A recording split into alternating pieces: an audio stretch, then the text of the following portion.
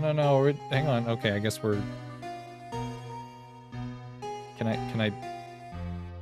I don't want to start this one right now. It's been about 15 years. About that, yes. 15 years is a long time to wait. You can't imagine how much I've suffered. You've suffered. But now, the perfect opportunity has presented itself. At last, I shall have my revenge. What? Merry Christmas. Oh shit.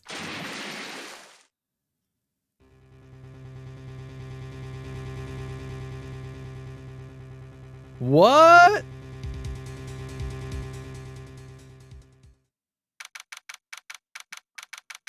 And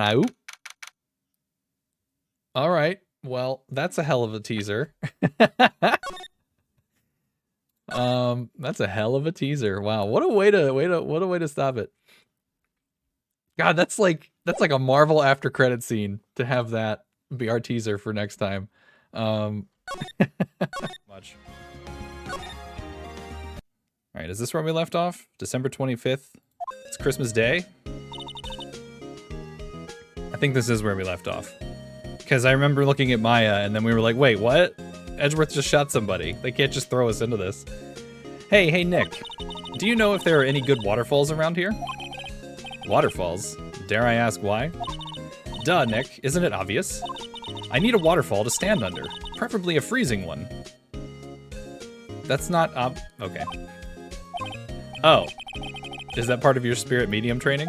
Of course, except I've been slacking off lately. I need to brave the elements and be forged anew under the rushing spring waters. Okay. I don't know about any falls per se, but Gourd Lake is pretty close. Oh, darn. Sorry, but them's the breaks. Couldn't you just take a cold shower or something? Good idea! So much for rushing spring waters. Next in the news, a large unidentified animal was sighted at Gourd Lake. The town is buzzing with excitement. Locals are calling it Gordy. And a tip of the hat to Nessie, the Loch Ness Monster. Though its namesake Nessie proved to be a hoax, locals are confident their Gordy is the real deal. Also, just quick segue, every time I see the word Nessie or hear the word Nessie or we're talking about Nessie, I am immediately thrown back and remember playing The Sims 2. And I know that sounds random, but the reason is because I was playing one day and, I had, at the time, made a bunch of my friends in the game and put them in different houses and stuff, and I was playing as me, and I went downtown, and in front of City Hall, for whatever reason, all of the Sims that I had made of my friends, my family, and just random characters, every single Sim that I had made in the game, was standing out front of City Hall, holding up protest signs that had a big red X over a picture of Nessie. I don't know why. I never figured out what that was supposed to be, but it was like everybody in my game was protesting the Loch Ness Monster. I don't know what that was going to achieve, but it was pretty funny. Yeah, it was the most random thing. I'll never forget it. I used to have screenshots of it somewhere, but I'm sure I could find it on Google. I doubt I'm the only person that ever saw that. What did Nessie do to them? I know, right? It was just so random. And we're literally holding up the signs and chanting, and it was just a big X over a picture of the Loch Ness Monster. And I'm I'm pretty sure that this neighborhood is landlocked. I don't understand. Anyway. Boring. Can't they show real news for a change? Nick? The water pressure's kind of low in that shower. You want more pressure, huh? Why don't you go down to the fire department and have them spray you with the hose? Good idea, Nick. Is it? I don't think that's a good idea. Apparently, Fey Blood is no aid in detecting sarcasm. We interrupt this program to bring you a special news bulletin. Strange occurrences continue at Gourd Lake, but this time it's murder. Gourd Lake again? The body of a man was found in the lake earlier this morning. A suspect was apprehended. Sources inside the police department revealed that the suspect's name is Miles Edgeworth, age 24. Edgeworth was an up-and-coming prosecutor known for his skill and connections. He was guaranteed a long and rewarding career. Has he thrown it all away? Huh? Edgeworth? What's going on? Edgeworth would never do something like... Nick? Yipes! Maya. The fireman yelled at me when I called him. We've got bigger things to worry about than that. He was mean to me. They arrested Edgeworth. What? You mean the prosecutor? Yeah, he's a suspect. In a murder. What? When? Where? Whom? Why? How? Whomst? I don't know. Let's go find out, Nick.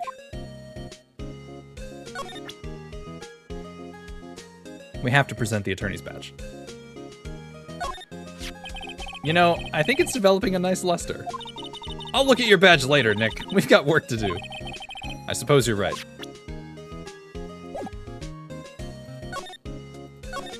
Well, what should we do? What do you mean? Let's investigate. We should talk to Mr. Edgeworth and check out the crime scene. You're right. We need more information. Save aimlessness and confusion for later. Well, got any good ideas? Not really. I do my best thinking when I'm standing underneath a waterfall. She's really hung up on that waterfall thing.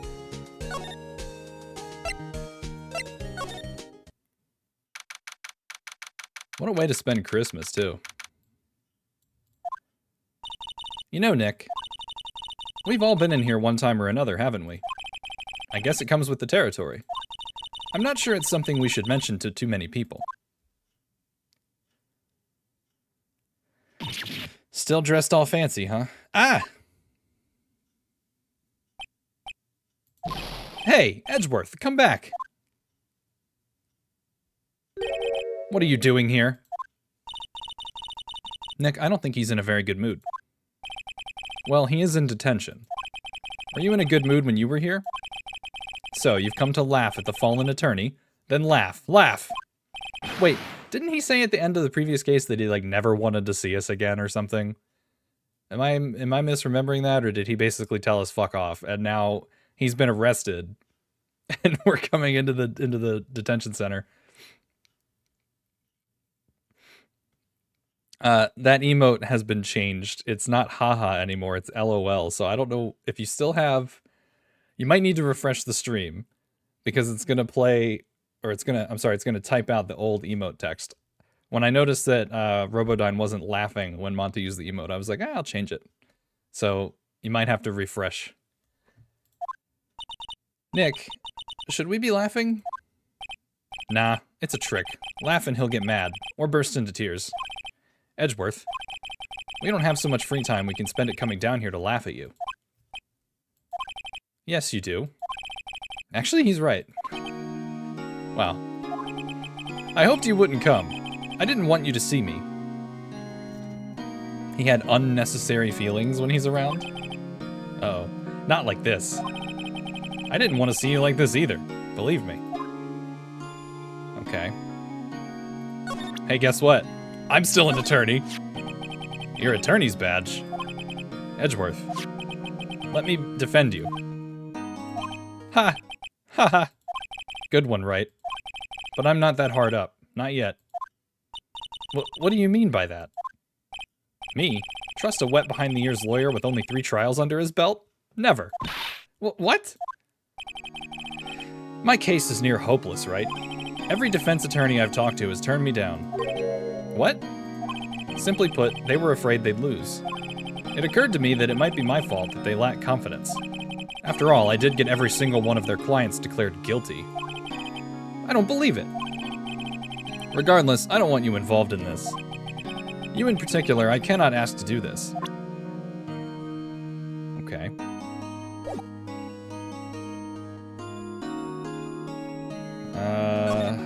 What happened? Edgeworth, tell me what happened. Why should I? What are you going to do about it? Duh! We're going to help you, that's what.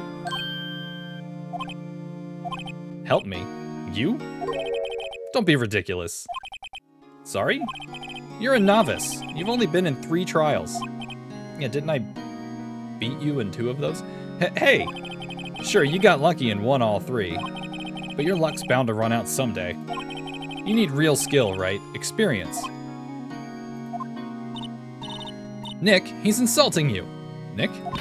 Why am I always the one who has to get angry? The murder took place at Gourd Lake, correct? Yes, late last night. The lake is a long way away from your offices and the courthouse. Why were you down there? I see no need to tell you. Mr. Edgeworth, you didn't really... Gordy. Huh? I went to see Gordy. Gordy? What's that? I'll tell you later. Why won't Edgeworth talk to us? Did you do it? Edgeworth, this is really hard for me to ask. But you didn't do it, right? Right? Think what you will. I have only one request. Huh? Stay out of this case. Why? But Nick is trying to help you. I know that. But I don't want your help, okay? Why not? Look, just go away and leave me alone. Nick, Mr. Edgeworth did it, didn't he? Maya, let's go investigate elsewhere. But Nick...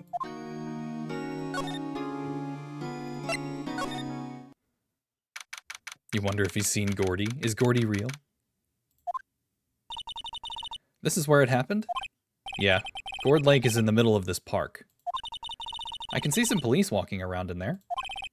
Questioning people, probably. Hey, isn't that Detective Gumshoe over there? I always forget about him. Well, pal, there's enough of us here. Anyone found anything? Sorry, sir, nothing. Idiot, the trial's tomorrow.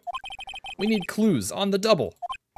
But sir, there weren't any clues. That's why we arrested the attorney, Mr. Edgeworth. It's clear, sir. He's the one who... Shut up. Just you try saying that again. I'll make you sorry if you do. So just get out of my face, pal. Yes, sir. Detective Gumshoe's kind of scary today. Recruits. Peh. Ah. Eek? Hey, you're that hairy guy. Hairy Butts. Wait, no, I'm not. Right. Phoenix Wright. Will he ever learn my name? And just what are you doing here, pal? Investigating? Huh? Well, yes, I suppose. Well, I'm here to help. Ask me anything you want. Bring it. He seems different than usual. I wonder what's up. Mr. Edgeworth hasn't actually asked us to defend him yet. Huh? Oh? You don't say. Have a look at my badge. That badge! You're showing that to the wrong guy, pal. You gotta show that to someone who needs it. Alright, what happened? Detective Gumshoe? Do you know what happened here? Huh? You don't know, pal? No. Well, okay, Mr. Head in the Fluffy Pink Clouds lawyer. Head in the... Huh? Never mind, I'll tell you. It happened last night, about 15 minutes after midnight. There was a boat out on Gourd Lake. In that boat were two men. One of those men shot the other with a pistol. And the shooter was Mr. Edgeworth.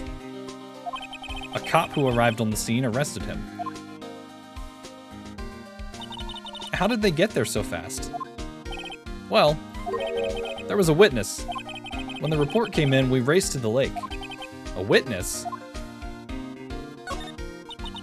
You don't think Mr. Edgeworth is a murderer, do you?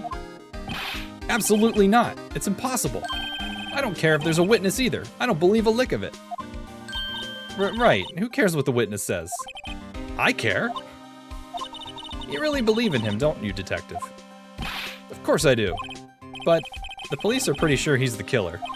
Nobody's even really taking this investigation that seriously. Oh no! After all the help Mr. Edgeworth has been to us, hard to imagine that no one's standing up to take his side. Well, at least you are, detective. At least you are.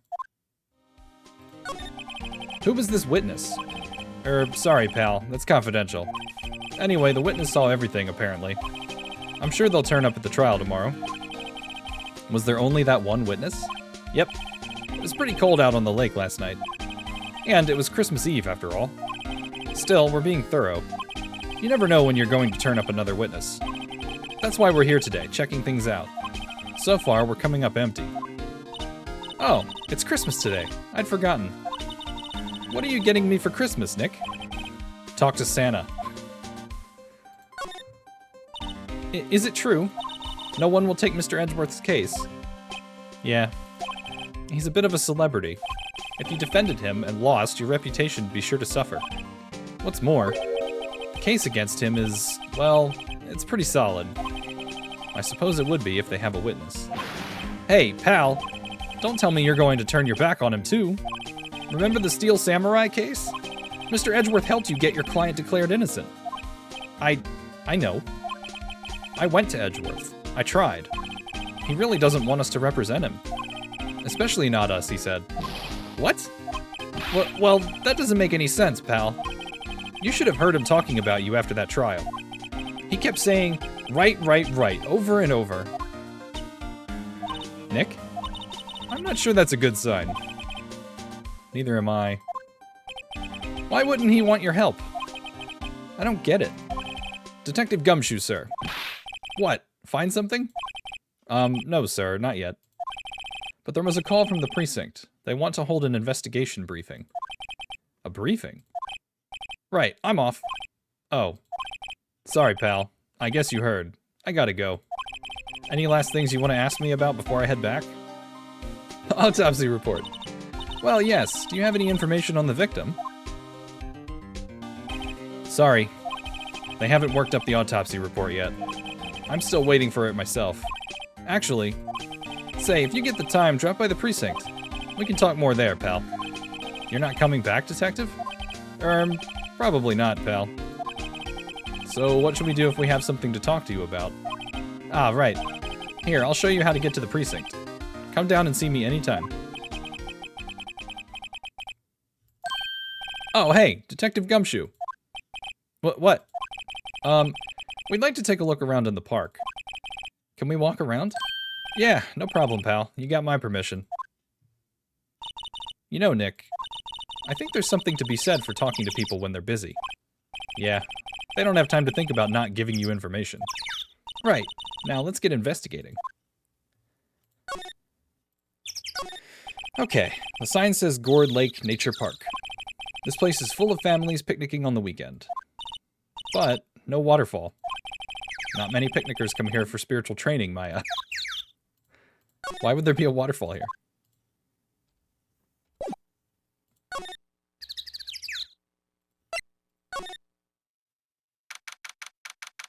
Samurai dog? What? Wowzers, this is Gourd Lake? Yep. I'm not sure it warrants a wowzers, though. Probably not. But hey, look at that snack stand. Samurai dogs? I want a samurai dog, please? I bet they're great. With a name like Samurai Dog, how could they not be? They're a little behind the times, though. The kids are all into the Pink Princess now.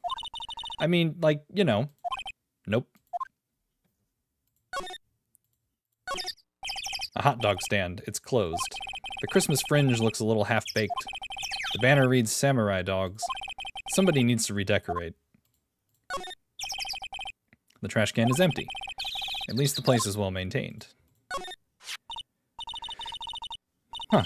Someone left some poppers here. You know, you pull the string, and it goes pop. Yeah, I know the ones. You see them a lot around New Year's. Hey, Nick, they might be a clue. Let's take them. Come on, admit it. You just want to pop them, right? Was it that obvious? Poppers. Take them. I suppose it couldn't hurt. Huh? Where'd they go? Into my pocket. Poppers put in pocket. Why do I have a feeling we're going to end up using those to, like, distract somebody or... Wow, Gourd Lake is really big. Yeah. Say, Nick, why is it called Gourd Lake? Oh. Well, a long time ago, they used to grow gourds here. Whoa, no way. I was sure it was because the lake looked like a gourd when viewed from above. You know, like an hourglass shape? Well, it is shaped like a gourd, actually, but that's just a coincidence. Oh. Okay. What else we got here? Is there anything? Signs? Huh. I almost didn't see that signpost. Left, boat docks, right, exit.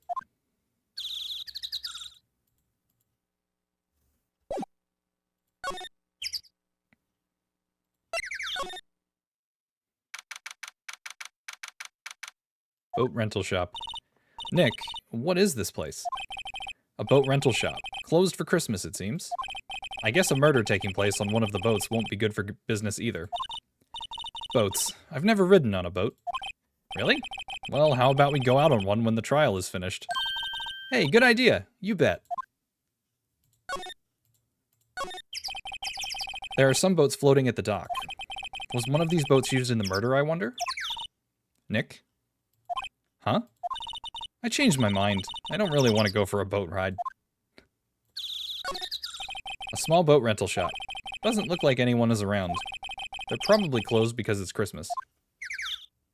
Can you eat gourds? Or are they only for decorating? I'm pretty sure you can eat them. That's a good question, though. Let's learn something. Can you eat a gourd? I'm pretty sure you can. Oh, some of them you should not. Ornamental gourds and hybrid garden squash should not be eaten. Some are toxic.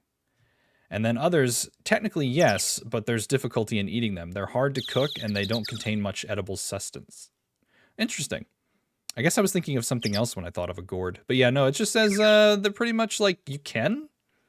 Some are toxic, some aren't. And either way, like they're really hard to cook and there's not much in them worth eating. So like, yeah. So they're just kind of there. I mean, you can eat one if you want. I mean, my brother bites into avocados straight up without cutting them open first. So, you know, live your best life, I guess. If you want to eat a gourd, but it's apparently not a thing that people do. Learn something new every day. There's more forest off that way. I doubt I'd find any helpful clues in there. I think I was thinking of squash, like when I pictured it in my head. The bird in the background is freaking out. Nah, I'm good. What, you don't wanna eat one? Might only be a little toxic. Gourd Lake Woods. No camping, and yet that's what somebody's doing. I like it here, Nick. Look, someone's camping. They've got guts camping at the scene of a murder. Hey, Nick. If they were camping here last night, they might know something about the murder. That's true. Good call, Maya. Let's go talk to them. The sign says no camping. Funny place to pick to pitch your tent. Wait, what if the sign said no setting tents on fire? I don't think they have signs like that. Oh. Okay, Maya. Hey, Nick? What, don't tell me you're hungry again. No. I was just wondering, why are camping pots and pans made of aluminum? They didn't talk about that in any of the law books. So there's no law saying they have to be made out of aluminum then. I'm not having this conversation.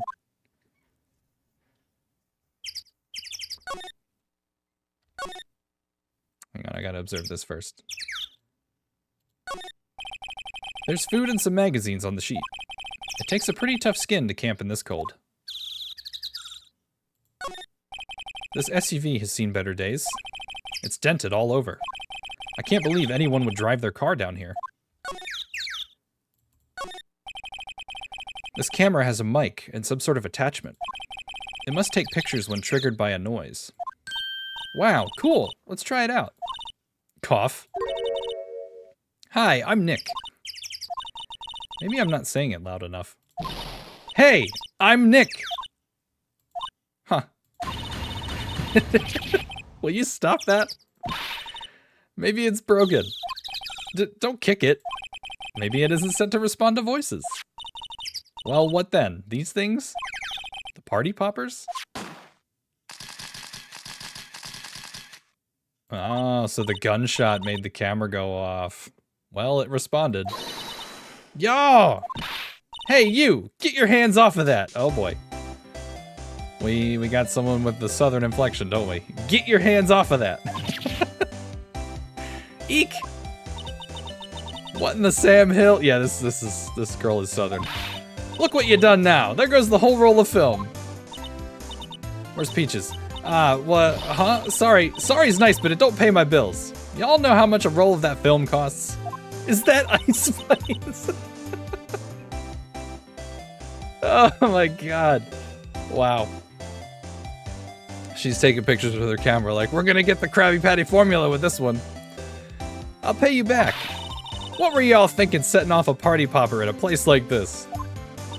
Well, what? Don't try to play stupid with me just because you think I'm some country bumpkin. Yeah, I know how y'all Yanks think. I say, those southern folks talk with that exaggerated drawl. Why, they must be dumb. Well, let me tell you, just because I might be dumb don't mean we all are. Nick, help! And who are you now? Her chaperone? Yeah, no, rather, we're sort of friends? Just figure out what y'all are gonna say and say it for bejesus's sake. God, I'd rather sit through one of Papa's drawls than listen to you stutter all day. Oh boy. I guess we should pay her for the film. Watch it!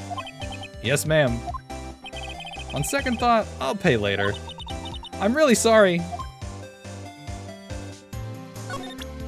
Have a look at my badge. This is my badge. Huh? Aren't badges supposed to be all shiny and impressive? You a cop or something? I'm a lawyer. What? Y'all ain't gonna try and pull one of them lawsuits on me over that film now. Cause I'll have y'all know I'm a fighter and I've wrestled meaner looking things than you. No, that's not it at all. We're here investigating a murder that took place here on the lake. A murder? Sounds cool. Why didn't y'all say that in the first place? Go ahead, ask me anything you like.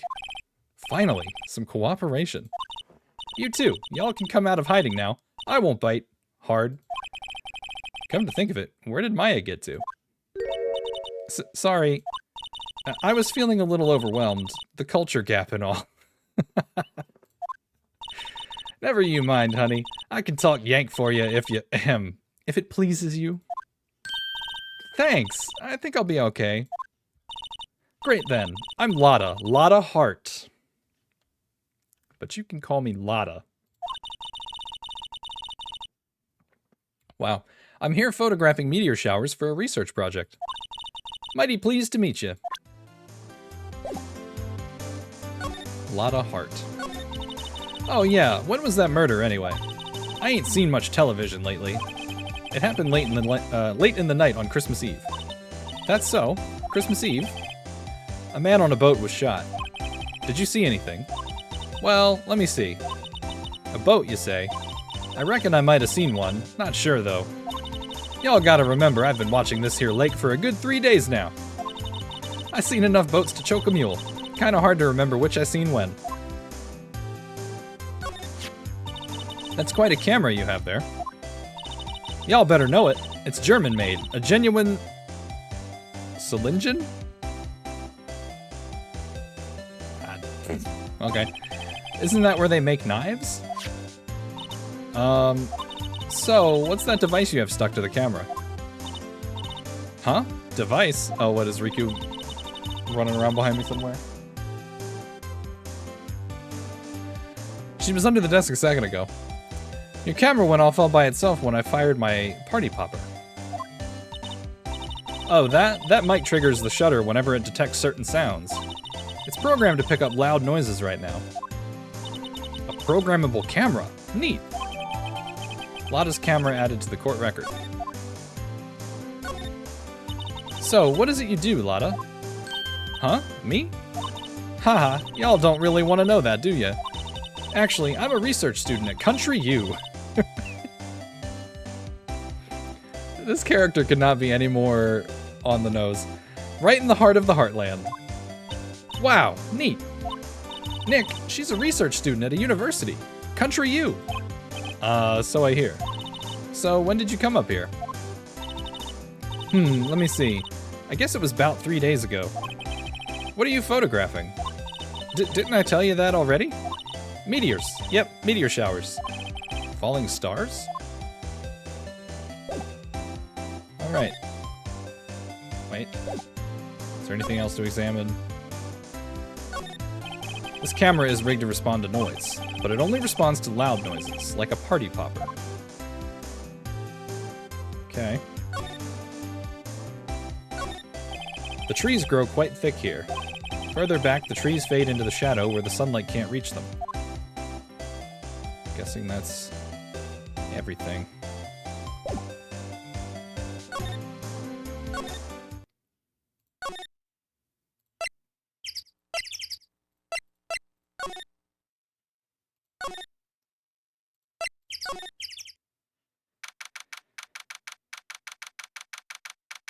Alright, we're down here at the police department. Looks like Detective Gumshoe isn't here. Something wrong, miss? Turning yourself in? Okay, what did you do? Shoplifting? Larceny? Public indecency? No, none of those things! We're looking for Detective Gumshoe. Is he around? Gumshoe? Oh yeah, he's in a meeting right now. I don't think he'll be out anytime soon.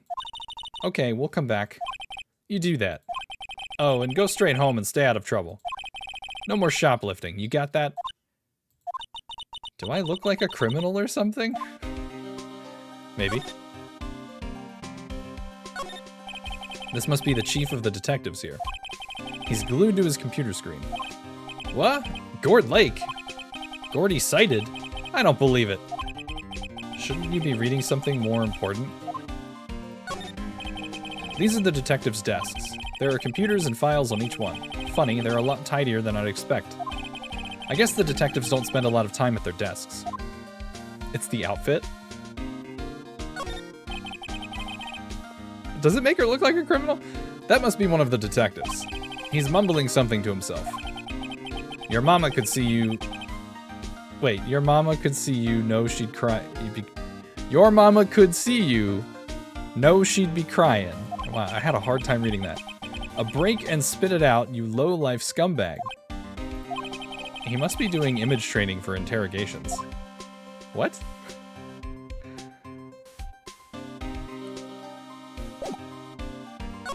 No, but it is Maya. Wait, there's nothing here to... Hold on, let's go try talking to Edgeworth. He's not here? Huh.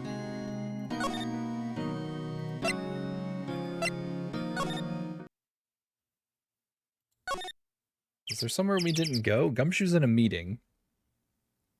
Maybe back to the boat rental? No?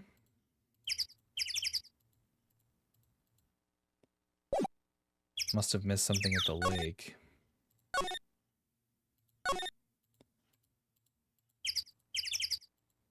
I'm not seeing anything. Oh, the bench?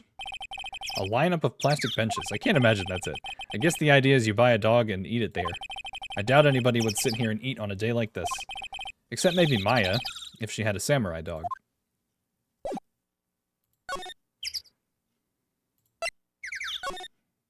Maybe I gotta present something to her.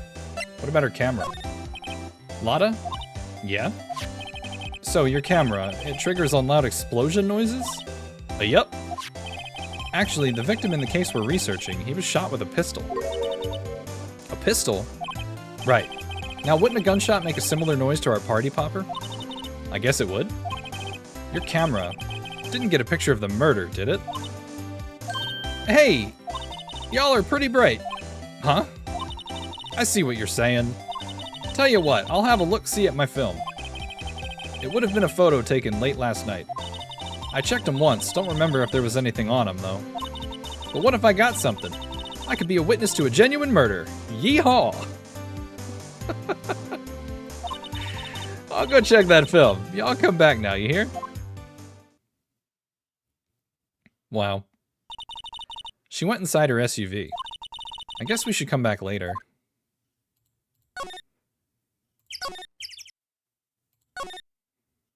Alright, I guess now. Now let's see if we can talk to Gumshoe.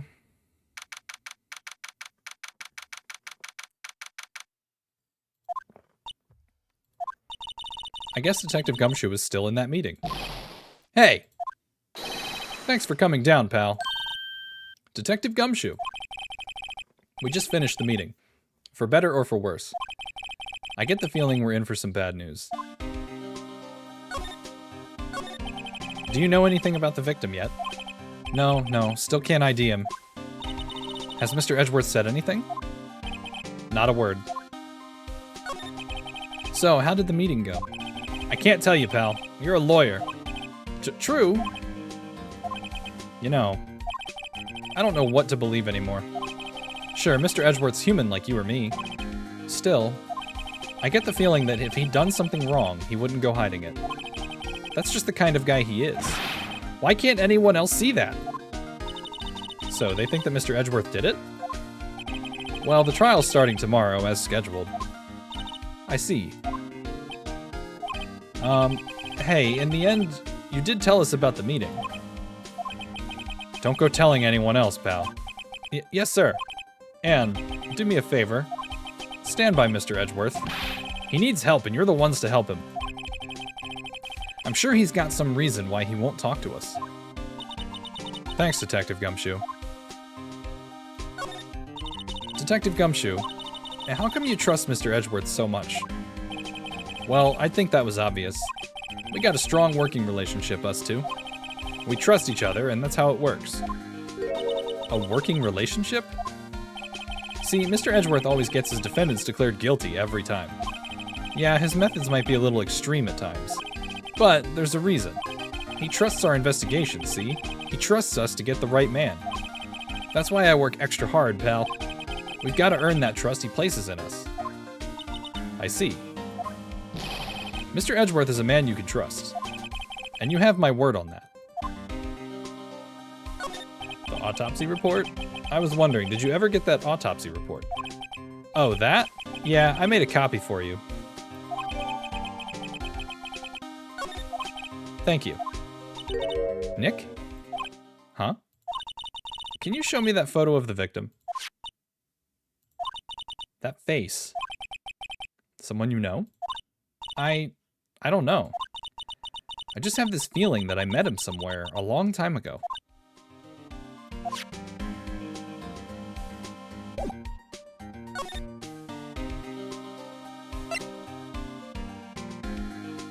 Can we talk to Edgeworth again? Nope.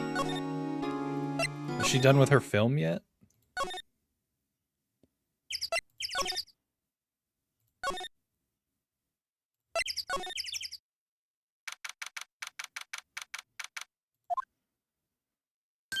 Hey, y'all. Lotta. Wait up a sec. We got bingo. Bingo? My automatic camera took 2 pictures last night. Hey. This is them. Take a look. Wait. See? See? He's shooting him with that pistol. It looks like that, yes. But you can't really tell who that is shooting. Yeah, well, there was enough fog out there last night to strangle a bullfrog. But, you know, seeing these photos reminded me of something. What? I saw the murder happen. I'm a witness. What? Are you serious? Of course. How do you forget? Never mind. Y'all reckon I should tell the cops? I reckon so. I reckon so. What's that? Now don't y'all go trying to mock my accent. I'm a sensitive lady. Hey, so I'm off to talk to the cops.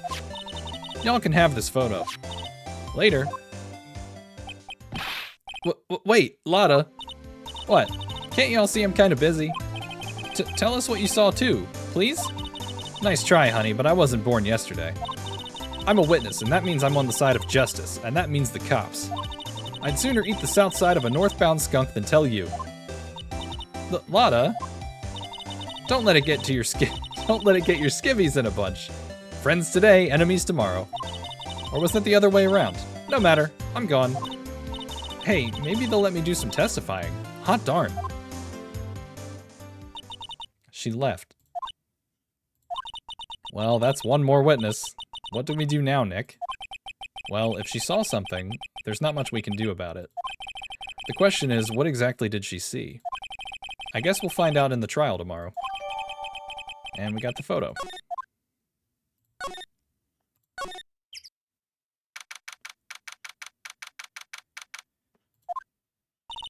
Looks like the police have given up their interviewing.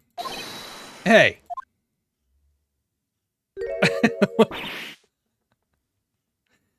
What? Ah! Nick, I think Santa's mad at you. Long time no see, Nick. Nick, you know Santa? Wow, Nick and Saint Nick. Hey, I see the connection. Don't be ridiculous. Dude, it's me. Larry! What are you doing here? Isn't it obvious? I'm working my day job. I sell samurai dogs. Want one? Gotta get money for dates, you know? My girl, Kianse, deserves the best. Kianse? Not another model, I hope. Oh, Kianse's a fine, fine woman, Nick. It was her idea that I wear this costume. She was all, you go, girlfriend, you know? She bought this costume for me. That's great, Larry. Wow, a Santa costume. She must be a really nice. Whoa, cute. Nick, who's she? She's not your... Not my... what? No, she's not. I'm his partner, Maya Fey. I'm, the little sister. Sister? Wow, Nick, must be tough. Working 9 to 5, having to take care of a little sister. No, I'm not Nick's sister. I'm my older sister's little sister. Huh, sounds great. Don't worry, Maya, he's not listening. Let's show him the badge. Huh? Oh, that's your attorney's badge, isn't it? Dude, you really helped me out back in that trial. Sorry, I can't really pay you. Because you blow it all on Kianse. But you can have all the dogs you want. Really? Larry, if you let her at your dogs, you won't have any left for the other customers. Hey, no problem, if that's what makes her happy, you know? How many times do I have to remind you that it was me who got you off the hook? Wow. What happened? Hey, Larry, there was a murder here last night. And since you work here, have you heard anything? Nick, you're wasting your time. Last night was Christmas Eve. He was with Kianse, obviously. He wouldn't have been standing out here in the cold. Oof! Did she hit a nerve? I think what you just said caught him off guard, Maya. No, it's just Kianse's not in town right now. She's in Hawaii on a photo shoot. A model. I knew it. Well, anyway, there was a murder here on the lake. The trial's tomorrow. Huh, neat. The defendant is Edgeworth. Miles Edgeworth. Nick? Why would Larry know Edgeworth? Whoa, Nick! You don't mean that Miles Edgeworth. Old Edgy? Yeah, he's a murder suspect.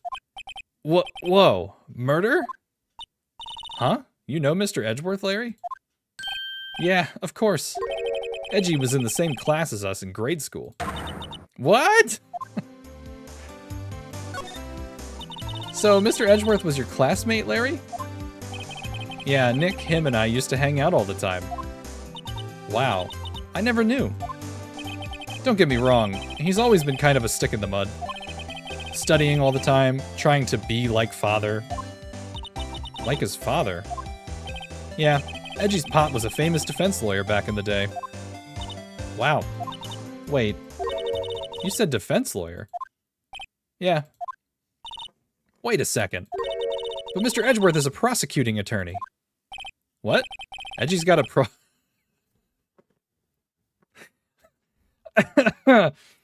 What? Edgy's got a proboscis? He's got a problem on his knee? No, he's a prosecuting attorney. That's like the total opposite of a defense lawyer. Huh, go figure. He always used to talk about defending the weak who were unable to defend themselves. Man, he used to go on and on about man's duty to society and all that. What a bore. I wonder what changed his mind, though. Do you know Nick? Nick? Tell me about the dogs. Huh? Oh, you mean the samurai dogs? Why are they samurai dogs? I mean, they kind of look gourd-shaped. Oh, well, originally they were gourd dogs. You know, like guard dogs. Ouch. The samurai thing was Kianse's idea. Oh, she's my woman, you know? She was all, change the name and you go, girlfriend. Hold on.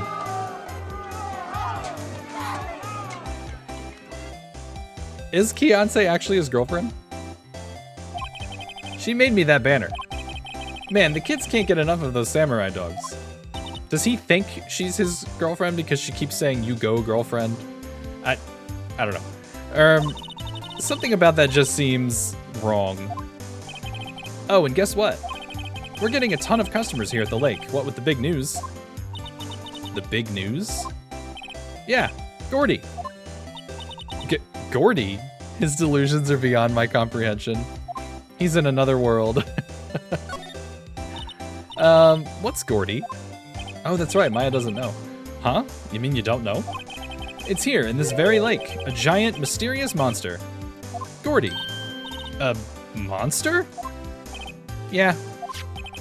Check it out. This is an article from yesterday's newspaper. There's a photo. Wow. It's really real. Giant life form appears in Gourd Lake. Hot news. Nick, a monster. A real monster. Yeah. It's probably just a log or something, right? Hey, there's a quote here from the person who took the photo. What's this?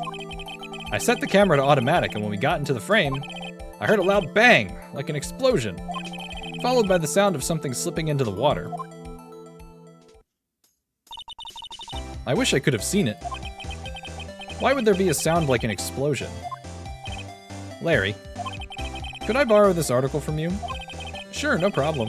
That'll be $1 million. 1 million? Grow up, Larry. Alright, we got the article. Alright, where to next? Let's check the boat shop again, just see if anybody turned up. Nope.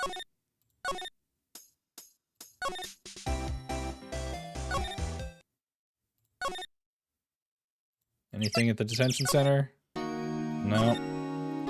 Anything at the police department?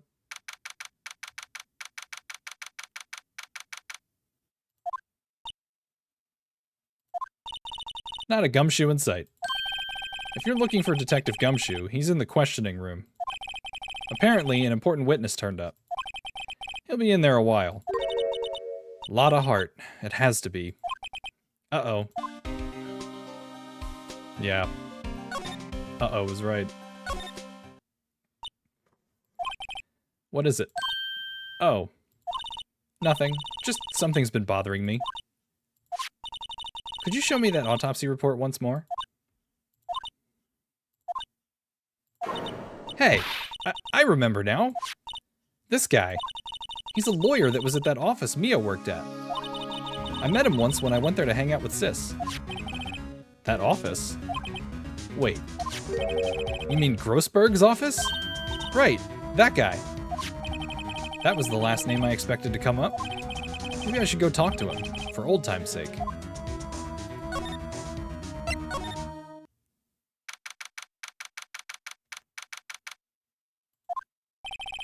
Ahem. Ah, that old familiar clearing of the throat. Aha! You're Mia's something, are you not? I was her understudy, yes. Phoenix Wright. Aha! And you're Mia's something too, are you not? Her little sister, yes. You've grown. You've come to look a lot like your sister, you know? It takes me back. Ah, the days of my youth. Like the scent of fresh lemon. You see? Mr. Grossberg, sir? Ah, yes, I beg your pardon. Of course you came here to discuss something. What is it then? Something the matter? Still hasn't gotten the painting back from Blue Corp. Yeah, whatever happened with that? Didn't that guy go to jail? Like, didn't the guy that took his painting go to jail? I'm confused. Anyway, I'm gonna leave y'all with Grossberg for a second. I have to step away for just a minute. I will be right back.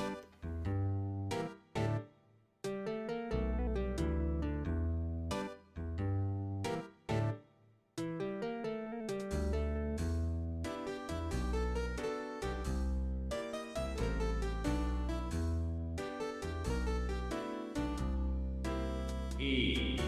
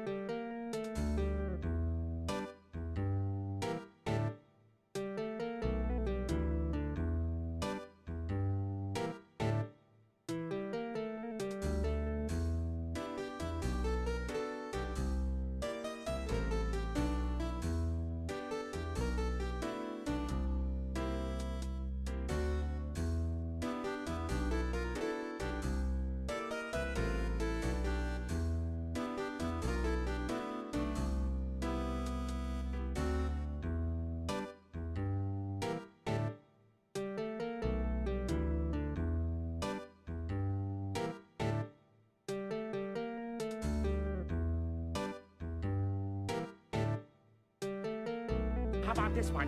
I call it bold and brash.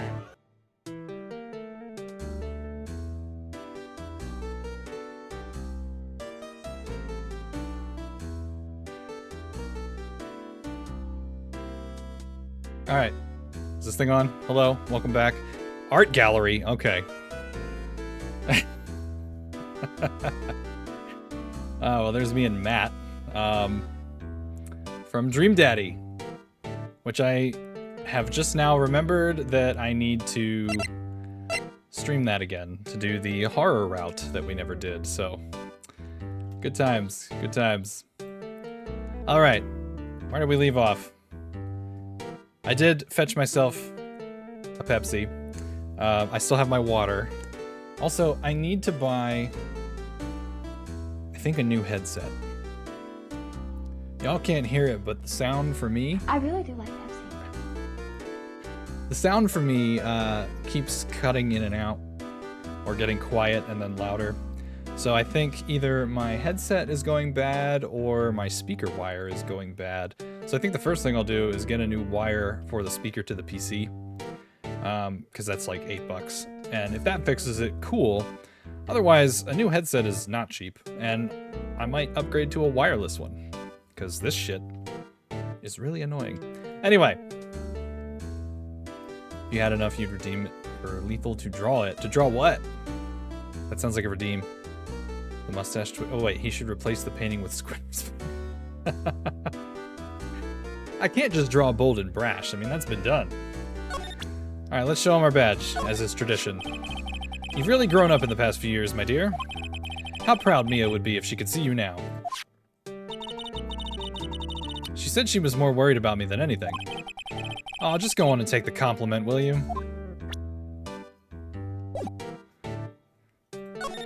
What happened? There was a murder last night. A murder? You haven't heard? I, just got up, you see. Well, Miles Edgeworth shot someone with a pistol. Edgeworth? What? Who did he shoot? Well, the identity of the victim is still unknown. This is terrible news indeed. I guess he hadn't heard anything. That painting. Mr. Grossberg, whatever happened to that painting? Oh, yes. I do not think it shall ever be coming back home to this office. I can't exactly claim it as stolen. I suppose it's my just desserts. Old bitter desserts. I like that we were able to ask about it. Why is the wall here a different color? A big painting was hanging there until recently. Huh, what happened to it? Well, he gave it to someone. I bet he gave it to some romantic interest. Love blooms eternal, Nick. Yeah. Something like that. Expensive-looking mahogany bookshelves filled with expensive-looking books. Funny. They don't look like they've ever been read. Well, then let's take them back to our office. He won't miss them. We don't need them. Then can we take that wooden bear? It is kind of cute. Why is Maya a whole mood? A table for clients. An elegant ebony case, and if I'm not mistaken, that lighter's made of solid gold. Even I can tell someone here's got money to burn. We should put things on our client table, too. I'm not really into smoking. We could put out candy or gum. Classy. A solid mahogany desk. The wood's been polished into a deep luster. Hey, Nick, I want a desk like that in our office, too. I don't know. I don't think I'm ready to sit at a desk like that yet. Huh? I meant for me. You'd better start saving your allowance, then.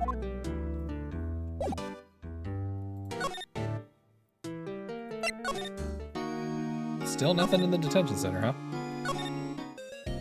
Nothing here. Is she done with the interview yet? No?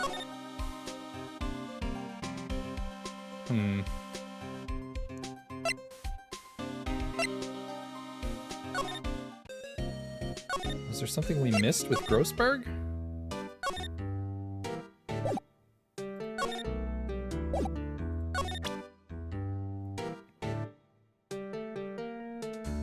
What if we show him this? Strange. I feel as though I gotta show the autopsy report to Grossberg. You said that literally right as I did it. I feel as though I've seen this man somewhere before. Ah! Did you remember? He was a lawyer here in my office. That's Hammond. Robert Hammond. Wow, he's got a normal name. Mr. Hammond. And you say this is the man Miles Edgeworth shot?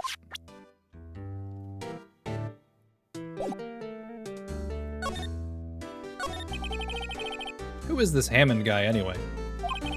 Mr. Hammond. He was the defense attorney in that case. That case? Yes, the DL-6 incident. DL-6? Why does that sound so familiar? Perhaps you remember? I'm sure someone mentioned it during the trial for Mia's murder. That was the incident where the police were so at a loss they used a spirit medium. Wait, you don't mean... Was that medium my mother? Yes, my dear. The spirit medium, Misty Fey, your mother, contacted the spirit of the victim. But the case was a loss. No conviction was made. The DL-6 incident, yes. Happened 15 years ago. A very strange case indeed. Ooh. Got some spoopy music going on. Normal name means death. Wait, really? Have I not been paying enough attention to catch that? Is it that all the victims have normal names? I don't remember what the other victims' names were. No? I wouldn't put it past them to do something like that in this, though. I mean, they're giving everybody a punny name. Except for him, I guess. I can't remember who the other victims were. We had Mia. And we had the, God, what was that guy's name? From the Steel Samurai case. I can't remember now. It's only been, 3 or 4 weeks since we played this. They never caught the criminal, right? Correct. Misty Fey used her powers to talk to the spirit of the late victim. Her testimony led to charges being laid against one man. But Mr. Hammond won the case and the suspect was declared innocent. And the police blame my mother, calling her a fraud. You were the one who helped her out then, right, Mr. Grossberg? Yes, quite. Thank you. No, please, don't mention it. DL-6. Never thought I'd hear that name again. But wait, what does that case have anything to do with Mr. Edgeworth? It has everything to do with Mr. Edgeworth, my dear. The victim in the DL-6 incident was none other than his father, Gregory Edgeworth. What? His father? If you want to know more, you should ask him yourself. Show him this. I'm sure he'll talk to you. Jackhammer! Thank you. That was the guy's name, and it was a pun name. You had me. You had me for a second there, Manta, with the normal name thing. Wait, this is a photograph of my mother. Misty Faye's photo.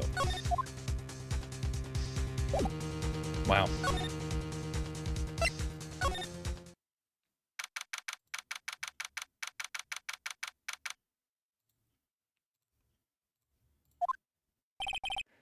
What's this?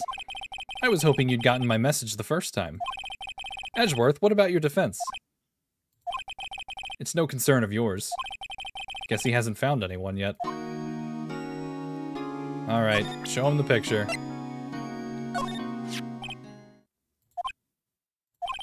Edgeworth? It's only been a matter of hours since you last visited. Yet you've made incredible progress in your investigation. I'll admit it, I'm impressed, Wright. You were always single-minded in your work, though. Once you start on something, you always see it through, don't you? About the DL-6 incident. Right, DL-6. I didn't want you to find out about it. That is why I refused your offer to defend me. I'm sorry if it sounded like I thought you weren't up to the job. I just wanted to keep you away from DL-6. So, do you still think it would have been better for me to stay away? I don't know, but I see no point in hiding anything from you now. Very well. Ask whatever you like, and I will answer to the best of my abilities. That's all it took? That's all it took to get him to fucking open up, is to just show him a picture of somebody. Like, are you kidding me right now? Alright, hang on a second. I'm trying to fix something with my sound here. I don't know if maybe turning it up a bit will help me. I'm glad, though, that it's only affecting me. Because that would really just frustrate me if it was screwing up the stream. Alright. Let's see what he's got. The DL-6 incident was when my father died. Oh. Right before my eyes. He was shot and killed, and I saw it all. My memories from that time are foggy. I suppose it's a self-defense mechanism. In any case, the suspect was arrested. A man. It's pretty clear he was the only one who could have killed my father. The spirit medium they used to talk to my late father said the same thing. It was an attorney by the name of Robert Hammond that cleared the suspect's name. And Hammond is the victim in the Gourd Lake murder? Correct. That spirit medium, that was my mom. What? You mean you're... It's strange. I thought that terrible incident was about to end, and now, this. About to end? The DL-6 incident happened 15 years ago. 15 years ago, on December 28th. December 28th? The statute of limitations on the case runs out in 3 days. What? Nick, what does that mean? When a case's statute of limitations runs out, legally, the case never happened. 3 days from now, DL-6 will be closed. Forever. What happened to the suspect? The one who got off innocent? I don't know. He disappeared from public view. Nobody knows where to. If he's still alive, he'd be about 50 years old now. I guess I can understand why he'd go into hiding. It'd be hard to live a normal life after being a murder suspect in such a big case. So was your father a lawyer? He was. Gregory Edgeworth. He was quite famous at the time, apparently. So, you were sort of trying to follow in his footsteps? I'd rather not talk about it. Well, shit. Is there anything else we can show him? Can I show him the picture? Humph. Who would have thought there'd be a photo? Edgeworth, did you shoot him? What do you think, Wright? I don't think you're the kind to point a gun at anyone, no. So you didn't shoot him? No, I didn't. It wasn't me. Right. It pains me to ask you this now. I know, you want us to defend you. Yes. Will you? Of course. Who could have guessed this day would come? Not me. This is my chance to finally pay you back. Pay him back? Pay me back? For what? I don't remember ever doing anything for you. Never mind. I guess you don't really need to know. Huh. My letter of request. Please give it to Detective Gumshoe. Cool. Well, I guess we should... What's that? Earthquake? Nick! It's a big one. What? It's calming down. Whew. Where did that come from? That was scary. Huh? Where's Edgeworth? There. He's on the floor in a ball, shivering. I guess he doesn't do so well with earthquakes. I've heard of running, but curling up in a ball? Well, I guess we're done. Mr. Edgeworth doesn't seem like he's going to stand up anytime soon. Let's go, Nick. Right. We have to give Edgeworth's letter of request to Detective Gumshoe. He's just on the floor now? What?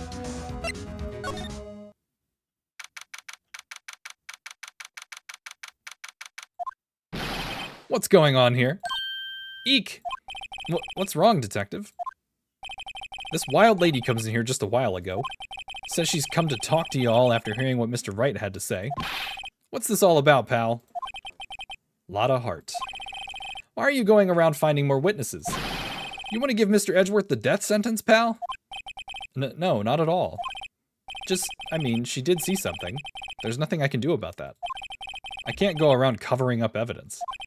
You trying to say something about the way I do my job? No, sir.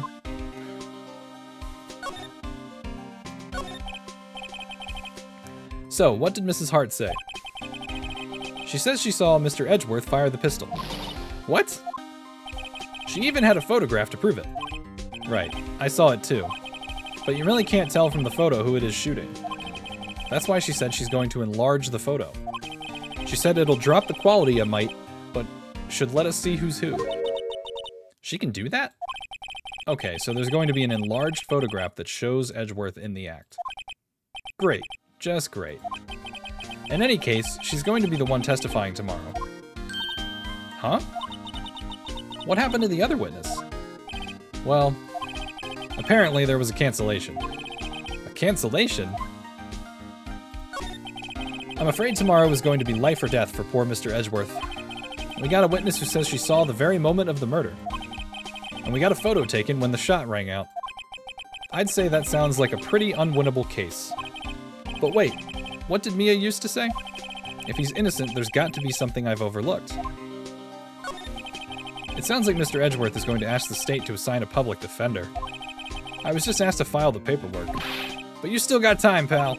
Go talk to him again, for me, please. You have to convince him. You have to make him let you defend him, please. I know you're the only one who can do it, pal. You're the only one who can save Mr. Edgeworth. Yeah, buddy, I've already got the letter. Look what I got. Hey, you did it, pal. Glad I waited till the last minute to file those papers. I'll rip them up and start new ones for you. Thanks, Detective. Well, see you in court tomorrow, then. Good luck, pal. Hey, you guys feel that earthquake a little while back? I was worried. Worried? We're fine. I've lived out here my whole life. I'm pretty used to them by now. Oh, I wasn't worried about you two. I was worried about Mr. Edgeworth. Oh, right. He did seem to overreact a little, now that you mention it. Yeah, well, I'm not surprised. It was a pretty big quake. I'm going to go check on him. You two go eat and get your rest for tomorrow's trial. Later. I wonder what it is with Mr. Edgeworth and earthquakes. I wonder. He was never that scared of them when he was in school. Then again, I only really got to know him in 4th grade. He transferred to another school after that. I wonder what happened to Edgeworth. To be continued. Well, shit. I guess we're moving on to the trial chapter now.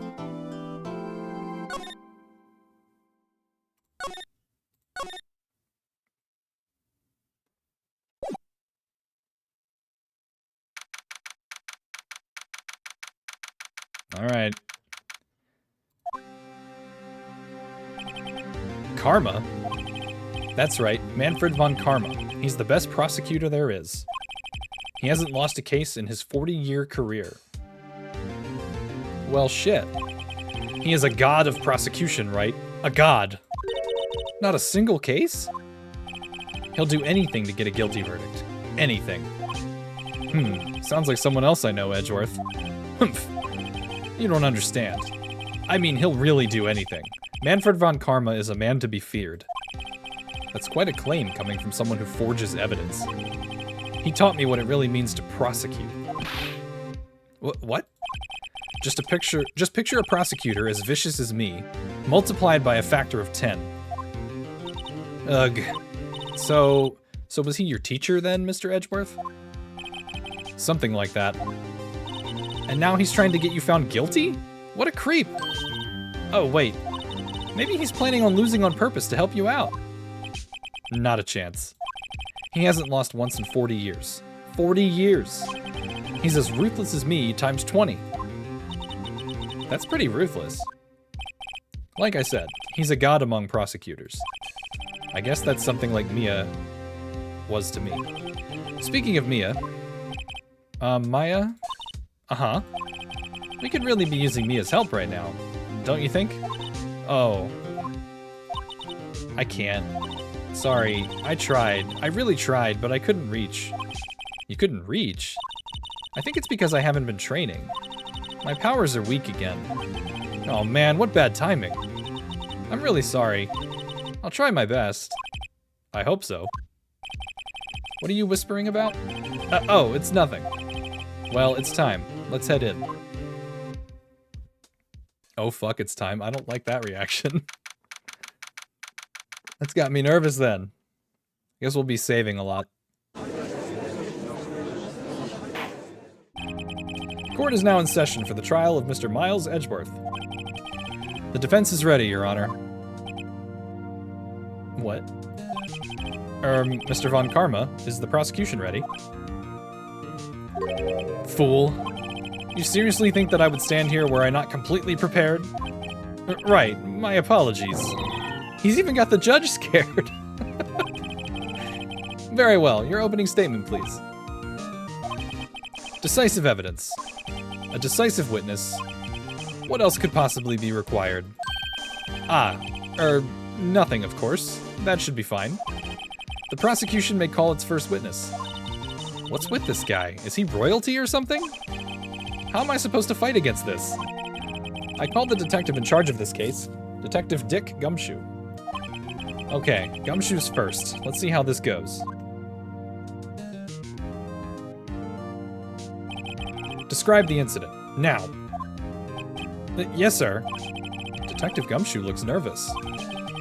Please take a look at the map. The murder happened late Christmas Eve around midnight. There was one boat in the very middle of the lake. There were 2 men on the boat. Now, there happened to be a woman camping here on the edge of the lake. At 12:10 a.m., she heard 2 pistol shots. Then the boat started to move. It went towards the boat rental shop.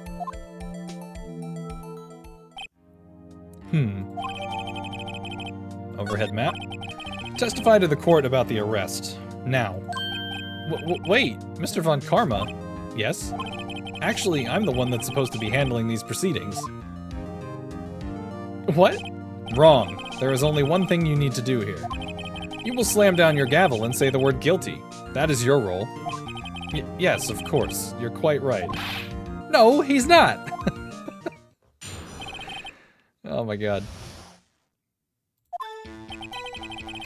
A man called into the station around 30 minutes after midnight. We headed to the scene of the crime as fast as we could. That's where we found Mr. Edgeworth. Now, I didn't suspect him of anything at all. But, the next morning, a body was found in the lake. So we had to arrest Mr. Edgeworth. I see. Very well. Begin your cross-examination, attorney. Now.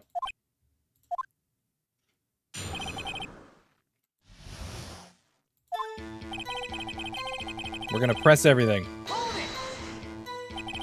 You received a call from a man. Yup. But you said there was a woman camping there. She was the one who heard the 2 gunshots, right? What?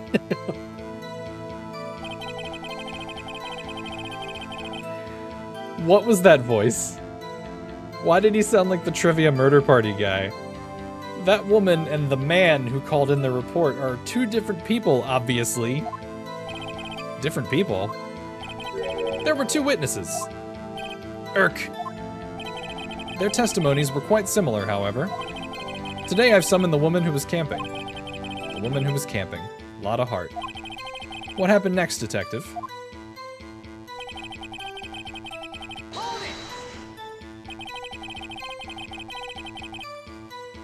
How long was it between receiving the report and your arrival at the lake? Well, I'd say it was about 3 minutes. That's pretty fast. Our motto for the month is get there quick. Detective, you will refrain from casually revealing department secrets. That was him? Yeah, I know it's him, but it's so, like, that's not the voice that I was expecting to come out of this guy. Yes, sir. Sorry, sir. I look forward to your next year's salary review. I'm guessing he's gonna sit here and object every time I press. So much to look forward to these days. This is no time for dejected daydreaming. Continue. Yes, sir. What was Mr. Edgeworth like when you saw him then? Well, from what I saw, he looked pretty relaxed. Not like a murderer at all, really. Detective, the court requires the facts, not your opinion. How many years have you been on the force? Facts only, detective. Hard, cold, objective facts. Yes, sir. Man, he's got his share of objections.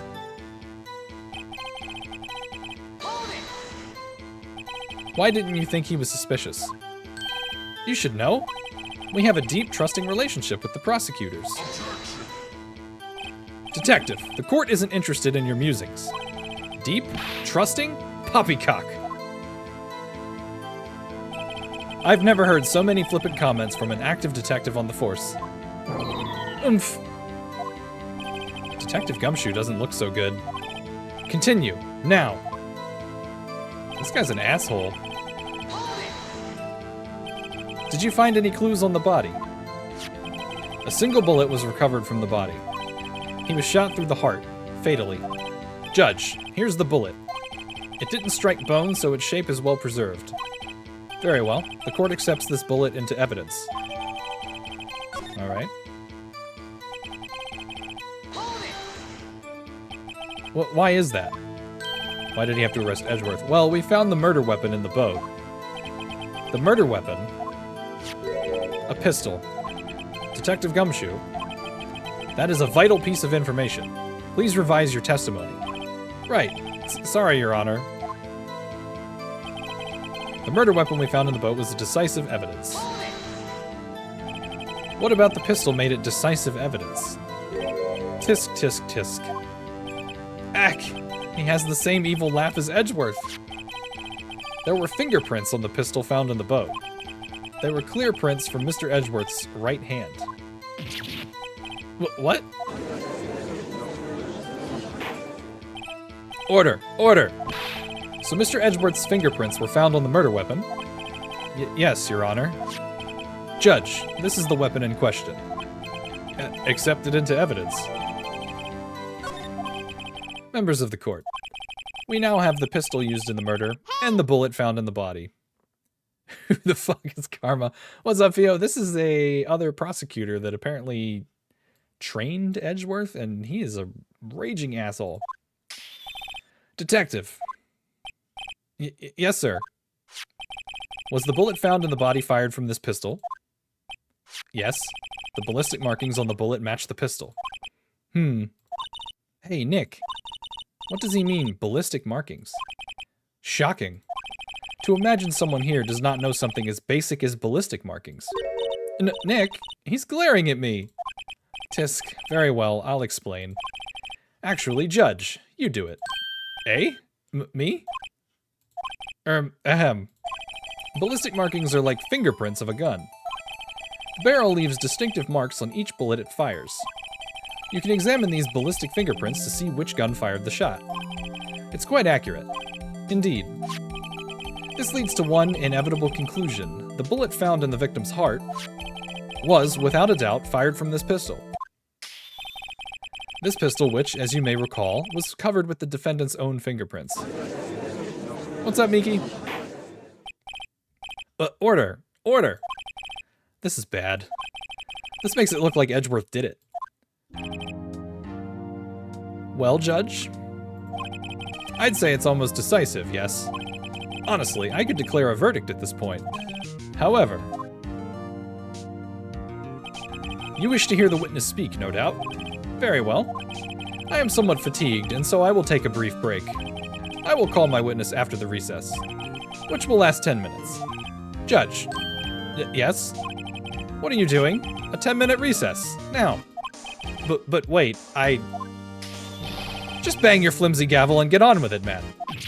Yes. Ahem. This court will take a 10-minute recess. Who's running this court anyway? Oh my god, this guy. What a way to spend the holidays. Edgeworth, what's going on here? Your fingerprints were on the murder weapon. And that foggy photo makes one thing clear. The only one who could have shot that man was the person in the photo. True. Was that you in the boat? Yes, it was me. What? But you must believe me, I didn't shoot him. Then who did? I don't know. You don't know? Weren't you right there? I heard a gunshot from very close by. Then, the other man fell from the boat. I can't say why, but I thought at the time that he had shot himself. You mean it was a suicide? That's the only explanation I can come up with. Huh. How am I going to convince anyone of that? Say, Maya. Huh? What? Any progress with Mia? Oh. Sorry. It's no good. Ugh. I know. I'm no good for anything, am I, Nick? If I can't call my sister, I might as well not be here, right? You're useless. Oh my god. Wow, that's rude. No, I need you here. No, of course not. I need you here. I can see you're always trying to help out. Even if you don't actually help, it's the thought that counts, right? It's okay, Nick. You don't have to make me feel better. I don't know anything about trials or defense. What's more, I'm a spirit medium who can't even contact spirits. Aw, everyone has their off days. I mean, I've just been getting lucky lately. But you never know when my luck is going to run out. Really? Whoa. Right. Don't jinx this case any more than it already is. It's bad for my heart. Oh? Oh! Sorry. Whoops. Yeah, can you imagine being like, yeah, you're useless. Get out of here. Court is back in session. Mr. Von Karma, call your witness. Yes. Will Mrs. Lotta Hart take the stand? Lotta Hart, you are a research student at a university. That I am. Good. Begin by telling us what you saw the night of the incident. And don't add anything trivial or subjective. Understand? Y'all need to learn some manners. Understand? Yeah, I understand. Very well. Your testimony, please.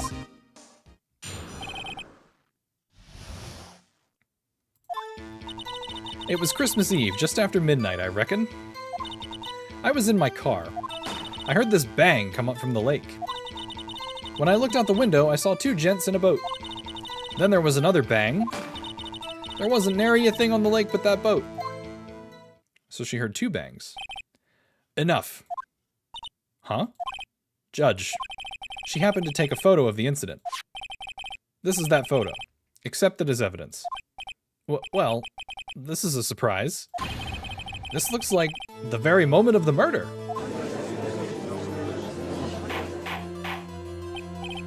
Order. I will remove people from this courtroom if I do not have order immediately. As the witness testified, she looked at the lake when she heard the shot. There were no other boats on that lake. So, the man in the boat with the victim must have been the one who shot him. Yes, it was the defendant, Miles Edgeworth.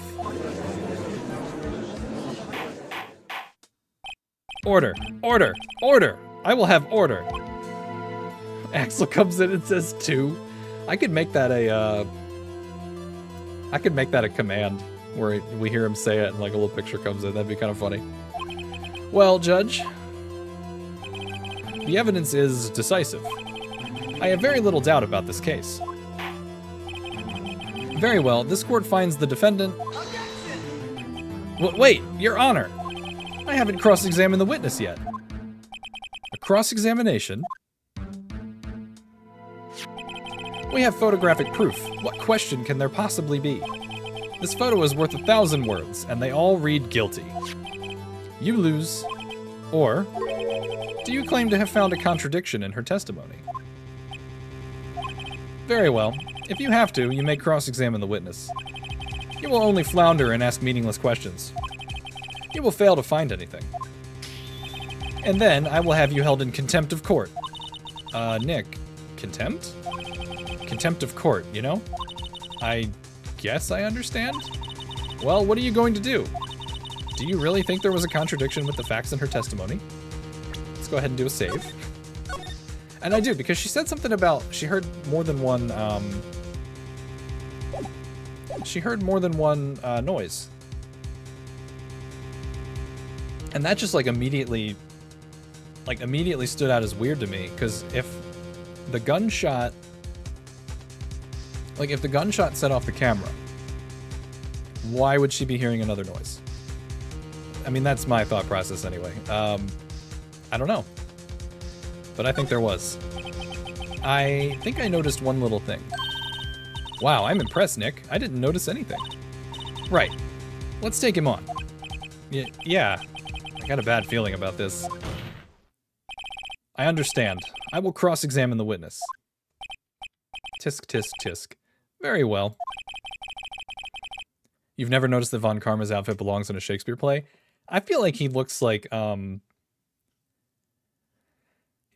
George Washington or something. Like, it just seems like really, old.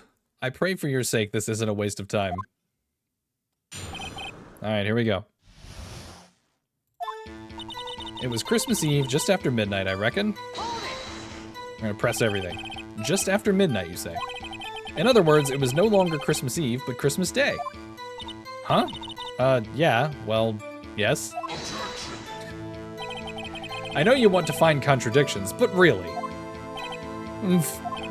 I hope your next contradiction is a little more relevant to the trial. Witness, continue your testimony. I was in my car. I heard this bang come up from the lake. When I looked out the window, I saw two gents in a boat. Then there was another bang. Were you watching the very moment the shot rang out? Well, yeah, sure. You're asking meaningless questions. Meaningless. Contradictions, Mr. Wright, not meaningless babble. Von Karma, I think I hate you. He's trying to keep me from talking to the witness. To what end? Okay, but there wasn't nary a thing on the lake but that boat.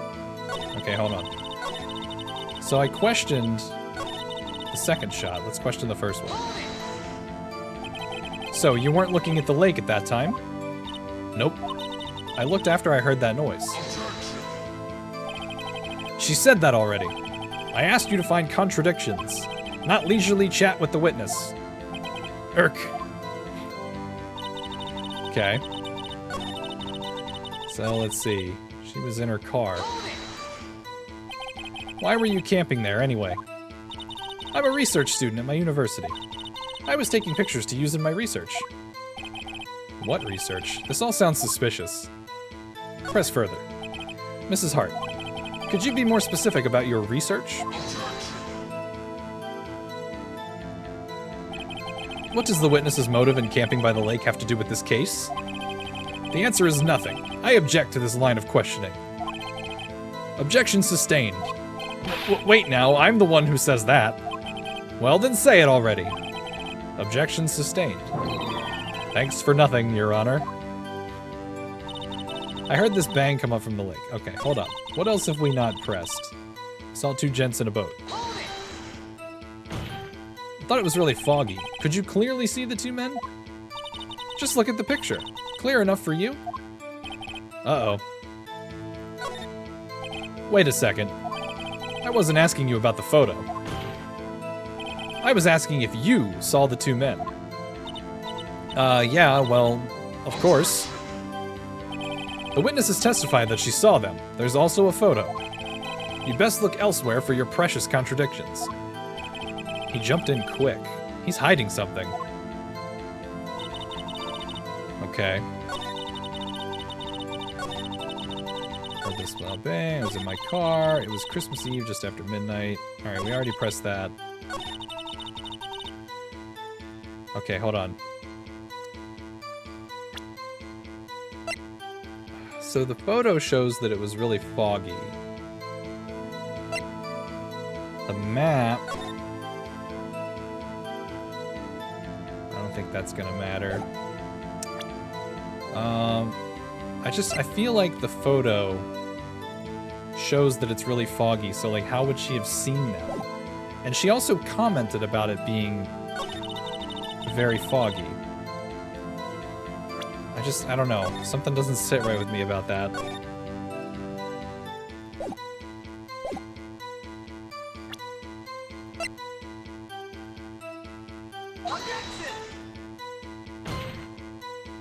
Your Honor, that statement contradicts this evidence. Huh? It does? I don't see anything contradictory. Huh? Really? Objection overruled. Try to think before you make accusations, Mr. Wright. Ow, it was foggy out. Whoops, that didn't go so well. Alright. Saw two gents on a boat. There was another bang.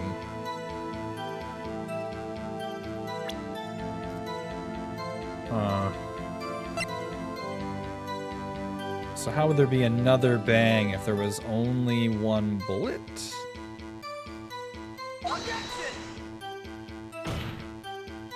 Your Honor, that statement contradicts this evidence. It does? I don't see... God damn it! What am I doing wrong? Alright, hold on. I'm gonna load. I don't want those... I don't like those explosions. Okay. Man, I don't know. So it's not anything to do with the fog. It's not anything to do with the single bullet. There wasn't nary a thing on the lake but that boat.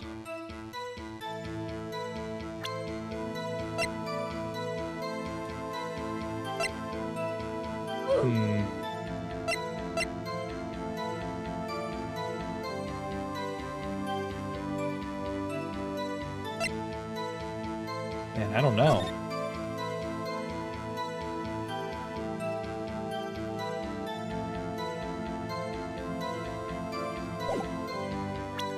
I feel like something is up about there being more than one bang, because like only one bullet was fired. I heard this bang come up from the lake.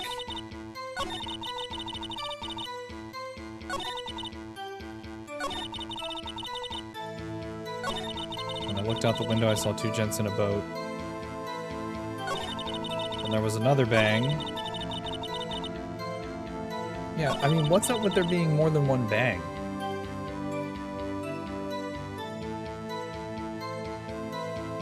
something about that just really does not sit right with me.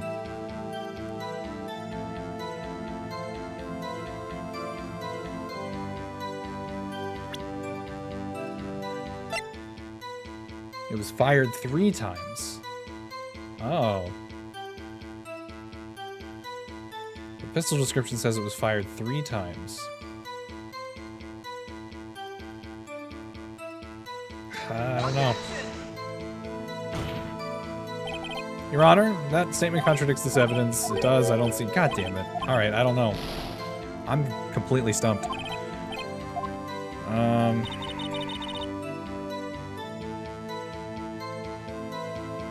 There's... The guy's right. There's no contradiction in any part of this statement that I can see. There wasn't anything on the lake but that boat. The article? Sure. I mean...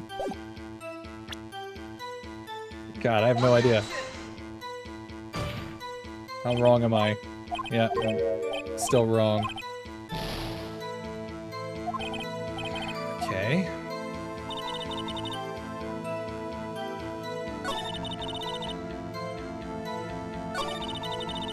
Window saw 2 gents in a boat. I heard this, but yeah, I mean, I have no fucking idea.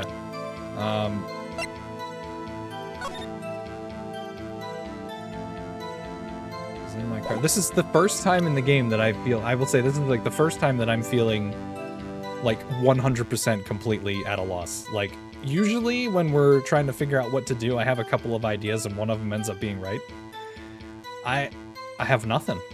I have no fucking clue.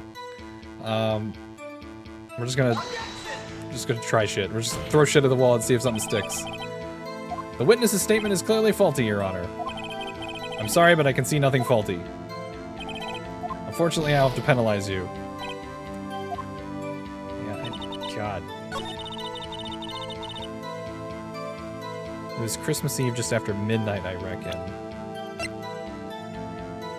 Time of death just says sometime on the 24th or 25th. It doesn't have a specific... Show the camera on I heard another bang. Let me try that. Let me load because we've been fucking up.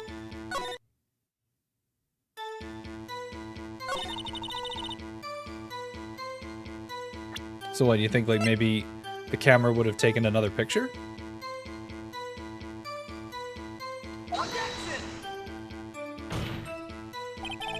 Your Honor, that statement contradicts this evidence. Yeah, no, that didn't.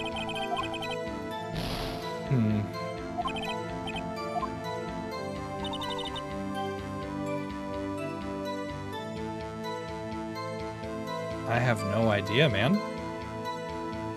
That did not work.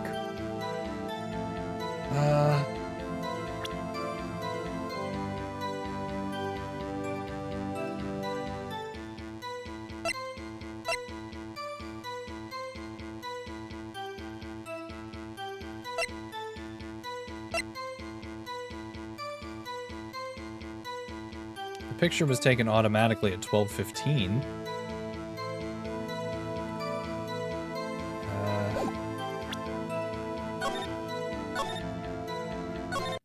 Alright, the picture was taken at 12:15.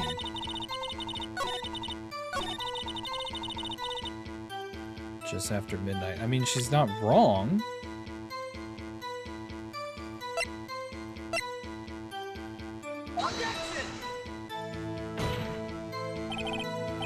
Yeah.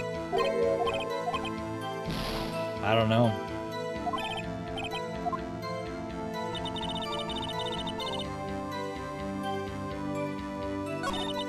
Whatever the solution is, it's probably going to be one of those things where I'm just like, God damn it, why didn't I think of that? 2 gents on a boat. I don't know, let's try the map.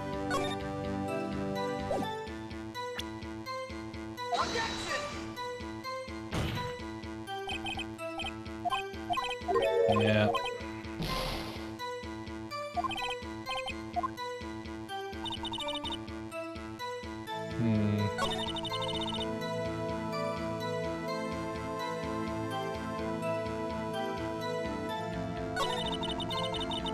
I have pressed on everything. And what's-his-face is always getting upset with me. Were you watching the very moment the shot rang out? Well, yeah, sure. Objection. You're asking meaningless questions.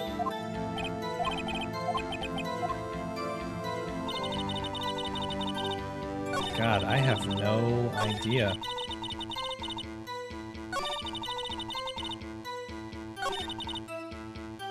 I was in my car.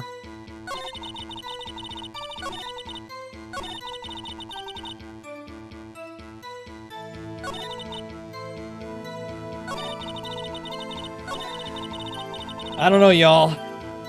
Might have to look it up because I can't figure this out. I don't understand what any of this. I mean, you said something about presenting the article. We can try that. Doesn't Mary anything on the lake?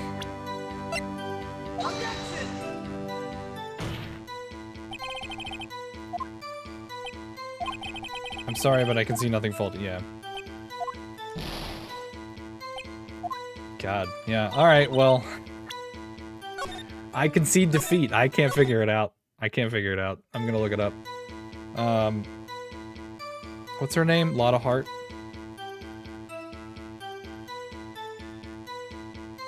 God, this is. I don't know. I don't know.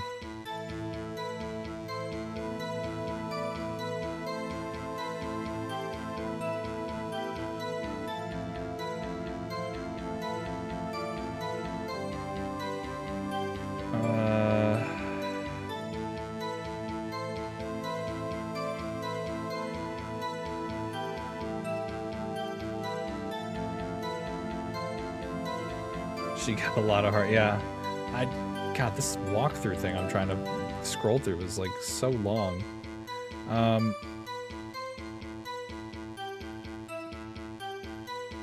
Okay.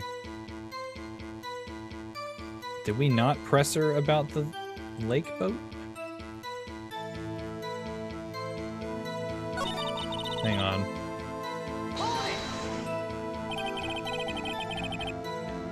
Were you watching the very moment the shot rang out? Yeah, I could swear we asked her this. Well, yeah, sure. He objects. You're asking meaningless questions. Yeah, I don't understand.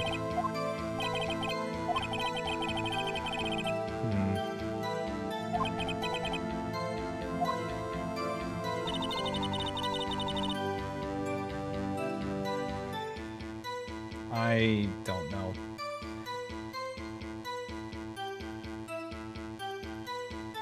Yeah.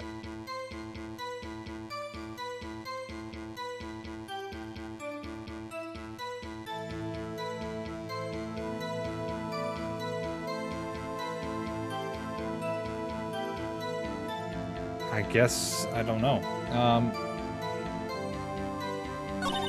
Says everything except the first one? Alright, well, let's just go back to the beginning and we'll just press on everything. Because I don't know what else to do. Yeah, we asked about just after midnight. Okay. Was in my car. Nope. Gotta go back.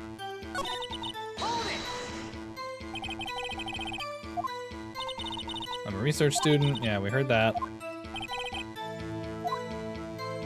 Press further. Could you be more specific? He says, object. I feel like we did all of them, unless there's one that I just can't remember missing. What does the witness's motive in camping by the lake have to do with this case? The answer is nothing. Blah, blah, blah.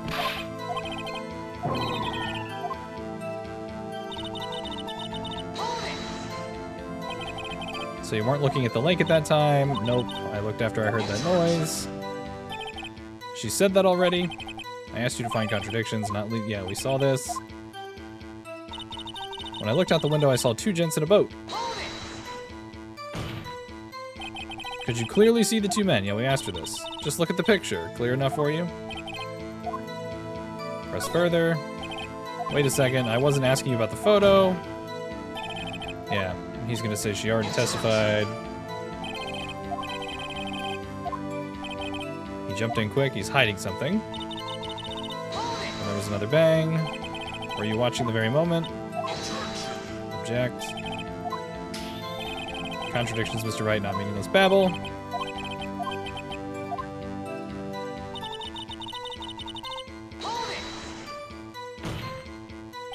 Are you sure about that? Yeah, sure as a country gal can be.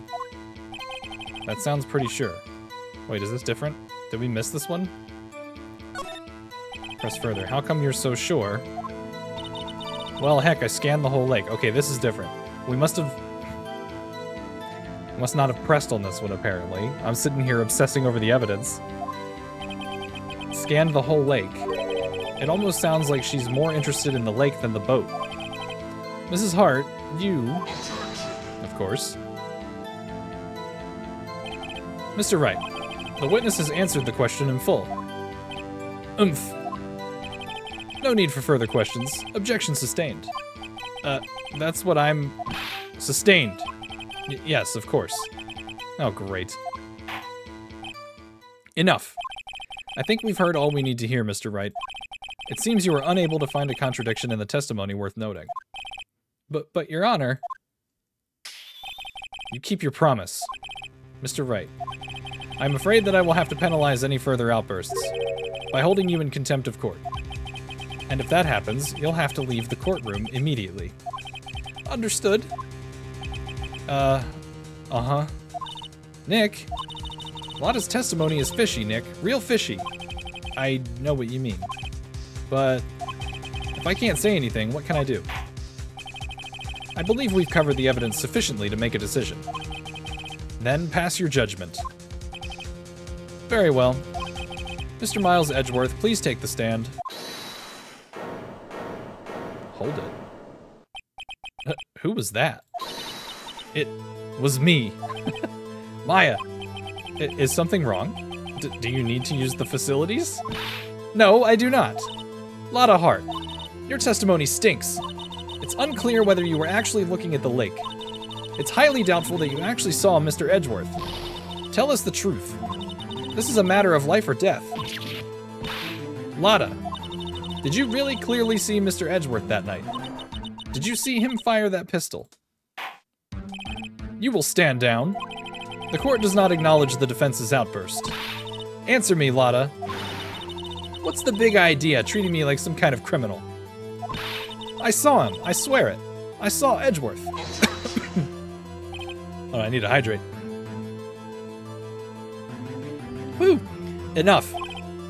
Judge, declare the defense in contempt of court. Yes, of course. I'm sorry, but you were warned. Guard, escort Mr. Wright out of the courtroom. He is in contempt of court and must leave. No. No. Wait. I was the one who made the outburst, Your Honor. Nick is innocent. Ha! What's the difference? All that remains is for the guilty verdict to be declared. Isn't that right, Mr. Phoenix Wright? Wrong. Wrong. What? Did you hear what Mrs. Hart just said? She said she clearly saw Mr. Edgeworth. That was not in the testimony. That changes her testimony, and I have a right to cross-examine her again. Order, order, order, order, order, order. You're in contempt of court. It's too late for wild claims. Judge, sustain my objection. I'm sorry, Mr. Von Karma, but I cannot. What? Mrs. Lotta Hart has made a new testimony. The defense does have a right to cross-examine her again. But he is in contempt of court. No, I am. If you're going to arrest someone, arrest me. Very well. Maya Fey, you will leave the courtroom immediately. Nick, I did what I could. You have to do the rest. Good luck. Maya. Peh, I care not for this melodrama. Listen well, Mr. Wright. I do not tolerate badgering of my witnesses. I'm running out of time. It had better find a contradiction in here or else. Mr. Wright, begin your cross-examination. Okay, now's when I can obsess over the evidence and get confused. I saw it clear as day. The man on the boat was Mr. Edgeworth. Well, what about the other man? You cannot expect to be allowed to blithely ignore your promise, Mr. Wright. I believe you claimed there was a contradiction in the witness's testimony. Well, find it, if you can. Mr. Wright, I have to assign you a penalty. Whoa. Damn. That's it? Uh-oh. I don't know if I can find anything in that. But I can't squander Maya's efforts either. I guess I better save.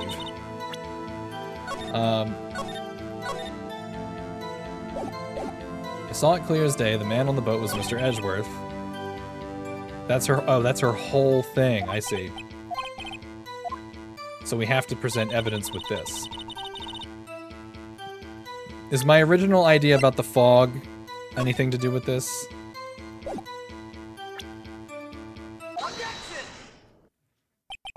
Got you.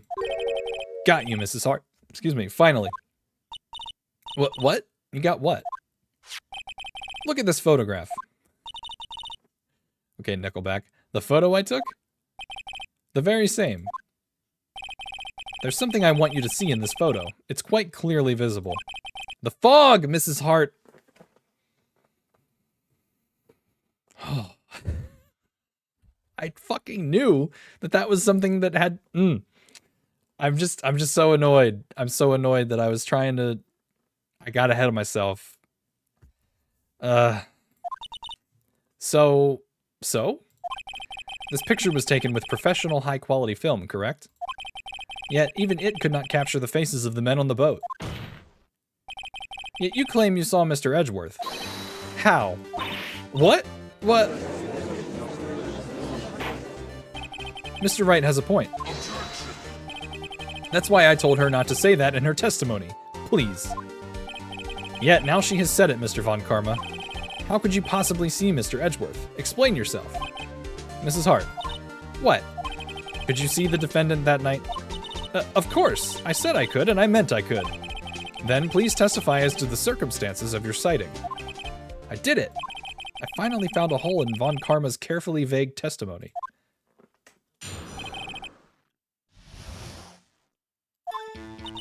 You're right. It was a cold night and the fog was thick as grits. So, once I was finished setting up my camera, I got back in the car.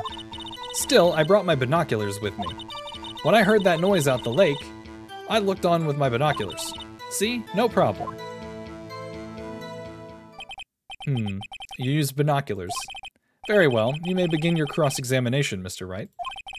This one better be good. Alright. It was a cold night and the mist was thick as grits. So, how could you see Edgeworth? Now, just hold your horses for a second. You hasty Yankee types that never find a gal where I'm from. Defense attorneys have trouble with that as it is. Nobody loves me.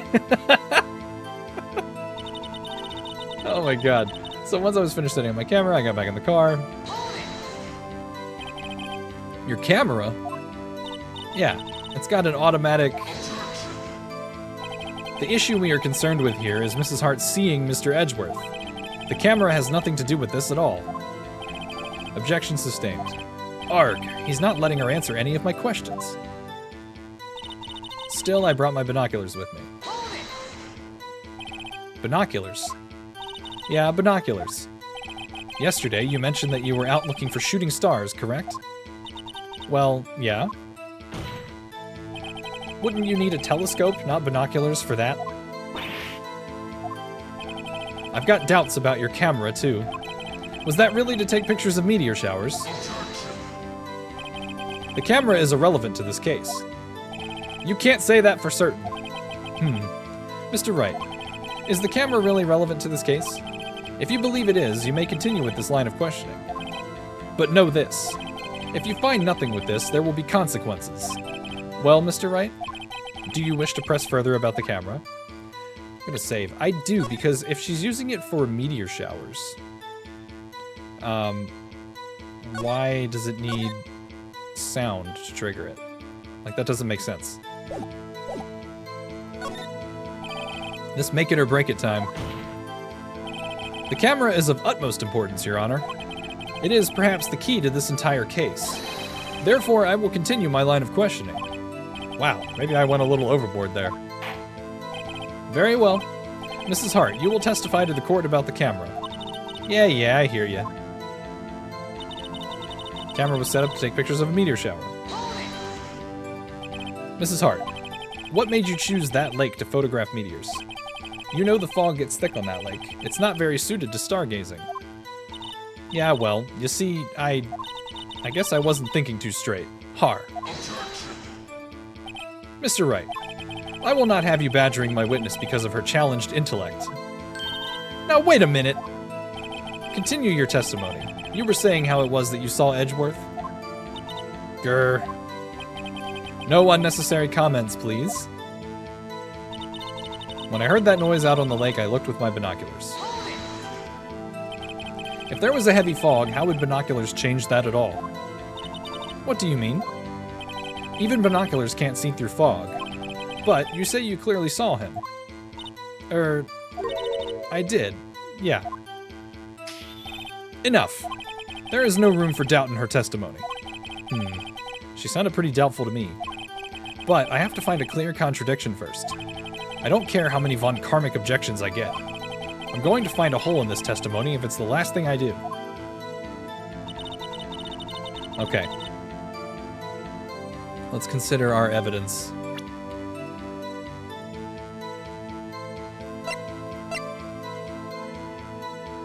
It's set to automatically take a picture when a loud noise is detected and faces the lake. Yeah, that's what I'm saying. Like, if it's for stargazing,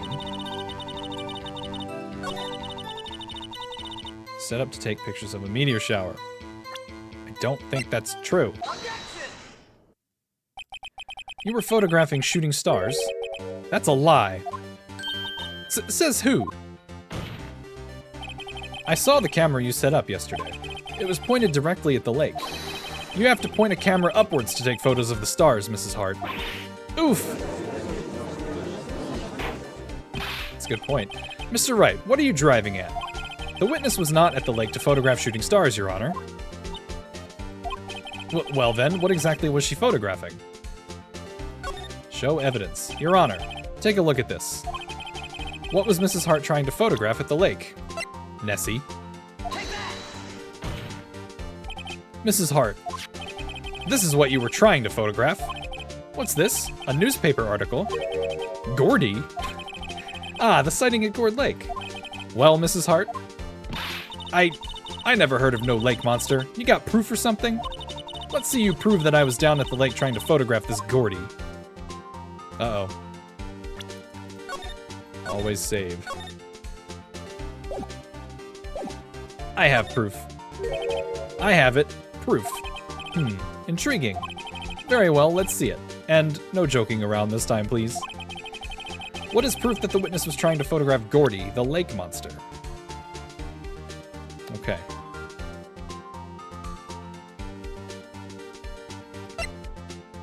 Hold on, what does this say? It doesn't say anything. Proof that she was trying to photograph Gordy. I'm gonna guess it was the camera itself.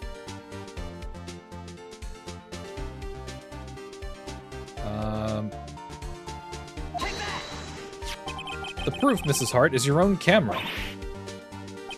Your camera was set to take photos in response to loud noises, correct? See? Thus this photograph here, taken when a gun fired on the lake. And here, this article about Gordy. According to this article, Gordy made a loud noise when it emerged.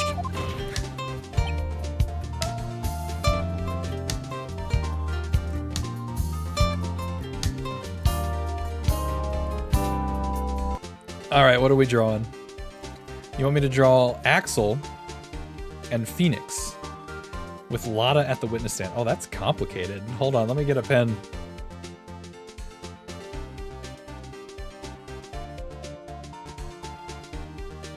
Okay. So at the end of the stream, I have to draw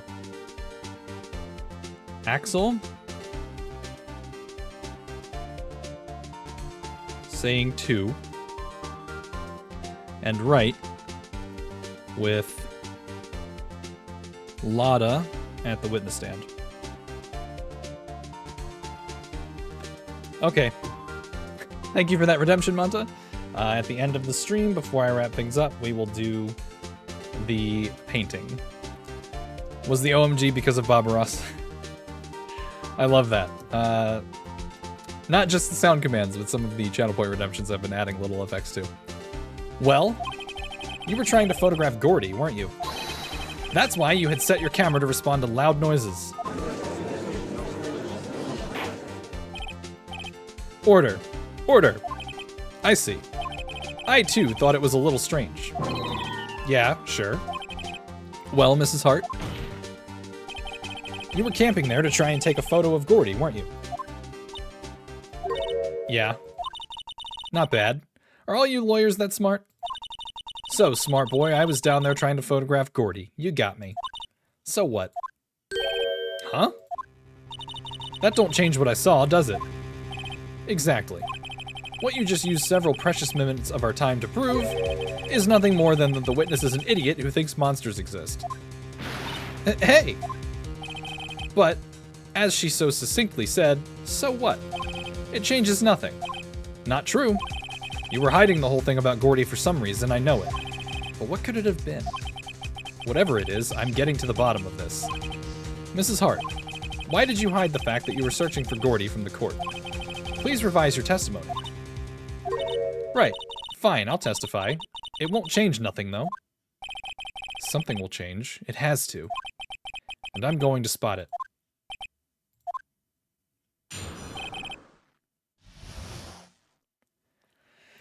Oh boy. Actually, I'm not a research student at a university. I'm an investigative photographer. Imagine what a scoop it'd be if I got a picture of that monster. That's why I was camping out by the lake. But that's all I was hiding. When I heard the bang, I looked right straight out at the lake. There wasn't much else to look at, so I just watched that boat the whole time. Then I saw a flash near one of the men's hands, and I heard another gunshot. I was looking right at that boat the whole time, crossed my heart, and hoped to fry. Well, Mr. Wright, you may cross-examine the witness. Objection. The witness's testimony is unchanged from before. Whether she is a research student or a photographer has no bearing on this case. There is no need to waste more of our time with another pointless cross-examination. Objection! I claim defense's right to cross-examine the witness, Your Honor. Von Karma's up to something, I know it. He doesn't want me to cross-examine her because why? Was there a contradiction? Very well. You may begin the cross-examination. You seem sure of yourself. You must have something in mind. Ha! That would be a first. Haha, very funny. You understand that this is your last chance at a cross-examination, Mr. Wright? If there is no problem with the testimony this time, we will let the witness leave. I will announce my verdict at that time, Mr. Wright. Understood. Yes, Your Honor. All right. Let's do a save. Actually, I'm not a research student at a university. Then what manner of person are you? I'm not sure I'm highfalutin enough to be called a manner of anything. I'm an investigative photographer. Alright, hold on. Imagine what a scoop it'd be if I got a picture of that monster. That's why I was camping out by the lake. But that's all I was hiding. I think it's time you told us why you felt you had to hide your true purpose at the lake. Heck, if word got out what I was up to, the lake would be swarming with competitors. Competitors? Yeah, second-rate shutterbugs trying to steal my scoop. Ah, is that the only reason you were hiding the truth? Well, actually... Mr. Wright, I'll not have you asking questions with no relevance to this case. Whatever you say, Von Karma, I know you told her to keep quiet. When I heard the bang, I looked straight out at the lake. There wasn't much else to look at, so I just watched that boat the whole time. Then I saw a flash near one of the men's hands, and I heard another gunshot. Was there nothing on the lake but the boat at that time? Huh? Wait, so you're thinking maybe he was shot from some other place? I don't think so, nope. The lake was smooth as glass, and nobody was on the shore neither. I better find some sort of contradiction in this testimony. I won't be able to beat Von Karma any other way. There has to be something. Okay, let's press on the things we didn't. I'm an investigative photographer. An investigative photographer. Yep. You get your photo and sell it to the press. It's that kind of business. Hey, I was taking pictures at my sister's graduation last year. And guess what? What? There was a UFO just hanging in the sky. A UFO instead of a UFO. A UFO? You know, an unidentified flying object? A UFO. That's when I had sort of a revelation. I knew I should become an investigative photographer. I see. Kind of a shaky basis for a career. Imagine what a scoop it'd be if I got a picture of that monster. Is Gordy really all that newsworthy? Heck yeah. They even had him up on the TV. I'm not sure that appearing on the local news' Rumor of the Month segment qualifies. Last month's segment was Bigfoot sighted on Acorn Hill, I believe. Hey, they also had a picture of him in the newspaper. For real. Mr. Wright, this is one fight I do not believe you can win. Let's keep moving, shall we? Yes, Your Honor. That's why I was camping out by the lake. That's why you put the automatic sensor on your camera. Yep, borrowed it from a university professor. It analyzes every sound it picks up, and when it gets a bang, it snaps a shot. Yep. So, how many pictures has it taken so far? The only time the camera triggered was that night. But that's all that I was hiding. We already pressed on that. When I heard the bang, I looked right straight out at the lake. Exactly what sort of sound was it? Well, I never heard one before, so I can't say for sure, but it sounded like a gunshot. It was a lot sharper a sound than I would have expected. There wasn't much else to look at, so I just watched the boat the whole time. Then I saw a flash near one of the men's hands, and I heard another gunshot. Alright, we pressed her on that one, so let's press on this one. There wasn't much else to look at.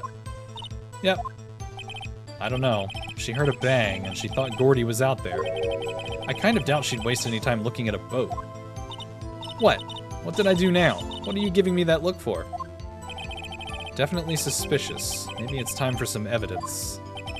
Witness, continue. Hold your hush puppies, Pops. I'm getting there. Okay.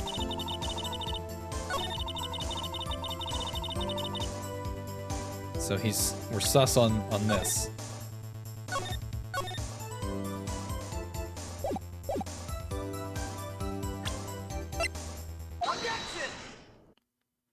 Mrs. Hart, were you really looking at that boat? What's with you? Of course I was looking at it. It was the only thing out there. Any normal person would be looking at it. I agree, any normal person would. But you were far from normal. What? Y'all want to step over here and say that? You were camping at the lake to take a picture of Gordy. Think about it. What would you do if you heard a loud noise? You'd be scanning the lake for any sign of Gordy, that's what. You wouldn't give the boat a second thought. Ah. Order. Continue, Mr. Wright. You testified that you were watching the boat through binoculars. However, you wouldn't need binoculars to watch that boat. You needed them to search for Gordy, and that's what you were doing. Well? Humph. Well, now that y'all mention it, I did sort of take my binoculars and kind of scan the lake a bit. I mean, Gordy might be out there and all. But Mrs. Hart, are you saying that you were not watching the boat then? Sorry, y'all. I wasn't fibbing, really. I thought, you know, I could be witness to a murder and all. I kinda got excited. I was sure I was watching that boat. Till now.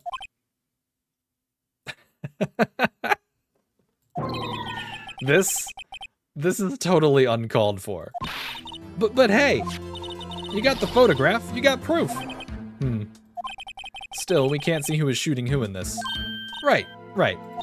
That's why I took this photo and... Witness, that's enough. You've had a long day. Shut your pie hole. Shut my what? What was she going to say? She took the photo and what? Wait a second. She even had a photograph to prove it. But you really can't tell from the photo who's shooting. That's why she said she's going to enlarge the photo. She said it'll drop the quality a mite, but should let us see who's who. She enlarged that photo. Why won't Von Karma let her show it? I've got a hunch. I bet that enlarged photo shows something bad for Von Karma. This is my chance. If I'm wrong, though, it'll mean prison for Edgeworth, or worse. What should I do? Wait and see what happens. A mite? So, my understanding of what a mite is it's like a little bug. So I'm guessing that's just like her, like southern way of just saying a little bit. Like it'll drop the quality a little bit. I mean, that's how I'm reading it. I don't know if that's what it actually is. I am not an expert. Make her show the enlargement. Mrs. Hart, look at this photograph. You enlarged this photograph, did you not? Yeah, I did. Why has that enlargement not been presented to the court? But because it does not exist. What are y'all talking about? You were the one who told me not to show it in court in the first place. You old fool. What's the meaning of this, Mr. Von Karma? Mrs. Hart. Show the photo to the court. Show us the enlargement. The prosecution objects to the submission of this evidence. Objection denied. The witness will show the enlargement to the court. Here it is.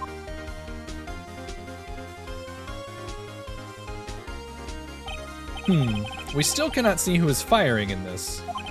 It could be the defendant, or maybe it's not. Regardless, I'll accept this as evidence. Happy now, Mr. Wright? There has to be something. You asked for the enlargement, you got the enlargement. And little good it has done any of us. That's why I requested she not show it.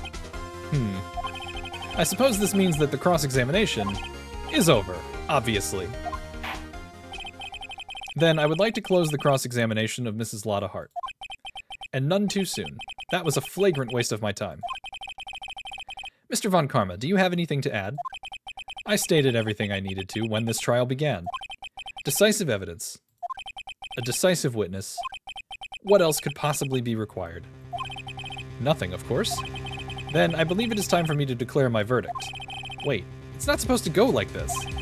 There has to be a clue in this photo. Somewhere. This is bad. Real bad. What should I do? Object to the enlargement. Oh my god.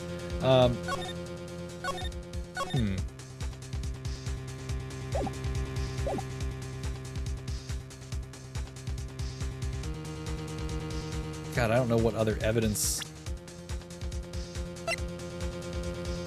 Let's take a look at it.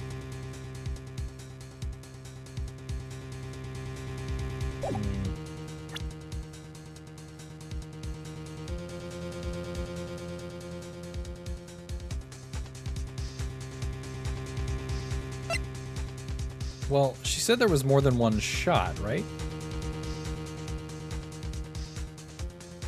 I feel like, if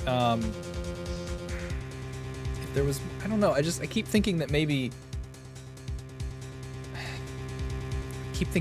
there's like something to do with, something to do with the fact that it said the gun fired 3 times and we only have 1 photo. I don't know. Object to the enlargement. Your Honor, there is something decidedly strange with this enlargement. What might that be?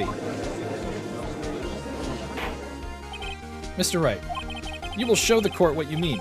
What about this photo is strange? Okay, here goes nothing. I'll show the judge what's strange about this photo.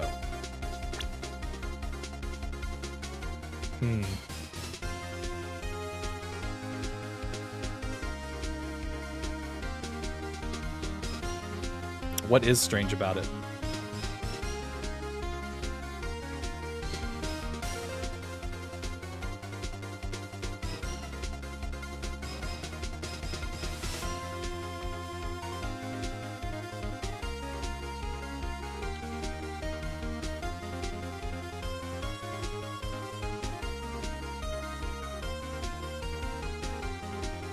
Not that they're both bald, is it?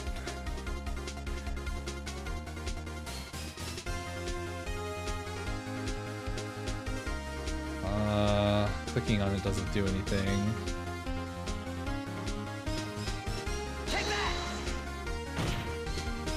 Here, Your Honor. Where? Mr. Wright, I understand you're in a tight spot.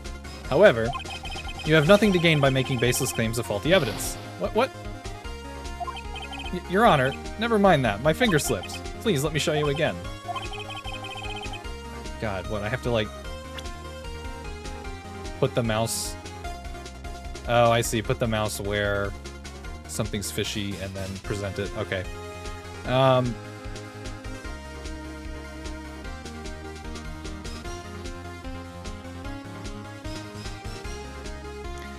Wait. It's the flash.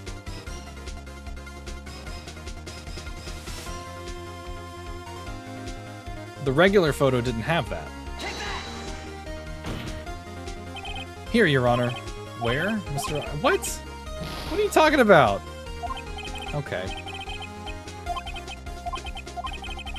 Oh, for fuck's sake. Well, if that's not it, I don't fucking know. I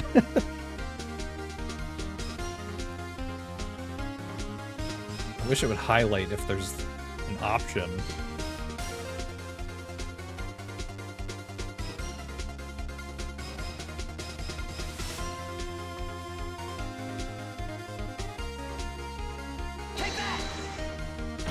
There's not many things to click on. The shooter? I'm not sure I understand. What about the shooter is strange? Can you be more specific? Specific, right. I'll show the judge what's strange about this photo.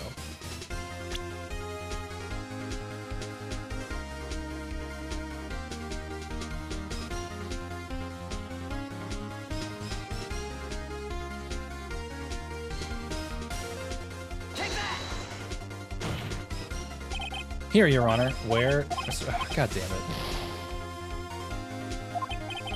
The gun? Well. What's strange about... Look at the hand holding the gun. The hand. Oh. That hand directly contradicts another piece of evidence. Sorry, I was clicking too fast. Something about his hand.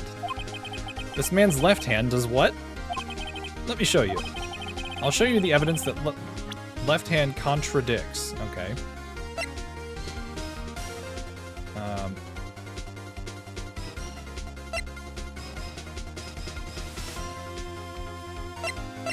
The evidence that the left hand contradicts. Would it be the map? The gun? Oh, bears prints from Edgeworth's right hand. The evidence is clear. The man in this photograph is holding that pistol in his left hand. However, the prints on the murder weapon were from Edgeworth's right hand. Ergo, the man shooting the pistol in this photograph is not Mr. Edgeworth.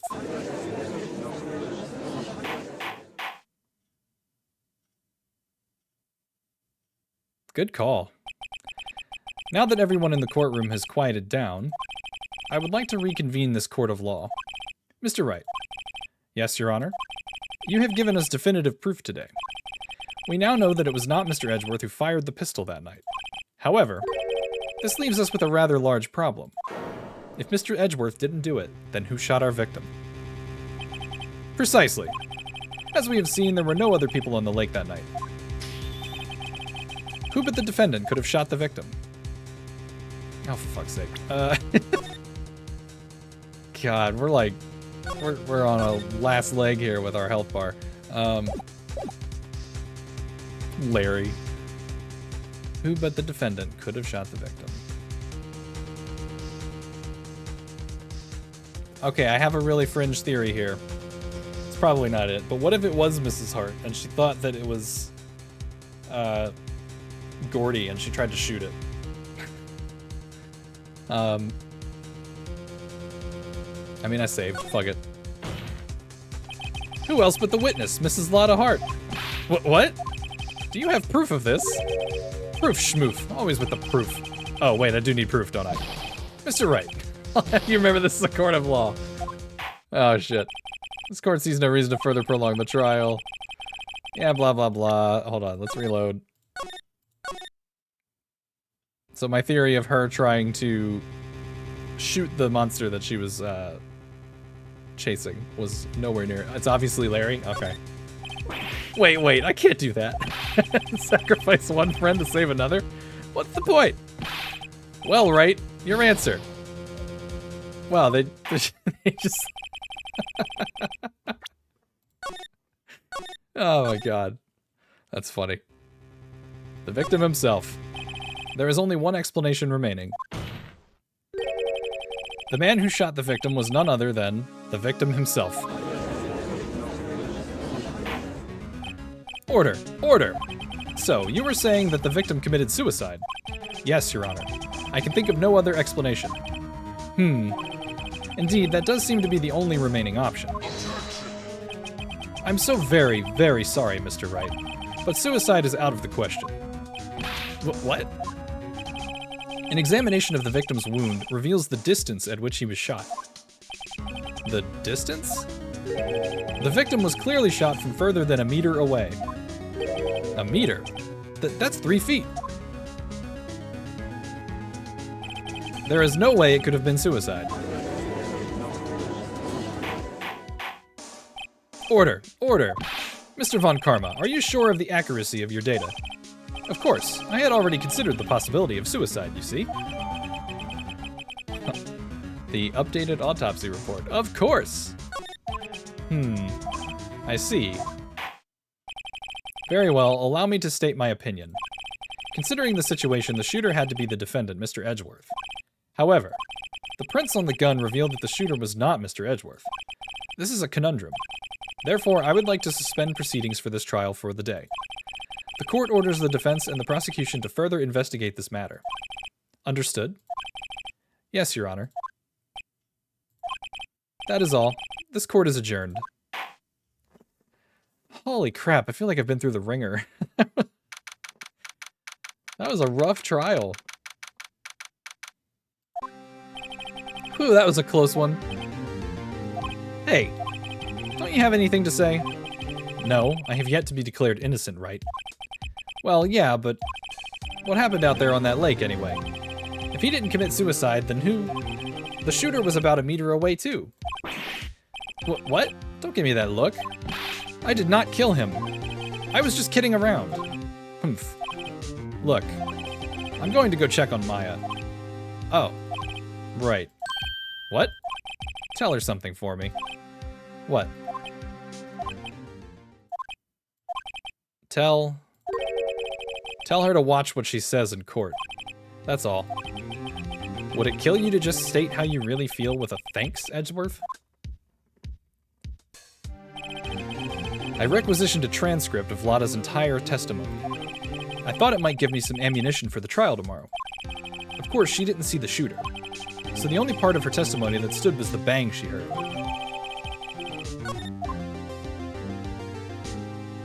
To be continued, and it's only just started. Holy shit. Wow. Yes, I did save a lot last stream because the trial was very brutal. It was very brutal. We'll see how it is today. So like I said, we're going to do the investigation, and then we're going to do the next part of the trial, and we'll save it there. So we've got 2 and 2 for the rest of this case. You don't ever usually get sick in the summer. You always get sick in February. And allergies act up too. Yeah, allergies get really bad. Pollen, you know, around springtime. But people getting sick in summer, it seems to happen every year. But anyway, so Maya is in the detention center. I'm assuming because she interrupted the case or whatever and got kicked out before. Maya. Hey, Nick, it's you. I'm glad Mr. Edgeworth made it through the day okay. It's a relief. Hey, why'd you do that anyway?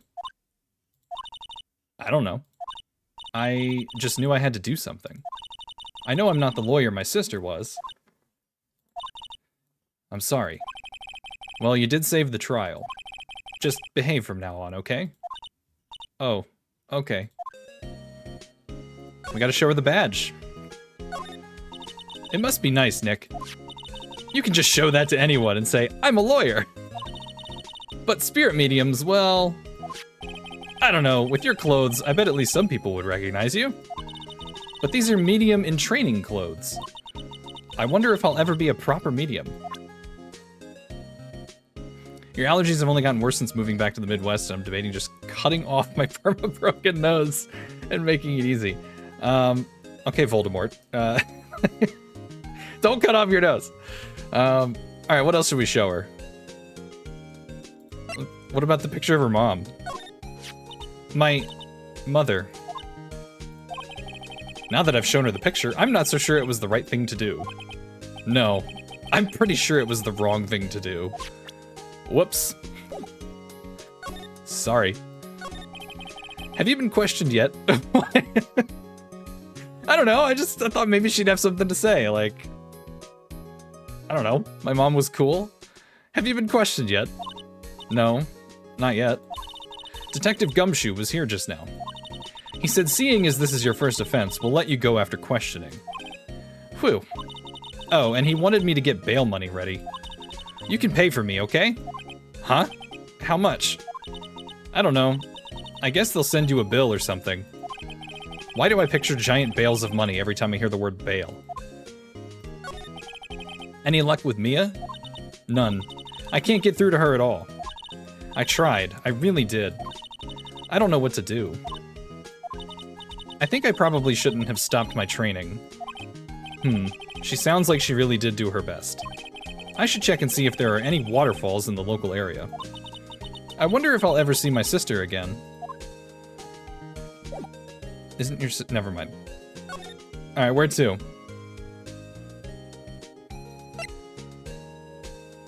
I guess we're looking for more evidence again, right?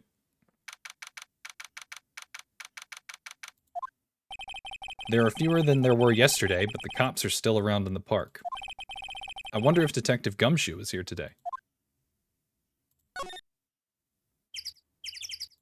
Oh no, not the birds. I feel winter's chill from the bare leaf trees today. There's a lot of trees here. I guess that's why they call it a nature park. It's quite pretty when the cherry trees along the lakeside blossom in spring. Today, it's just cold.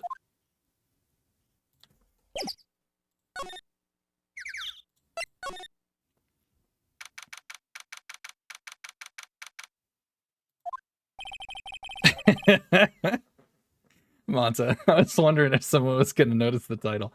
Haven't seen Larry around today at all. Probably off paying through the nose on a date with the lovely Keonce.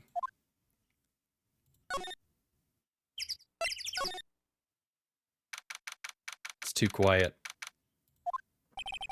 Looks like the boat rental shop is closed today too.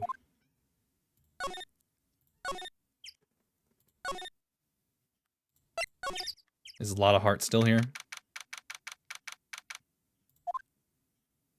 Oh! Hey, Detective Gumshoe! Hey, pal. The trial today, Yes? What about the trial? Well, I was going to say good show, but it wasn't really all that. Though you did save Mr. Edgeworth, I guess. I just wasn't sure how to thank you, you know? Thanks. Present the badge. I think it's a little early for you to be proudly waving that thing around. You can be proud of yourself when you get Mr. Edgeworth declared innocent, pal. Wow. Alright. Tomorrow's trial. Detective Gumshoe, any idea what strategy Von Karma is planning for tomorrow? It sounds like he's bringing in another witness. Another witness? Oh, right. He said something about that in the trial today. There were 2 witnesses. I love how they flashed to Von Karma just to have him say, there were 2 witnesses. I was wondering who that other witness was. Yeah, Edgeworth is the one that's being, that's on trial because he, allegedly shot somebody. Who was it? Sorry, pal. As much as I'd like to, I'm not at liberty to divulge that information. Right. Oh, right. I wanted to ask you something about Edgeworth. What's up? Is he afraid of earthquakes? I never heard anything about that before. Mr. Edgeworth doesn't talk about himself too much, see? But there's one thing that's clear as day. Him hating crime the way he does, and him becoming a prosecutor, and him being scared of earthquakes. It all started with that incident. The DL-6 incident? Yep, that's the one. 15 years ago, when he saw his father shot before his very eyes. He still feels the pain now. You can see it in his eyes. I wanted to talk to you about Maya Fey. Huh? She's not out on bail yet? That's strange. I told him to let her go as soon as they had their report written up. Man, I don't know what would have happened in that courtroom today if it weren't for her. Seeing her getting dragged out by the bailiff, I'll be honest with you, pal, I shed a tear or two. Mr. Edgeworth, he was so moved, I saw his lip trembling. Really? Cold as ice Edgeworth? He was really grateful for what she did, you know. I'm going to head back to the station. I'll get the report on Maya and get her out of there as soon as I can. Thank you. Oh, wait. I was wondering, how much is bail going to be? Don't worry about that. Mr. Edgeworth is posting the whole amount. What? Edgeworth? Didn't I tell you? He's grateful to her for what she did. All right, pal. Well, don't forget to go pick her up, okay? Maybe I can get Edgeworth to pay this month's rent, too. Wow. I wonder why she brought a camping cooker with her. There's a convenience store right up the street. I guess she wanted to get into the outdoor spirit. All right.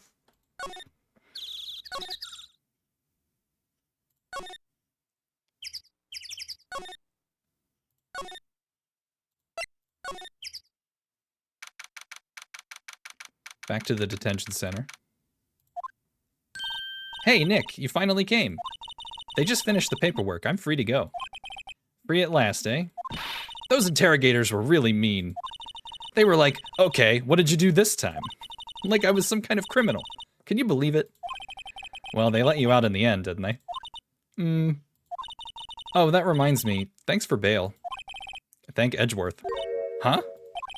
He posted bail for you. Said he was grateful for what you did. Mr. Edgeworth did that? I have to make it up to him. We've got to win this case, Nick. What do you think we should do next?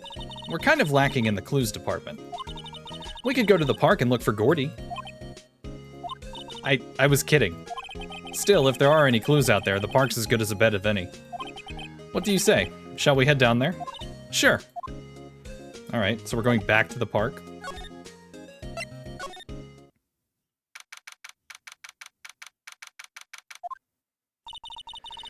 There aren't many cops around today, are there? They're probably back at the precinct working up the case against Edgeworth. Hey, y'all. Hey, it's Lotta. Oh, great. She's back? Why? Y'all really did it today. What did we do now? Nah, I'm not complaining. See, I did a little thinking. A little self-reflection, you might say. I realized that being a witness is a mighty big responsibility. But I just went up there and started blabbing any old thing that came to mind. Lotta. So, you see, I want to make it up to y'all. Make it up? Show her the badge. Yep, I'd have to say I know exactly squat about that. Oh man, what a mood. I mean, honestly, that's how I react to a lot of things. It's painfully easy to know when something doesn't catch Lotta's interest. Today's trial. What did you think of the trial? To be honest, I was doing it half just to say I'd been a witness. Even though I didn't really see anything. I kinda convinced myself I had, though. I'm sorry, I know I caused y'all a lot of trouble. Well, memory is a tricky, vague little thing. Yeah, I sure know that now. I'll be fine the next time I witness a murder. Right. You mean the first time you witness a murder. What about Gordy? Right. Well, the way I figure, the trial's only stoking the flames of Gordy fever. I'll get my exclusive photos and rocket to stardom. All right, Lotta, you go, girl. I wish I could be an investigative photographer too. Finish your spirit medium training first. Lotta, what do you mean by making it up to us? Well, you see, actually, I got a bit of information for you. What? That Von Karma didn't want me to say nothing about it. What information? Now we're getting to the heart of it. See, I reckoned we might be able to do ourselves a little exchange. Exchange? I thought this was to make it up to us? Right. I propose a little exchange to make it up to you. What? Information don't come cheap, my friend. Hey. I see you thinking, my, how unsophisticated these southern folks are. It's written all over your face. Let me tell you, most southerners are way more sophisticated than you. I'm just the exception, okay? Well, what'll it be? We gonna deal or not? What do we do, Nick? Deal. We don't have any other leads, so I don't think we have a choice here. Okay, how much? Huh? You completely off your rocker? I may not be sophisticated, but I'm not trying to rob the poor. Huh? The only fair exchange for information is information. Listen good. What I need from you is information about Gordy. Whoa. Gordy? But Gordy doesn't... I mean, Gordy might not exist. Then bring me proof that shows he don't. I'll be keeping watch from the car, okay? You see something, y'all come to me first, got it? Okay. Right, see y'all later. Okay, Nick, let's get hunting.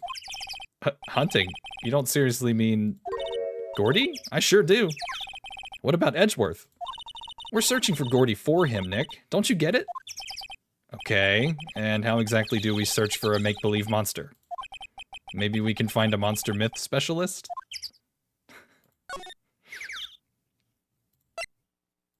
You'd love to see a sophisticated southern person? What about Peaches? Meh. I'm kidding, I'm talking shit. She's plenty sophisticated. What is happening here? What's that? The Steel Samurai, Nick. Yo, Maya. Larry, what the heck is that? Oh, it was my girl Keonce's idea. Oh, right, Peaches. We know a southern person, wow. Rude, it was a joke. It was a joke. She was all, if you like, put this here, it would be like really cool. Dude, she gave it to me along with the banner. Wow, that's real impressive she could find those for you. Well, she knows a lot of people. And that show's finished now, so she got them for free. Right. I love how he's waving his sleeve around. Show the badge. You're a joke? I mean... Probably. Sorry, Nick. I don't know much about that. I am a mere seller of hot dogs. Alright, what do we got? Edgeworth. Yo, Nick! What happened with Edgy? Well, we made it through the first day in court, all right. I don't know how good our prospects are from here on, though. Huh. Hey, Larry, did you know Mr. Edgeworth's secret weakness? He's terrified of earthquakes. He acts like a little boy. Wow, that's rude. Why you gotta dox him like that? Huh? That's weird. I don't think he was ever like that in school. No? Really? Well, we were only in the same class for a little bit. He transferred schools pretty quickly. Transferred? Right, when the DL-6 incident happened. Doesn't look like Larry knows about it, though. Hey, Larry. When did you get that big... thing? Huh? Oh, the big guy? I've had that for about a month, yeah. It's a big hit with all the kids. Why wasn't it here yesterday? Huh? Huh? Oh, right. The compressor was busted. Compressor? Yeah, it's that little unit by my hot dog stand. That's what I used to put air in the Steel Samurai. It broke a little while ago, so I sent it in for repairs. Oh. And here I thought you inflated it by yourself. Alright. Doesn't that Steel Samurai look a little out of place? I mean, it's so huge. I guess it's good advertising. Something about this Steel Samurai just doesn't work for me. Huh? Really? It looks pretty well made to me. Humph. Still a novice, aren't you, Nick? Really? True connoisseurs like Cody and me don't fall for this kind of stuff. These Steel Samurai fans are obviously in a league of their own. That's how I feel about Zelda fans. They wildin'.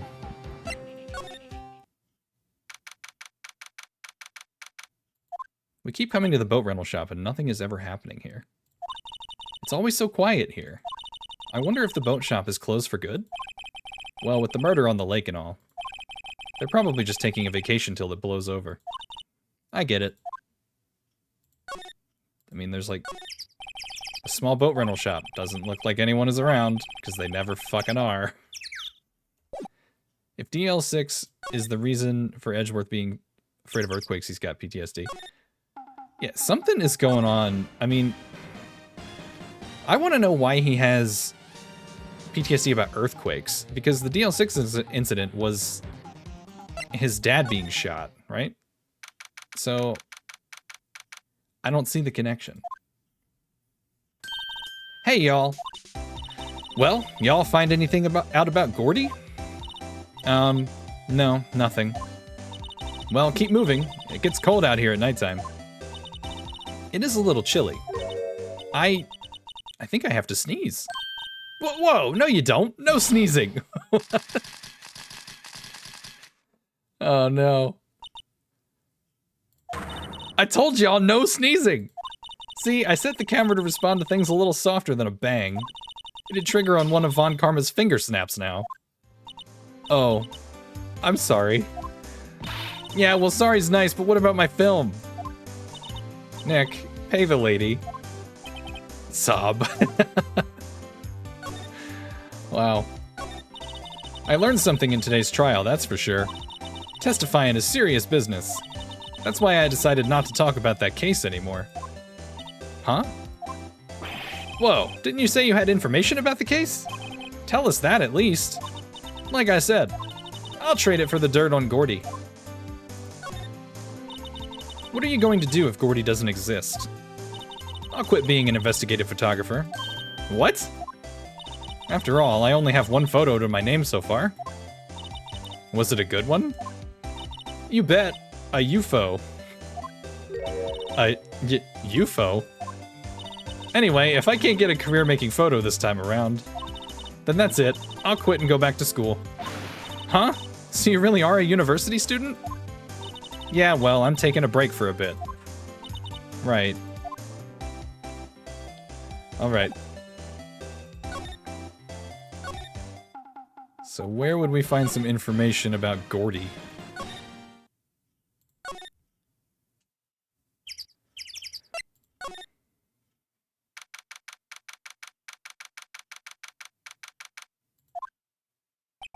Hey there, pal. What's up? You look out of sorts. Wait, you didn't go and do something that's going to hurt Mr. Edgeworth's case again. What do you mean again?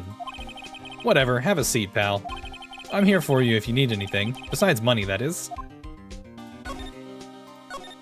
How is the investigation proceeding? It's not, really. We have another meeting coming up. We're supposed to talk about Mr. Edgeworth's motive. His motive? See, Mr. Edgeworth's father died in the DL-6 incident. And the guy who got the lone suspect declared innocent was the victim in this case. Robert Hammond. They're saying that's why Mr. Edgeworth shot him. And Edgeworth never talks about his past. I bet they'll drag that out and hit him with it in court tomorrow, too. Poor Mr. Edgeworth. I gotta admit, it doesn't look good, pal. Say, Detective Gumshoe, do you know Gordy? The monster down in Gourd Lake? Not personally, no. Well, we're looking for it. Huh? Are you out of your minds? Eek! You got time to go wild monster hunting? How about doing a little questioning for me, then? Oh. Detective Gumshoe is scaring me, Nick. I told Detective Gumshoe about the deal with Lotta. Nick, try telling him sooner next time. Sorry. I see, pal. Sorry for shouting at you. Okay. I, Detective Gumshoe, will aid your search for Gordy. Huh? I'll loan you one of our newest secret weapons for finding evidence. Really? You can take whichever one you like. Okay, give us the goods. Hold on now, everything in due time. First, let me show them to you. These are our best and brightest. Introducing secret weapon number 1, Missile. Missile? He's a canine police dog, still in training. Missile, Missile, here boy. Woof. Here he is. Hey, he's cute. Look, Nick, cute dog. A cute dog. And this will help us, how? This is why you want a Shiba named Missile? It all makes sense now. Wasn't that your name on the Discord for a bit, too? Woof. Next, secret weapon number 2, a fishing pole. Here, this is my own personal pole. Detective Gumshoe, we're looking for a monster. Yeah? How are we supposed to catch a whole sea monster with a fishing pole? Never know till you try, pal. Okay, this next one is the last one. No, please, I'm already overwhelmed by our choices. Secret weapon number 3, a metal detector. Here. Detective Gumshoe, we're looking for something alive. Right. How are we supposed to find it with a metal detector? Hey, you never know. It might have been eating soda cans. Well, which will it be? I can't make up my mind, Nick. They all seem so perfect. I can't make up my mind either, for the totally opposite reason. Oh well, I suppose it can't hurt to borrow one of them. Missile, the fishing pole, or the metal detector? Which one should we take?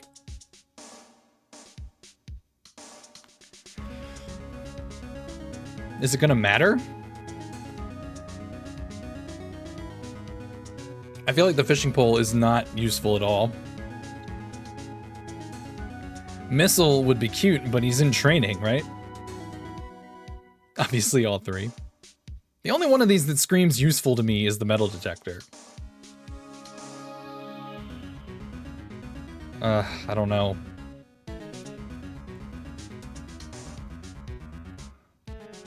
Alright, what happens if we try to... We'll go with the puppy. Borrow Missile. Sure thing, pal. Be good to him. Woof. He's so cute. Oh boy. K9 unit Missile borrowed from Detective Gumshoe. Alright.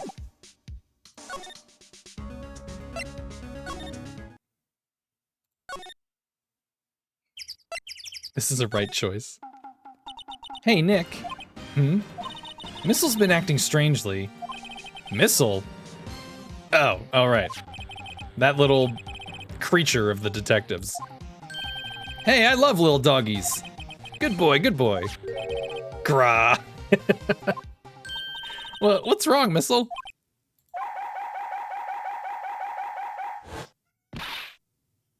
Eek? Missile! Missile!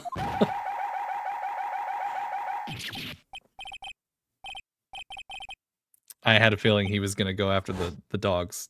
He's eating the samurai dogs. My samurai dogs. Wow. He ate every single one. I'm sorry, Larry. Sorry? Sorry, don't pay my bills, Nick. Ahaha. It's going to have to this time.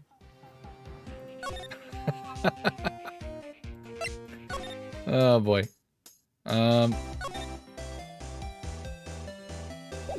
He ate 200 samurai dogs.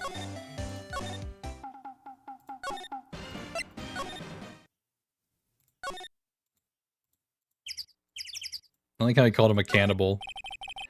There's more forest off that way. I doubt I'd find any helpful clues in there. There are some boats floating at the dock. The murder took place in a boat from this dock. Apparently, the police took away the actual boat that was used that night.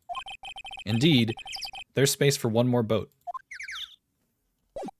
Okay, well maybe Missile was a bad pick. Because all he did was eat hot dogs. I wonder, can we talk to Gumshoe and be like, hey. Detective Gumshoe, can we borrow one of the other things? Yeah, sure, pal. But I have to take back the last one I lent you, department policy. Well, take your pick. Which will it be? I'm going with my gut. Can we borrow that metal detector? Sure thing, pal. I'm not sure what we're going to find with this. Remember, you're hunting for a monster. Anything is possible. Anything. Alright, let's go back.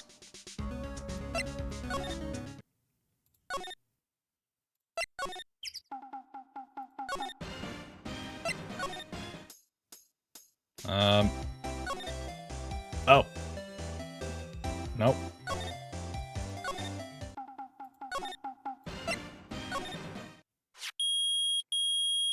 Oh. Nick! It's beeping! The metal detector's found something. Sure is loud enough about it. See, I told you! Whatever it is, it must be in those bushes. Go check it out, Maya. Why do I have to check it out? Nick. Look! Huh? An air tank? Huh. The valve looks broken. I thought it was Gordy. Maya, first of all, why would Gordy be in the bushes? And second of all, why would a metal detector react to a sea monster? Oh. Huh? There's something wrapped around this air tank. It looks like a string of flags? Well, we might as well take it with us now that we found it. It's heavy. An empty air tank with flags wrapped around it. If you click on something around Lotta's camp with missile, Phoenix jokes about feeding Gordy with missile. Oh my god. That's terrible. You thought that was your smoke detector? Oh. Oh. I'm so sorry. Well, at least you know your house isn't on fire. What happens if we show this to him? What? An air tank? What about it? Larry, I wanted to ask you about this tank. Have you seen it before? Huh? Me? No, never. Who the heck would go diving in the middle of the winter? There's something about the way his eye twitched when I showed him the tank. I think I'd better pursue this line of questioning a little further. What? An air tank? Is it yours? Say, is this air tank yours? Why would I have a thing like that? Look, see how there's a string of flags around the tank valve? It's just like the string of flags around your steel samurai there. Uh-oh. They're also testing the tornado siren, so you were gonna accept your fate and call it a day. No. Oh my god. That would be like a chaotic symphony of alarms, I think. Can you imagine? Smoke alarms going off, air raid sirens going off, and next thing you're gonna have someone's car alarm going off, and you're like, well, it's been a good run. Must be a coincidence. There's strings of flags everywhere these days. But like elementary schools. And used car dealerships. Look, why would I need a tank anyway? You used this to inflate that, didn't you? I inflate what? What else? That big puffy steel samurai. Now, why would you go asking me a question like that? Looks like I hit the nail on the head. Right. Actually, see, the compressor I always used was on the fritz. So I tried using the tank to inflate it, just once. And, it didn't go so well. As I suspected. It didn't go so well. Yeah. Do you think you could be a little more specific? Come on. Oh my god, it just dawned on me. What if the tank going off is one of the bangs that triggered the camera before? Look, it's embarrassing, so I really don't want to talk about it. Tell us. Fine. Whatever. It's like what I said, the compressor was busted. So I took the tank and tried to fill the samurai up with that. And then...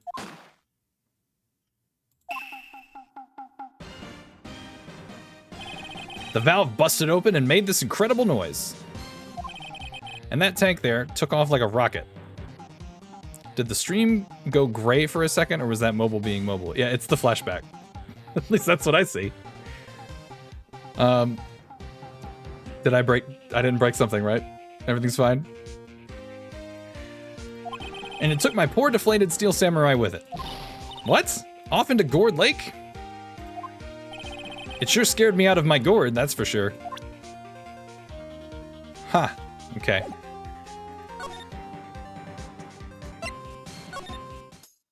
You don't think anything's broken? Hey, you know, with this stream, I can never be too sure.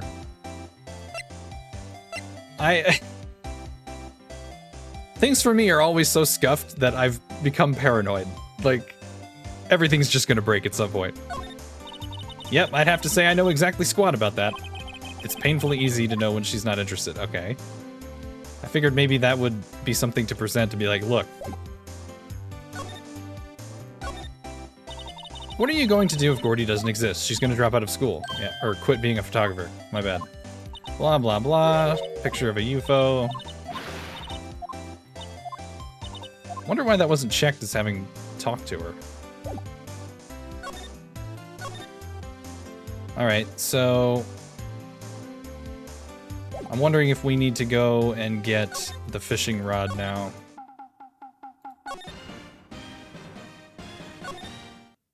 Lots of running back and forth.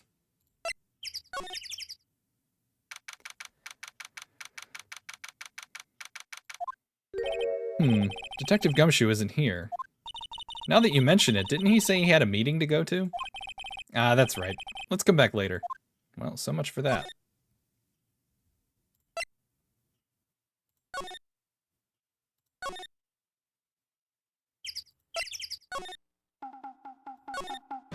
The flying air tank. I guess I should have talked to him again. So the tank in the Steel Samurai you were trying to fill up flew away. What happened next? Well, all that happened on the 20th or so. The 20th. A week ago. Now, as far as I could see, the tank went flying out into the lake. So I went out every night in a boat looking for it. I mean, Kianse gave me that Steel Samurai after all. And when did you find it? Just the night before last. It flew way out there. Took me 4 whole days to find it. The night before last was the night of the murder. Sorry for not telling you, Nick. Actually, I was here on the night of the murder. But you see, I went home before midnight. So you didn't know about what happened? No. That's too bad. It's not all bad. We've solved one mystery at least. A mystery? Maybe we should go tell her. Ah, there we go. Let's jump in the gun a little bit. Wait. Is this it? Well, Mr. Lawyer, I've got the info y'all need. Y'all got the scoop on Gordy for me yet? Gordy doesn't exist. Lotta, there is no such thing as Gordy. What? How can y'all be so sure? Really, Nick? Y'all got some proof Gordy don't exist? The proof that Gordy doesn't exist is here. Of course I have proof. No lawyer worth his badge would make a claim without the proof to back it up. Here's the proof that Gordy doesn't exist. It is my badge. Ha! All that fancy talk about lawyers and proof had me going for a second there. Y'all better take a good hard look at that badge of yours and consider a career change. Great, the investigative photographer is giving me career advice. That was funny. Let's go with that again. Is out there somewhere. Let's say it's here. I probably don't actually have it. Let's go with the empty air tank. Larry's air tank? What are y'all doing with an air tank?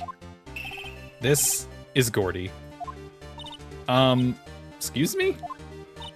What exactly are you saying, Nick? There's a stand near here, a hot dog stand. There's a giant inflatable samurai doll there. About a week ago, an idiot, who happens to be a friend of mine, tried to fill it. He used this air tank, and when the valve blew, the tank flew into the lake. Apparently, it made a pretty loud bang when it flew. A bang?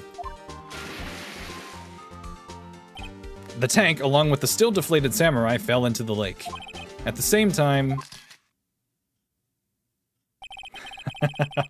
a couple was taking a photograph of the lake. This photo. Wait, so you're saying that Gordy is really the Steel Samurai? Well, that's a fine way to ruin a gal's dreams. I'm sorry, Lotta. Nah, it's okay. You win. I'll give you your info like I promised. Poor Lotta. So, tell us this information you have. A promise is a promise, I guess. I overheard the cops around here saying something about the witness tomorrow. They said he's the caretaker of the boat rental place up the path here. Boat rental? There's someone there? I mean, it looks so deserted. Just an old guy living all by himself. Y'all should go check it out. Thanks, Lotta. We will. Let's get cracking, Nick. Hold on. Something else? Yeah, the night of the murder. My camera clicked twice, you know. Wait, so you have another photo? Well, yeah, but there's nothing in it at all, just the lake. I figured it wouldn't be much use as evidence, so I kept it to myself. Well, it might not be helpful at all, but here, take it. Second lake photo. Bye now. Y'all take care. Time for me to pack up and leave. Poor Lotta. It's all Larry's fault. The legend still lives on, I guess. The legend? Yeah, the legend of Larry, familiar to all who know him for any length of time. When something smells, it's usually the butts.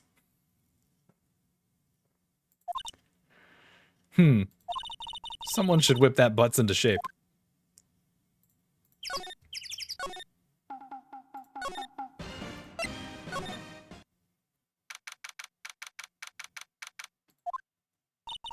Hey, Nick. This is the boat shop that Lotta was talking about. You're right. Doesn't seem to be anyone around at all. Well, let's go check it out anyway. Anything to observe? Small boat rental shop. Doesn't look like anyone's around. Yeah. Ah, we can go in.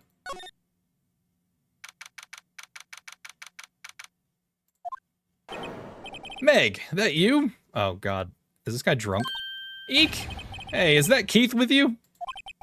Where have you two been? I've been worried sick. Nick, you handle this. I think I'll leave this one up to you, Maya. Meg!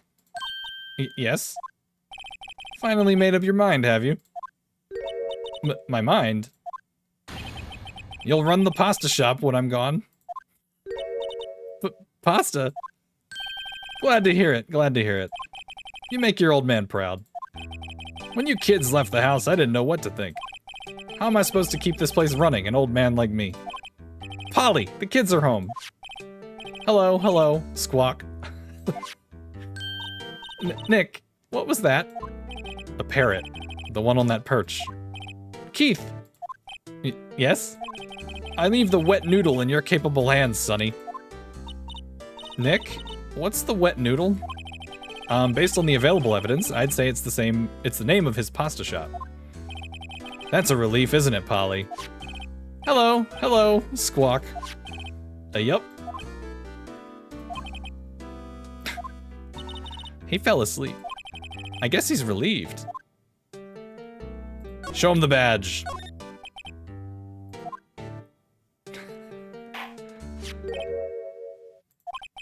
That a lawyer's badge? Yes, it is. I don't believe it. This old guy is the first person to recognize my badge. I get it. Huh? Yup. I got you figured out now.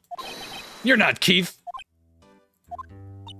Nick, now's our chance to clear things up. Sir. No, I'm not Keith. And I'm not Meg either. We're here investigating a murder that took place on this lake the other night. Please help us. A lawyer, huh? Please, mister. All right, I'll help. But on one condition. What's that? When this case is over and done, you'll run the wet noodle. Shit. Promise to run the noodle. Okay, we promise. Nick, are you sure about this? Hey, anything to get this case solved.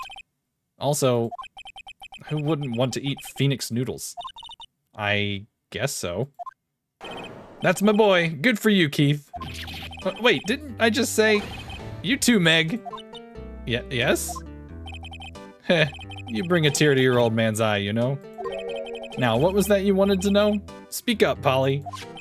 Hello, squawk. Now he's talking to the bird again. How do we get him to talk to us? The pasta restaurant. A pasta shop? Yup. To think, the wet noodle will live on when I'm gone. My father started it, you know, so that makes you two the 3rd generation. Meg. Yes? Tomorrow we'll start with the secrets of dough tossing. Dough tossing? You too, Keith. Yes? You'll be the best pasta wrangler the West has ever seen. Pasta wrangler? The West? Isn't pasta from Italy? Meg! Yes? You know the best pasta's always been made west of the Rockies, don't you? Right, of course. Everybody knows that. Nick? Huh? How long do we have to keep up this all-in-the-family charade? This old man must know something about the murder. We're not leaving until we find out what that is. This is a boat rental shop, right? What are you talking about? This here's the palace of pasta, the wet noodle. Though, now that you mention it, we haven't gotten many orders for spaghetti lately. All the kids come up and say, yo, dude, we want to ride in one of your boats. That's why I keep them boats out there. Youngsters these days. Darned if I understand them. I'm pretty confused myself. Nick, this isn't going anywhere. But this old man is the witness tomorrow, right? We've got to find some way of getting information out of him.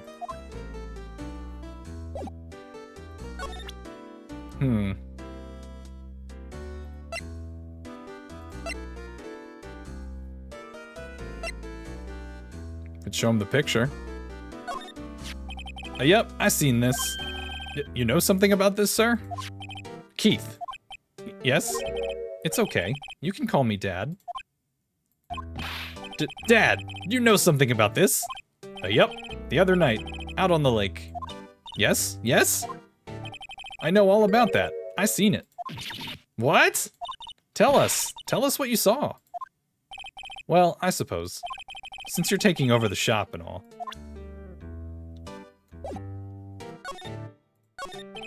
I forget the time, but it was pretty dark outside. Probably night, yep. It was after midnight, but okay. Then I heard this bang, so I looked outside. Then I heard another one, bang.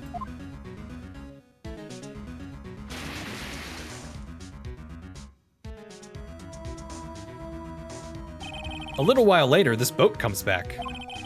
Then a young man walked by my window here. He was muttering something to himself, yep. What did he say? Yep. I forgot. I'll remember tomorrow by court time, promise. We need to know earlier than that. Can we show him anything else?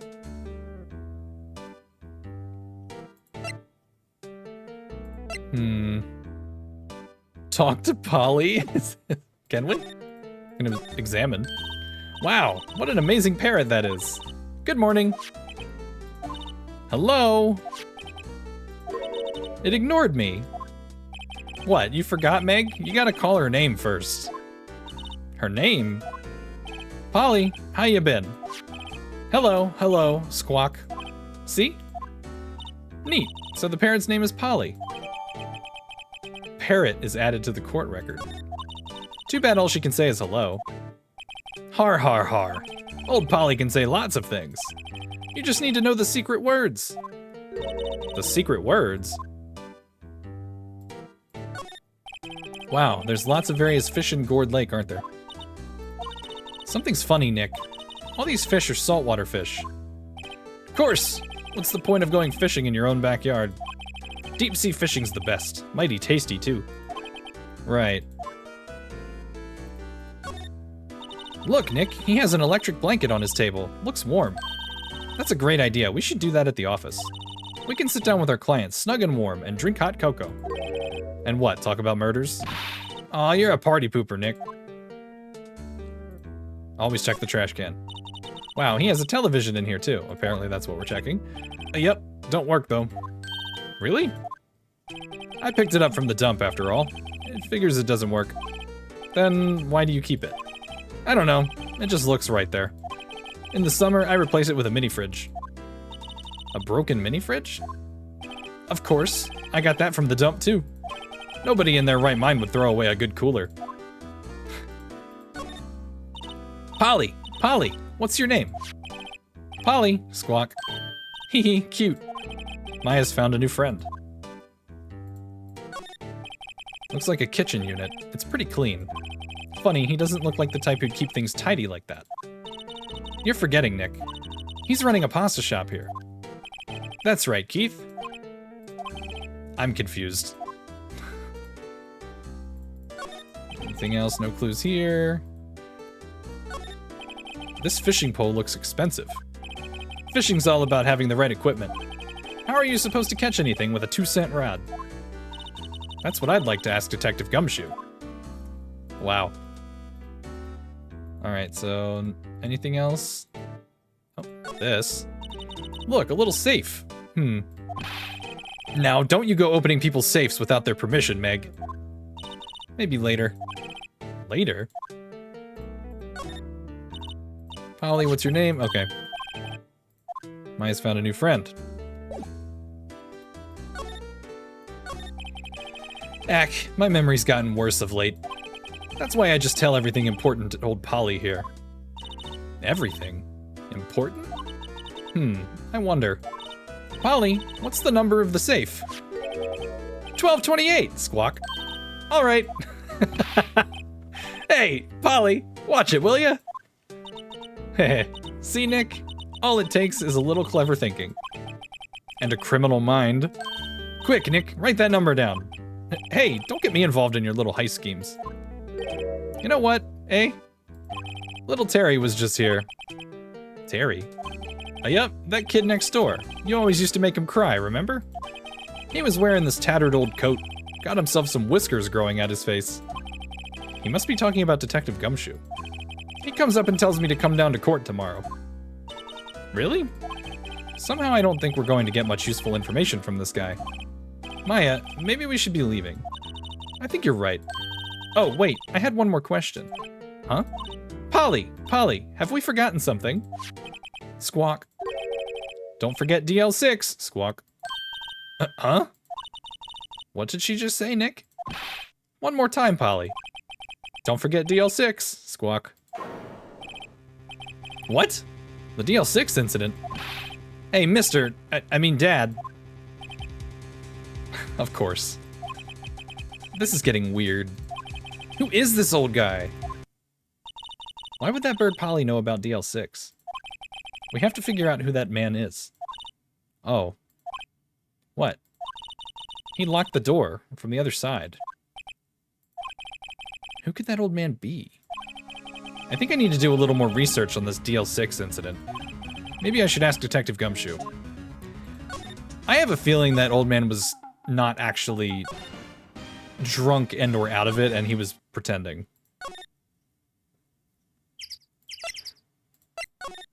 Polly knows too much. Careful. Witnesses that know too much. They're at risk. Hey, pal. Long time no see. You don't look so happy. What's wrong this time? Actually, we wanted to ask you something. Yeah? You know the boat rental shop down at Gourd Lake? Oh, yeah. The old man who runs it is appearing as a witness in court tomorrow, right? Huh? How'd you... That was supposed to be top secret. Do you know who that old man is, Detective? Actually, I don't. He's a bit of an odd bird. I haven't been able to get a straight answer out of him. I decided first that he wasn't persuasive enough to stand and testify as a witness. That's why we called Mrs. Lotta Hart yesterday. As for who he is, we have absolutely no idea. Sounds suspicious.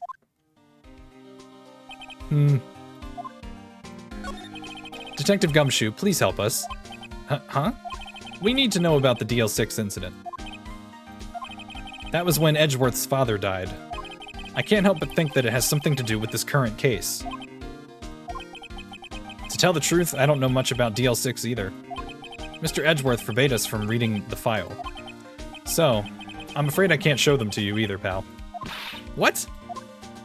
However, if you can convince me somehow that the DL-6 incident is related to this case, well, I guess I'd consider opening the file up.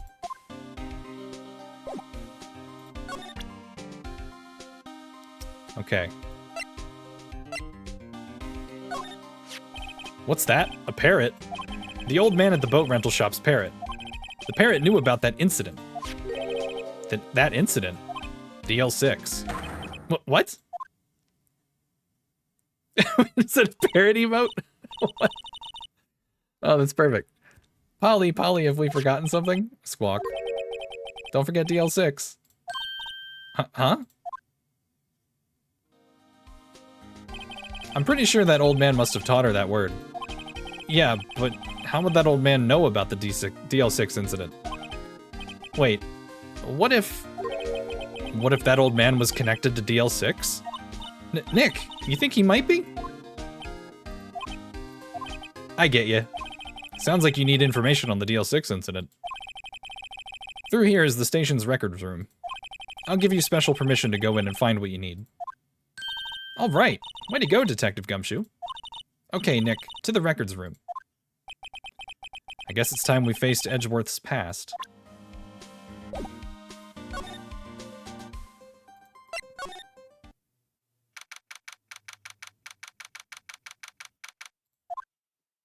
Wow. It's amazing. Lee Dusty. 10 years of files and 10 years of dust, I guess. Let's find that DL-6 stuff quick. 15 years ago, both me and Edgeworth were 9 years old. We were almost through with 4th grade when he suddenly transferred. Because of DL-6? Nick, I found out where the file is. Oh, thanks. Just let me know what you want to know about the DL-6 incident. I'll go get the right file. Alright, let's get the case summary. Well, first I have to get a handle on the main facts, like a summary. Right. Summary, found it. Here you go. December 28, 2001. That's exactly 15 years ago from the day after tomorrow. So in 2 days, the case is closed.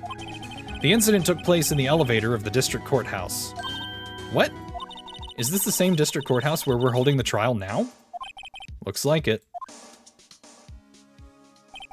There was a large earthquake at 2 p.m. on that day. Well, that's why he's afraid of them.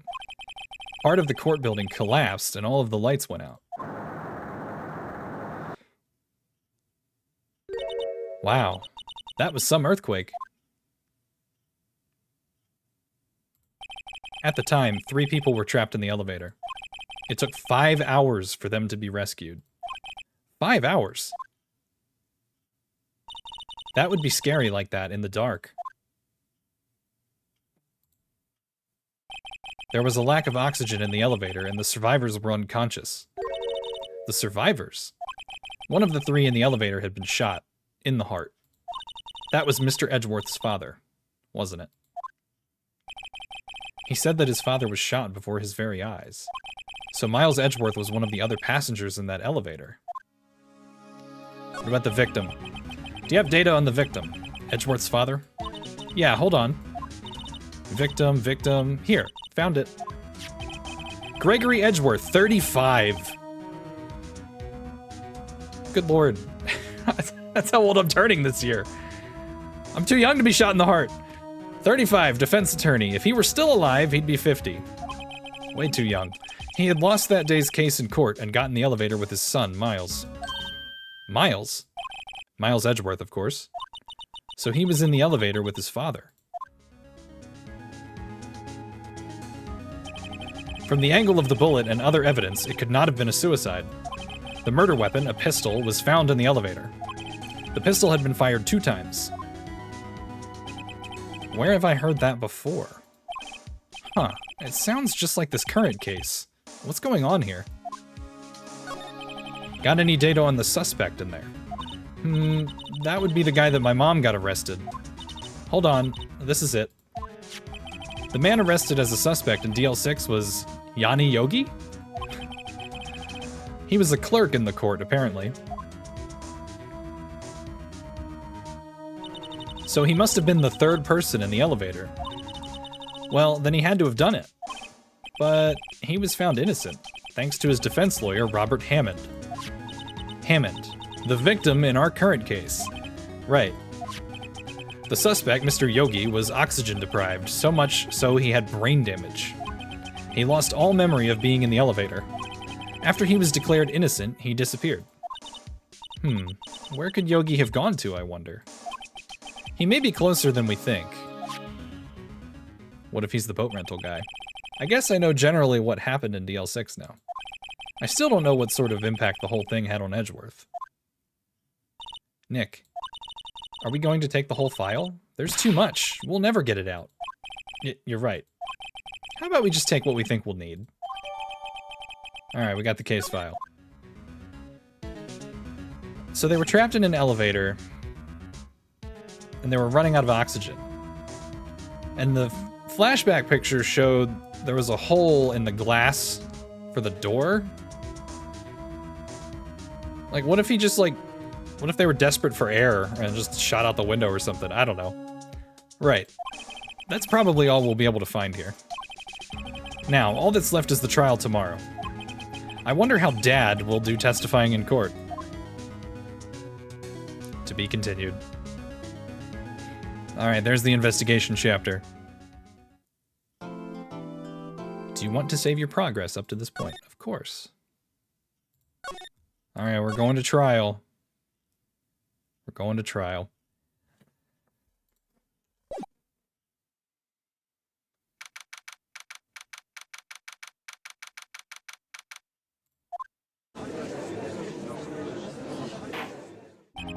Court is now in session for the trial of Mr. Miles Edgeworth. The defense is ready, Your Honor. This fucking guy. Very well, apparently the prosecution is also ready. Who is the judge here anyway? Mr. Von Karma, your opening statement. Very well, no opening statements, so... God, his fucking voice. Not so fast, Judge. I was taking a meaningful pause before speaking. Right, of course. A prediction. Get in there. What's up, Toffee? How you doing? Hi, lawyers and judges of jury. Yeah, we're just getting into trial now. Happy Friday. Today's trial will end 3 minutes from now. Order, order. Mr. Von Karma, what is the meaning of your statement just now? Bah, must you question everything? It will be over in 3 minutes. We have no time to waste. I'll call my witness now. Right.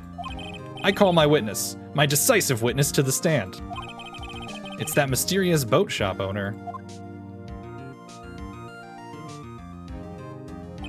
Witness, state your profession. Oomph. I, am the proprietor of the restaurant, The Wet Noodle, at Gourd Lake. And I, also rent boats. The night of the incident, you were in the boat rental shop, correct? Yep. Yep, I was. Please testify. Wait a second. We still haven't heard who this old guy is. Wait a minute. The witness hasn't stated his name yet. Because I did not ask him, Mr. Wright. Bah! I have predicted this trial will end in 3 minutes. Stop asking trivial questions and cooperate. Yeah, right. The witness will state his name.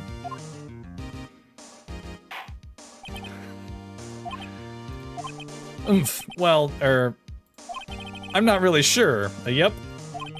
What do you mean? My, memory. Your Honor, the witness does not remember anything beyond the last several years. Ergo, he cannot recall his own name. He can't recall, you say?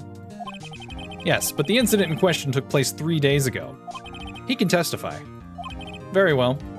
Let's hear his testimony then, shall we? Witness? Yeah, I can't get over the Von Karma objection either. Alright, the night of the murder. It was the night of the 24th, just after midnight, yep. I was in the restaurant, where I, rent boats, as usual. Then I heard a bang. Yep. When I looked out the window, I saw a boat just floating on the lake. Then I heard another bang. Just about then, the boat comes back to shore, and a man walks by my window. Very well. I'd like to begin the cross-examination. There is nothing to question in my witness's testimony. Ergo, no need for cross-examination. Besides, there are only 10 seconds left before our 3 minutes are up. Judge, your verdict, now. Yes. Mr. Wright? What are you saying? Of course I'll cross-examine the witness. Very well. You may begin. Rawr! Excuse me, Mr. Von Karma. 3 minutes just passed. I see. Well then, let's just take our time. You may cross-examine the witness.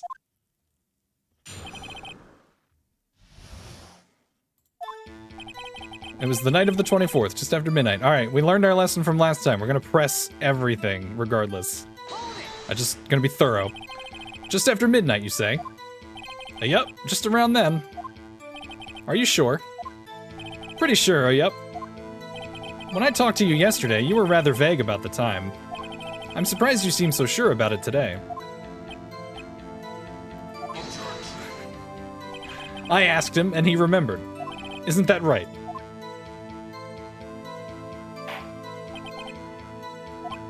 Don't glare at me like that. I remembered it clearly, I did. Yep. You see? Continue. I was in the restaurant, where I rent boats as usual. Is there anyone who can verify that? Well, I guess Polly could. That's not good enough for a court of law. Mr. Wright, exactly what's not good enough? Your Honor, this Polly is a parrot. A parrot? Don't be so hard on the girl, Keithy boy. Keith? The prosecution concedes that we cannot prove the witness was in the shop. Witness, please continue. Then I heard a bang. Yup. And where did the bang seem to come from? From the lake, I figure. Are you certain? Yup. Good. Continue. When I looked out the window, I saw a boat just floating on the lake. Was there someone in the boat? It was pretty far out there. I couldn't see clearly. But I figured there was 2 men out there, yup. But you couldn't see them clearly.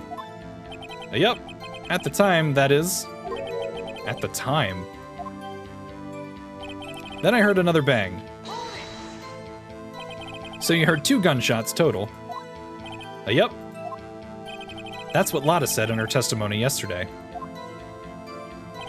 Just about then, the boat comes back to shore and a man walks by my window. By your window? Yep, by my window. Right outside my window of my little shack. And could you see the man's face? Well, the fog was pretty darn thick, but he was right there in front of me. I saw him. This is a rather important detail. Please add it to your testimony. Tisk, tisk, tisk. I have a bad feeling about this. That man was the defendant. He was saying, I can't believe he's dead. Are you sure?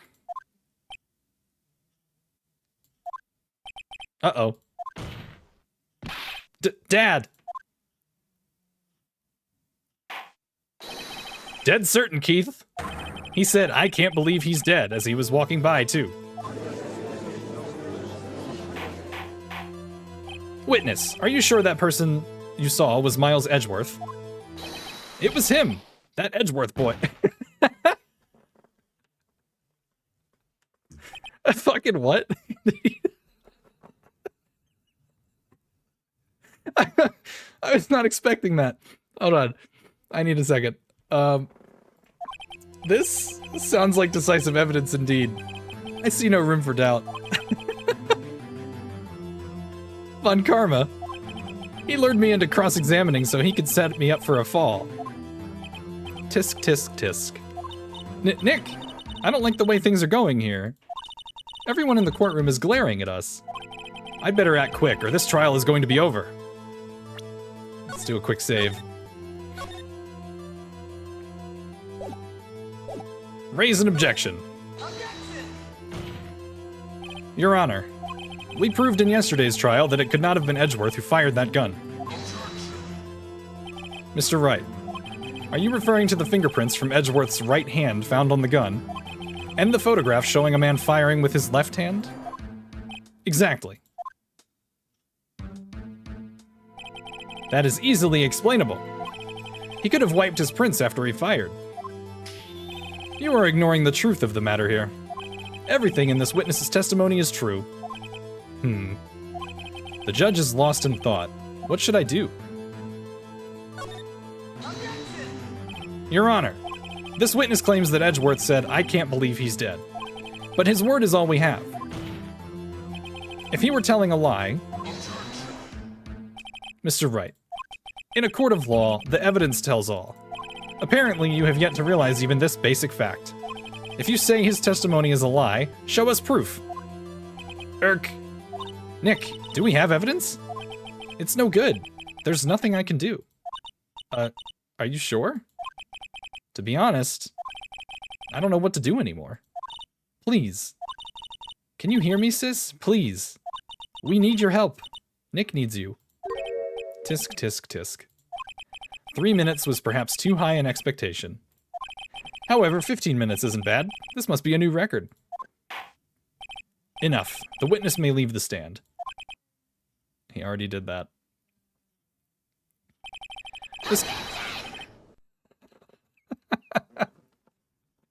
What's up, Noodles?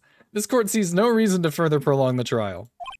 Nor is there any need for more time to decide the case against the defendant. This case is extremely clear. I see no room for misinterpretation of the facts. What? No. Humph. This court finds the defendant, Mr. Miles Edgeworth, guilty. The accused will surrender to the court immediately, to be held pending trial at a higher court within a month from today's date. That is all. This court is adjourned. Isn't that a game over? Wait! Who was that just now? Huh? What? Larry! Did he really just bust into the courtroom?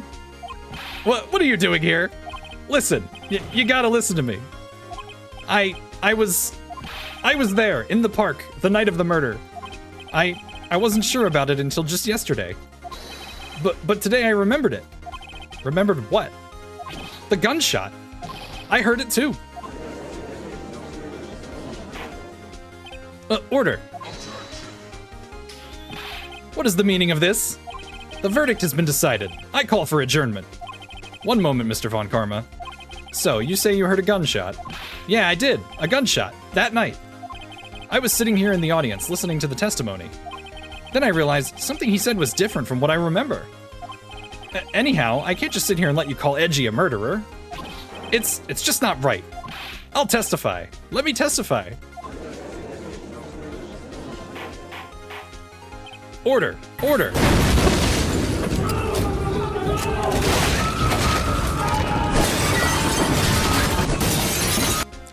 The timing of that is the judge was calling for order. Order in the court. The fucking FBI busts in. What's up, Mickey? Well, this is the first time something has happened like this in my court. I'm not quite sure how to proceed. Judge, you've already given your decision. The trial is over. Nick, this is it. Larry's given us one final chance at this. She's right. If only it wasn't Larry. He could make things even worse.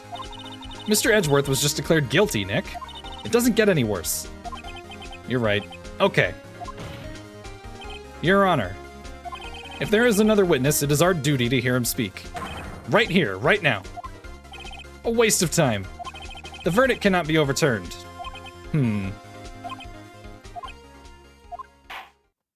Allow me to speak my opinion. In all court proceedings, it is our duty to prevent an inaccurate verdict. In order to make sure no mistake has been made, every witness should be heard. What is this? I withdraw my previous verdict of guilty.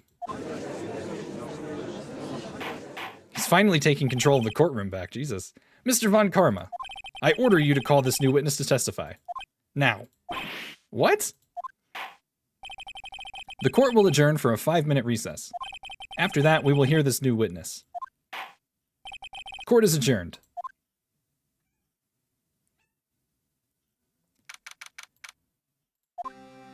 Whew. That was too close. Sorry to keep you on the edge of your seat like that, Edgeworth. Humph. I've seen worse. Yeah, right, Edgeworth. You're sweating bullets. I just wonder what Larry plans to say in there. Larry was at the lake that night. Yes. He said he went looking for the Steel Samurai balloon that flew into the lake. Oh, right. And he found the balloon in the air tank that night. Yeah. Hey, Edgeworth. Huh? You say something, right? Yeah, a lot of things. You seem out of it. What's wrong? It's nothing. Mr. Edgeworth, there's something I've been meaning to ask you. What's that? Why are your fingerprints on the murder weapon? Oh.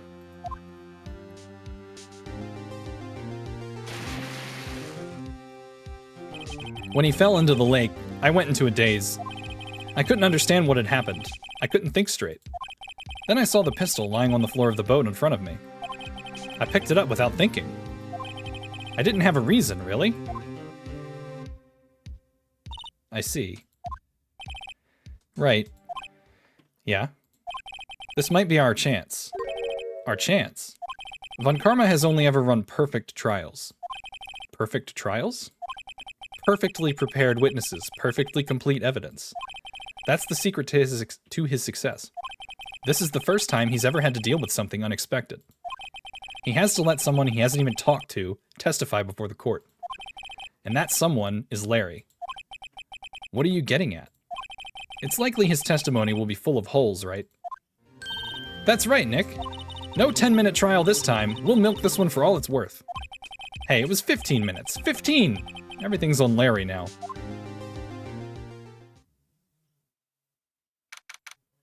Well, shit. Court is now back in session. Alright, let's save since we got here. Witness, please testify to the court about everything that you saw.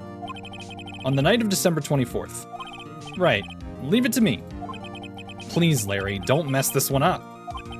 I hate to admit it, but you're our last chance. Von Karma didn't even have time to prep his witness. I just hope Edgeworth is right about this being our big break. The night of the murder. That night, I was out in a boat on the lake. I was looking for something, and I found it. So I quietly slipped the boat back in at the rental shop dock. Then, just as I was thinking about going home, I heard this bang. I looked out over the lake, but I didn't see a boat. So after I heard that single gunshot, I went home. That was an unusually vague testimony, even for this court. In any case, Mr. Wright, you may begin your cross-examination. Yes, Your Honor. What's wrong, Nick? It's Larry. I have no idea what he's going to say if I press him. I'm a little scared. Well, we've come this far. There's no way to go but forward, Nick. Alright. We're cross-examining. This is probably gonna be a shit show. That night I was out in a boat on the lake. Something wrong, Mr. Wright. There were so many things wrong, I don't know where to begin. Well, okay. First of all, what time was it? Oh, it was after 11 when I went out in the boat. By that time, everyone had gone home for the night. So I waited until the coast was clear, so to speak. And why were you out on a boat at such a late hour? I was looking for something, and I, found it. Looking for something? Yeah. Mr. Butts, what was it you were looking for? What the witness was searching for is irrelevant. Most likely he was hunting for this Gordy. That's surprisingly close to the truth, in a sense. This is all irrelevant. Let's get it over with. So I quietly slipped the boat back in at the rental shop dock. Around what time was that? Well, let's see. I figure I was out searching for about an hour. I guess it was around 12, yeah. You're not sure. Hey, don't give me that face. I'm not some sort of human sundial, okay? People use watches these days, Larry. Then, just as I was thinking about going home, I heard this bang. Where did the sound come from? Yeah, well, I wasn't too sure about that. I looked around, you know. Did you look at the lake? Yeah, I looked. I looked out over the lake, but I didn't see a boat. Wasn't there a boat on the lake? Order, order. Well, Mr. Butts. Whoa, whoa. Everybody just calm down, okay? I mean, it was real foggy that night. I'm not sure whether there was a boat out there or not. Oh, okay. No problem. That's just the most important part of this case. Humph. So after I heard that single gunshot, I went home. So, you only heard one bang, correct? Yeah. Huh. Well, Nick? It was a pretty wishy-washy testimony, wasn't it? I guess I should just start working on the contradictions. Sorry. I wish I could be more helpful. I wish I could call my sister. Okay. Contradictions. Looking for something, he found it, quietly slipped the boat back. Larry is useless, oh no. But I didn't see a boat. All right, hold on. We have a second picture, don't we? Can't look at it?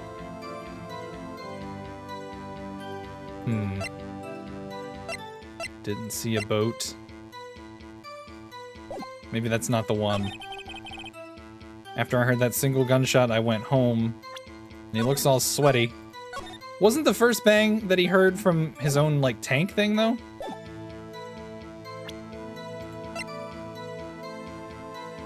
Larry is something. Yeah, she says that she heard 2 gunshots. Wait a sec, Larry. What? You only heard 1 bang? You're sure? That's what I said. But Mrs. Lotta Hart testified yesterday that she heard 2 bangs. And the old man just now said the same thing. They both heard 2 gunshots that night. Huh? Were you even listening? Were you paying attention at all to what they said? Yo, Nick, please. Huh? You know, something's been bothering me. I'm a witness, see? I'm like a customer here. So you gotta treat me nice and stuff, okay? Mr. Butts. What? You only heard 1 gunshot, are you sure? Well, to tell you the truth, I'm not sure. Eh? Not sure? How could you not be sure? Yeah, well, I might have missed the other gunshot. I was, listening to something else. Something else? My radio, dude, with my headphones. What? Order, order, and stop that booing. Wait, no, hold on. I'm taking a screenshot of this. I have to. Yeah, and that's exactly why. Yep. That's why.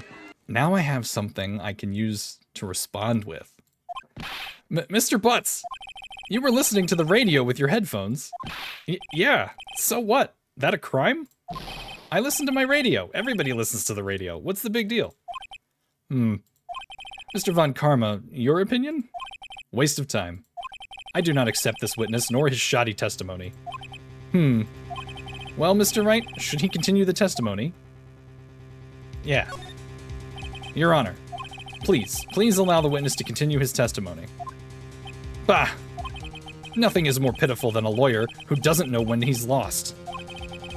Very well, Mr. Butts. Please give your testimony and be sure to include details like your radio. Right, leave it to me. I wouldn't if there were any other way out of this, believe me.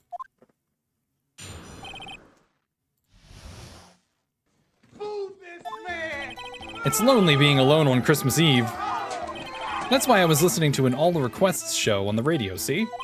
I was listening to it real booming loud like, but I'm sure I heard that gunshot. I remember exactly what the DJ was saying when I heard it too. You were listening to your radio at a high volume? Yeah, what's the big problem? Can't a man listen to his radio in peace? Isn't this a free country? I truly believe Larry has no idea what the problem here is. Judge, can you believe a word this witness says? What he heard was probably nothing more than a drum beat from the radio. True enough, it is difficult to believe this testimony. Wait, Your Honor. The witness said he remembers exactly what the DJ said when he heard the gunshot. Excuse me? DJ? An announcer, the guy who says things on the radio. Anyway, what this means is, when he heard the sound, no music was playing. The DJ only talks between songs, so he could have heard the gunshot from the lake. I'd like to cross-examine the witness, Your Honor. Very well, Mr. Wright. I can't believe I'm continuing this charade. Oh God, Larry, why? Alright. It's lonely being alone on Christmas Eve, but what about Kiance? So, you turned on the radio? Right. I just wanted to hear someone's voice, you know? You don't know what it's like out there, alone, on Christmas Eve, alone! I shouldn't have said anything. That's why I was listening to an All Requests show on the radio, see? Do you by any chance remember the name of the program you were listening to? This has nothing to do with the case, Your Honor. Objection sustained. The witness was listening to the radio. That is all we need to know. Tell us, Mr. Butts, how loud was your radio set to that night? I was listening to it real booming loud like. Real booming loud? Yeah, you know. And you had headphones on? Yep. I wouldn't think you could hear anything going on outside at all. But I'm sure I heard that gunshot. Can you prove that? No, of course you can't. Nah, I can't prove it. But I remember that moment real clear. I mean, while I was talking about it, it came back real clear to me, you know? I remember exactly what the DJ was saying when I heard it, too. What did she say? Mr. Wright, please cease these pointless questions. What possible good could knowing what a radio DJ said do us? Indeed, Mr. Von Karma has a point. I'll allow the question only if you see some reason why we should care. We should care. We should care, Your Honor. Of course we should. Why? Well, how do you know if we don't ask, hmm? Fine, very well. Mr. Butts, please testify to the court. What was the radio announcer saying when you heard the gunshot? Just when she said, hey, it's almost Christmas, I heard the gunshot. Are you sure? Of course I am. She had this real sexy voice. Maybe Von Karma was right. I'm not sure how that helped us at all. This is the most ludicrous testimony I've ever heard. But there is one gleaming ray of hope in there. I've got to press it until we get to the bottom of what happened. Okay. So we press on all this. This is the most ludicrous testimony. Alright. So what evidence do we have?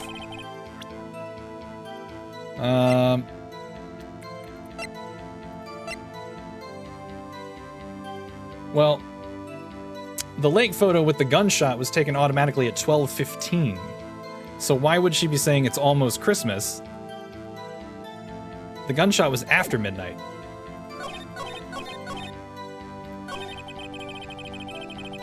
That's my gut feeling on this anyway. Larry should change his name to Ludicrous because his stories are ludicrous. He might get in trouble. I think that is already somebody else's name. Let's present the picture and see. Larry, are you absolutely sure what you're saying is correct? Huh? What's with the face? You look scary, dude. Hey, if you're trying to scare me, you better know I don't scare that easy. Is something the matter, Mr. Wright? Your Honor, did you hear what the witness just said? The DJ said, hey, it's almost Christmas, when he heard the gunshot. Indeed. And? Almost Christmas means it wasn't Christmas. Do you realize what this means? When he heard the gunshot, it was still Christmas Eve. That would seem to be the case, yes. But he should have heard that gunshot after midnight. This photograph is irrefutable proof of this fact. Let's see what the time was on the photo taken when the gun triggered Mrs. Hart's camera. 12:25:015, 15 minutes after midnight on Christmas Day. This is a clear contradiction, Your Honor. Order, order. What does this mean? The two prior witnesses heard gunshots after midnight. However, this witness says he heard a gunshot before midnight. Judge, the answer is simple. The current witness is plainly mistaken. Just look at him. Suspicious. What? Well, Mr. Wright, what do you think about Mr. Butts' claim he heard the gunshot before midnight? Oh, shit. Well, we know that he heard a bang because of his tank, right? I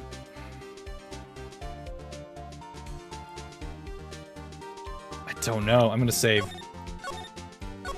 Yeah, thank you, Monza. When in doubt, save the game. Larry's wrong. Well, I guess it had to have been Larry's mistake. Ha! Very well. Wait! I come up here, I give you a riveting testimony. That's one word. And you laugh it off as some kind of mistake? What about me? How can you call yourself a friend, Nick? How? Get used to disappointment. What? Well, Mr. Wright, what do you think about Mr. Butts' claim he heard the gunshot before midnight? We have to say that he's right. That's funny. Larry's not mistaken, Your Honor. He heard that gunshot before midnight. Intriguing. I'm assuming you have evidence for this wild claim. Show me evidence there was a gunshot before midnight. Well, the autopsy report says time of death was sometime on the 24th or 25th. The second photo was taken at 11:50. Look at this photograph. This was taken by our witness yesterday, Miss Lotta Hart, with her automatic camera. The timestamp on the photo reads December 24, 11:50 p.m. Oh? But there's nothing on the lake in this picture. Your Honor, the real issue here is not why nothing is shown in this photograph. It is why this photograph exists at all. What do you mean? Your Honor, this photograph was taken by an automatic camera. That camera was set to go off in response to loud noises. Aha! Correct. There was a loud noise on the lake at 11:50 p.m. That is why this photograph was taken. In other words, when Larry heard that gunshot, it was most definitely still Christmas Eve. Indeed, it would seem that is the case. Then where does that leave us? Miss Hart testified that she heard gunshots after midnight. Are you claiming she was mistaken? Not at all, Your Honor. It is a fact that the camera also triggered at 15 minutes after midnight. Your Honor, that night there were two sets of gunshots with a 25-minute pause between them. Why would this be? Don't be fooled, Judge. That camera was set to respond to loud noises. Yes? There is no proof that the loud noise at 11:50 was a gunshot. Why, the witness could have sneezed, triggering the camera. Hey, my nose was clear that night, man. Clear. Well, Mr. Wright, there's no turning back now. Can you prove that the loud noise at 11:50 p.m. was indeed a gunshot? Please show the court evidence if you have any. Well, the pistol was fired 3 times. There's also the autopsy report saying that sometime on the 24th.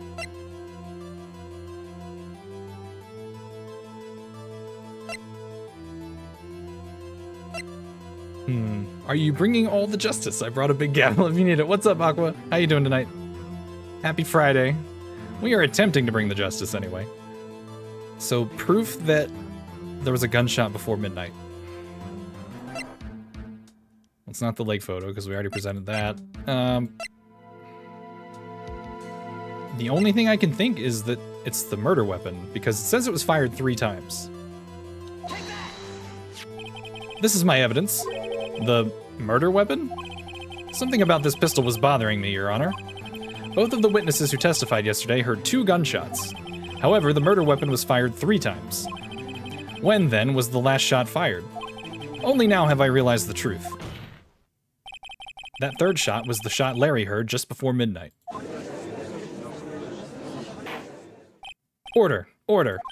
That would make sense of the evidence we've seen so far. However, this leaves me wondering exactly what did happen that night on the lake. Exactly. If this is true, there were 2 sets of gunshots separated by 25 minutes.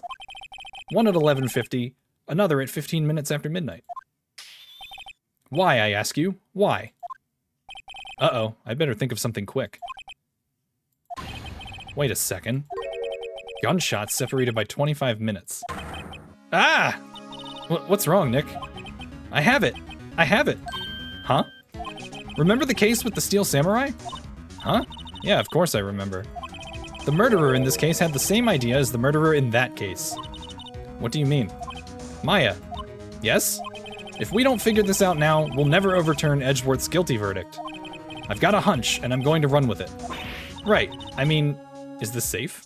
Safe? We've already gotten a guilty verdict. We have nothing to lose. You just watch and let me know if I say anything that sounds fishy, okay? Right, Nick. Your Honor. Yes, Mr. Wright? The testimony just now has cleared up this entire case. What do you mean, Mr. Wright? Tisk, tisk, tisk. So, you finally realized the truth. There can be no other murderer here than Miles Edgeworth himself. Wrong, Von Karma. A man was shot that night, but it wasn't Edgeworth who did the shooting. Listen, rookie. Take a deep breath and consider the facts. At the time of the murder, 1 boat was on that lake. This was shown by the witness's photograph. The defendant, Edgeworth, and the victim, Robert Hammond, were on that boat.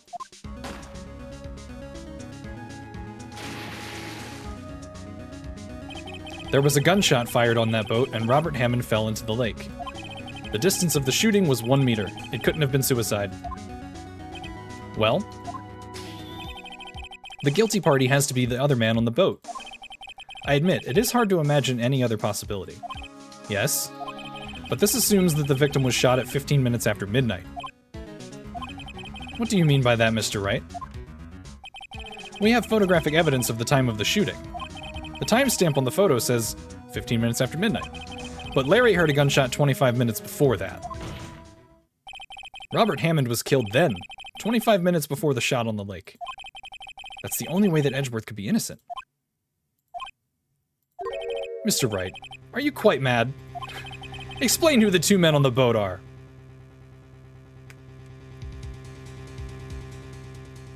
The murderer and Hammond. It was the murderer and Robert Hammond.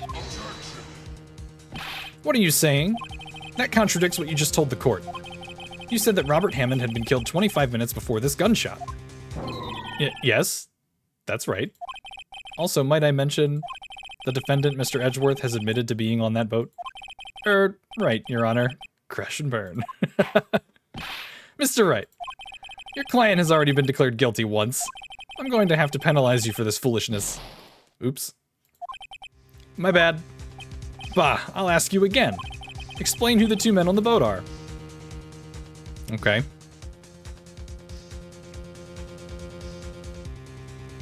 Edgeworth and the murderer.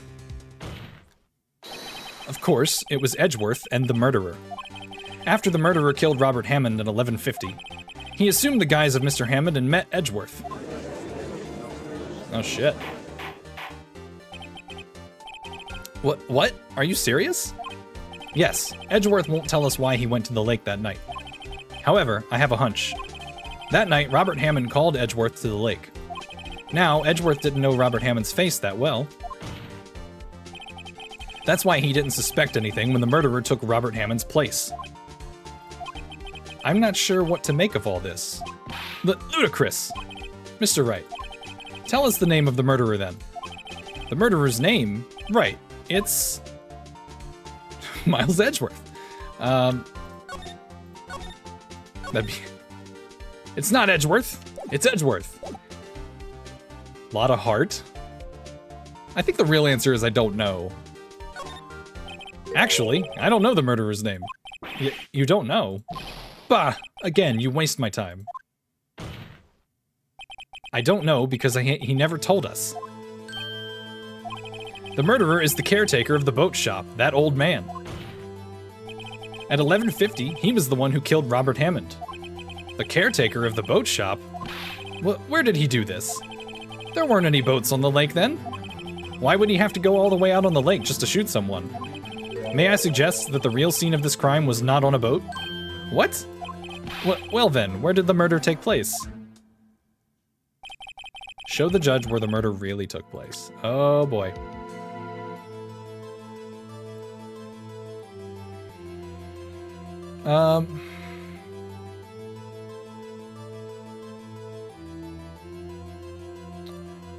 Was it in the shop itself? Here, of course, the boat shop where he lives. That way he could meet with the victim without anyone seeing. Do you have proof that the boat shop was the scene of the crime? Recall Larry's testimony, if you will.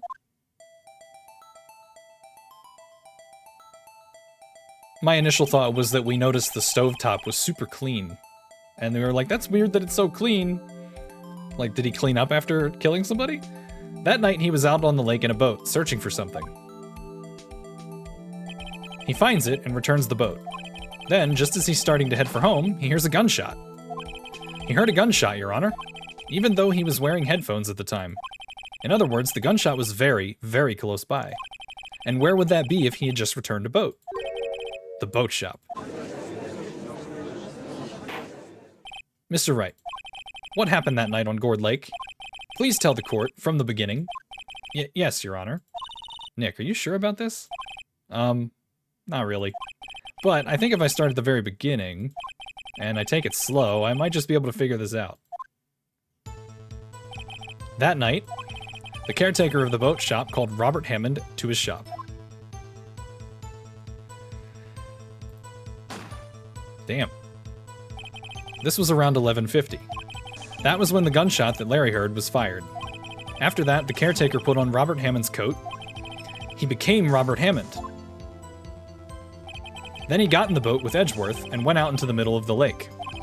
Then, who fired the pistol in the boat, Mr. Wright? I want to say the caretaker, because Edgeworth told us that he only picked up the gun. Of course, it was the murderer who shot the pistol. He shot twice. Both missed Edgeworth on purpose. Wait a minute. Yes? Why would he shoot twice if he didn't mean to hit anyone? Details. Know this, Mr. Wright. The moment you run out of explanations is the moment you lose. Tell us why the murderer had to fire twice. To create a witness. I believe he shot twice to create a witness, Your Honor. Create a witness? The murderer lifts his pistol and fires one shot. That ensures that anyone who heard the shot would look at the lake. Indeed, Mrs. Hart did exactly that after hearing the first gunshot. Next, the murderer waits a bit and he fires again. Then, the murderer jumps from the boat himself, leaving the pistol in the boat behind him. I see. To someone looking from the edge of the lake, it would appear that one of the men on the boat had shot the other.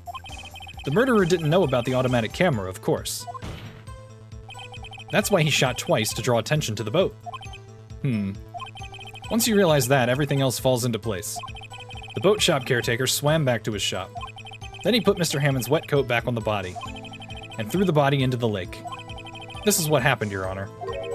These are the events that transpired that night on Gourd Lake. See, if this is true, I knew something was off about that boat caretaker. Like, he was faking that he was so out of it. Like, maybe to... Oh, God, what was the guy on Game of Thrones that did that? Pycelle. He was pretending to be all feeble to make people think he couldn't do something bad. Bailiff, bring out the witness from before. The boat shop caretaker, quickly.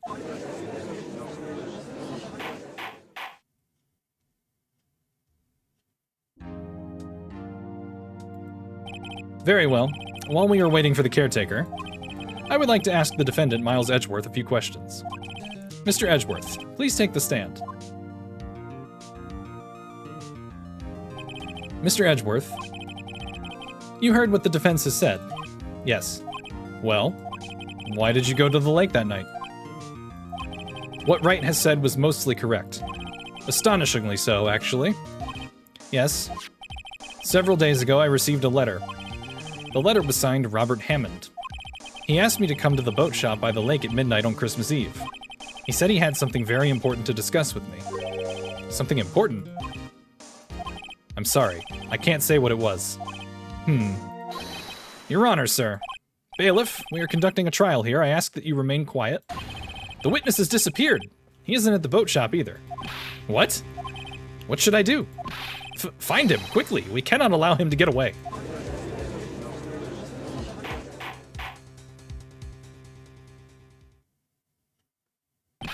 Mr. Von Karma, your witness has disappeared. A search warrant has already been issued. It goes without saying that I cannot declare a verdict under these circumstances. I will extend the trial until tomorrow, the final day allowed. I request that the police department utilize all its forces to find that witness. Am I understood? One more thing. Just who is that boat shop caretaker? I think his identity has become very important to this trial. I want him, and I want to know who he is. Very well. Court is adjourned. Well, shit. Yay, Nick, you did it! Yeah. Well, at least we got out from under that guilty verdict. And what about Larry? That was something else. Even Von Karma didn't know what to do with his testimony. Larry really helped us out. Sure, once I sifted through his unique testimony. Still, he did save us. I just wish our cases weren't so down to the wire all the time. I know what you mean. Sometimes I feel like it's us on trial instead of our clients. Hey, Edgeworth. Mr. Edgeworth? Did you say something? Don't look so pained. I mean, it looks like you're probably going to get off the hook. You could try to smile just a little. Relax. I'm sorry, but I fear it's not over for me yet. What do you mean? Right. There's something that's been troubling me for a long time now. And I don't know whether or not to tell you. Edgeworth? No, there's so little time left. I want to tell you, to get it off my chest, but... I can't make up my mind. What is this about, Edgeworth? It's a nightmare I've had. A memory of a crime that I committed. A crime you committed? A memory of a murder. Oh shit. Well. That's a hell of a cliffhanger. Yeah, that pretty much sums it up, Spooky. Wow. Well, yeah, that's where I'm gonna stop. All right, we are on day 3. Oh, I keep forgetting this is in December, like Christmas time. Okay.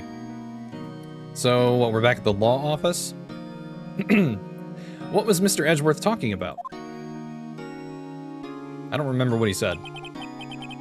Oh, right. No, I do remember. I remember. He shot his dad or something, right? A memory of a crime that I committed. A memory of murder. Or at least he's hinting at it. Do you really think Mr. Edgeworth killed?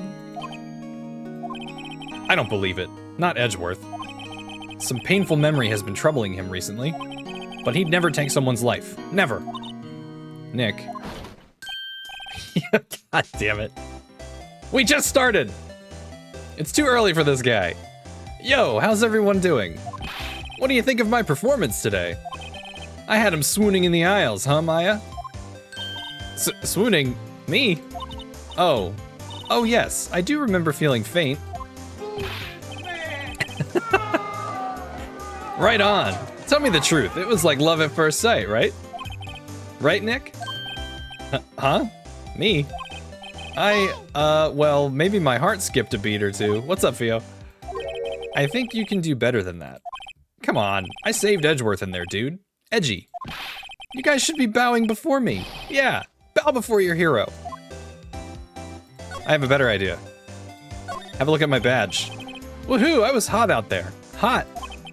I'm glad someone's happy about how this case is going.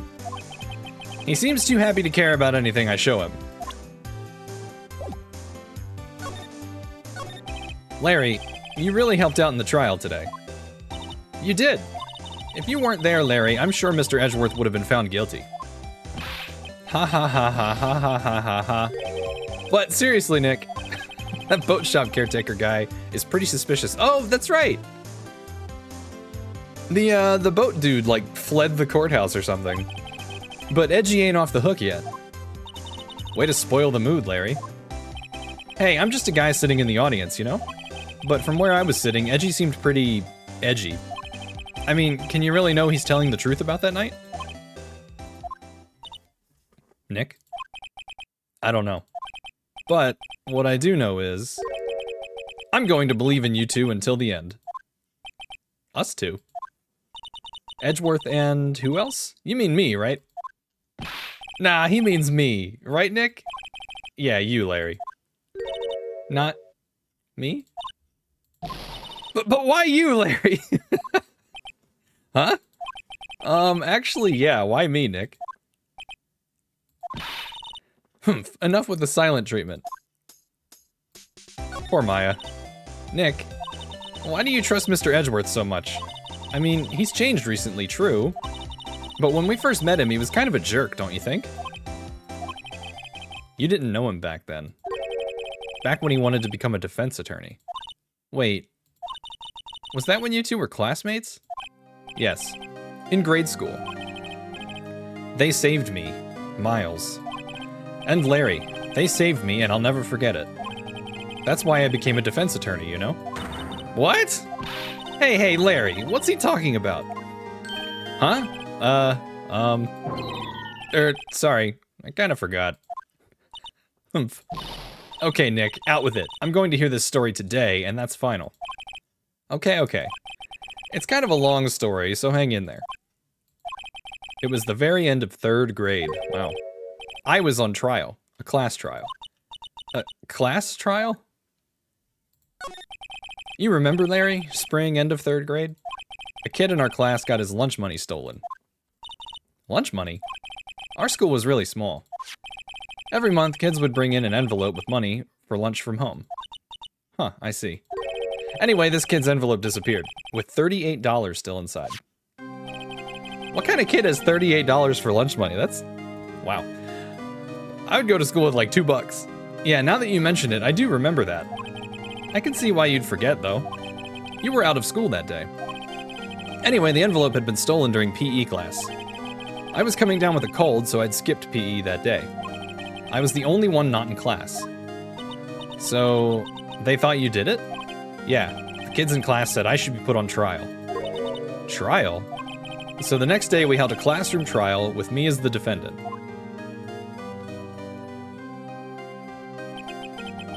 I didn't do it. Guilty, he did it. Guilty, it was you. Thief. Give the money back. You're such a meanie. No one play with him. Just admit you did it. You can't hide the truth. Tell us the truth. We're not gonna play with you anymore. Yeah, no borrowing my eraser. He shouldn't be allowed in the relay race or in the library committee. Give me my 50 cents I loaned you. Jesus, that was so fast. Wow. Now, Phoenix, you know you shouldn't steal people's money. It's not right. In the end, even the teacher thought I'd done it. Go over and apologize, Phoenix. I like his shirt. I didn't know what was happening. I was so sad, I couldn't stop crying. Everyone was staring at me like I'd done it. I tried to apologize. I went to where the boy whose money had been stolen was sitting. That's when it happened. He shouldn't have to apologize. The only thing that belongs in a trial is evidence. Anything else has no place. You should all be ashamed. Amateurs. Miles? This kid's in 3rd grade and he's wearing a bow tie? That's bold. It wasn't you who stole my money, was it? No. Then you shouldn't apologize. Everyone's been shouting you did it, but no one has any proof. That is why, Your Honor, this boy is innocent. But Miles, it was your money that was stolen. Yeah, he did it. He's the one. We don't need proof. Make him say he's sorry. Why don't you all just shut up? This is always how it is. Everybody ganging up and picking on one person. Just think how he feels.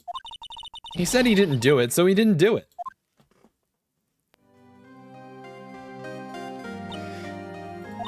Very well. I will replace the money myself. This class trial is over. That's how it happened. After that, the 3 of us were the best of friends. Wow, I had no idea. Yeah, I had no idea either. I mean, I forgot. That's when I learned what it meant to be alone. Totally alone, without a friend in the world. You did a good thing, Larry. Yeah, well, I was just lucky that I took the day off from school. If I'd been there, they would have thought I'd done it. So I took it kind of personally, see? When something smells, it's usually the butts. Anyway, Edgeworth and I talked after that class trial. That's when I heard his father was a defense attorney. I remember his eyes would shine when he talked about his father. I'm going to become a defense attorney, just like my father. A famous defense attorney. Then, a few months later, he suddenly transferred to another school. The DL-6 incident. Right. I'm not sure, but the transfer probably had to do with his father's death. That's so sad. It was several years later when I heard Edgeworth's name again. There was an article about him in the newspaper. The headline was something like, "Dark Suspicions of a Demon Attorney." Fabricating evidence, manipulating testimonies, covering up facts. The article said he'd do anything to get a guilty verdict. Anything. But why? What happened? I mean, that's not the Edgy I used to know at all. That's what I thought too. I tried to get in touch with him, I don't know how many times. He never replied. I guess he didn't want to see his old friends. I couldn't just drop it though. I wanted to meet him, to learn why he had become who he became. That's when I decided. Wait, you don't mean... That's why? That's why you became a defense attorney? To meet Edgeworth? If I was a defense attorney, I knew he'd have to meet me whether he wanted to or not. In court. Edgeworth believed in me, and I believe in him. He's in pain, and no one's on his side. I'm the only one who knows the real Edgeworth. I'm the only one who can help him. Whoa, Nick. So is that why you helped me out for free? Yes. I helped you because I believed in you. Except I don't remember saying I'd do it for free. Aw, Nick. Nick. We have to save Mr. Edgeworth if it's the last thing we do, okay? Right. It very well may be. First, there's that rental boat shop caretaker. We need to find out who or what he is. I'd settle for who. I guess I can clean out some of this evidence I no longer need. Okay, let's go.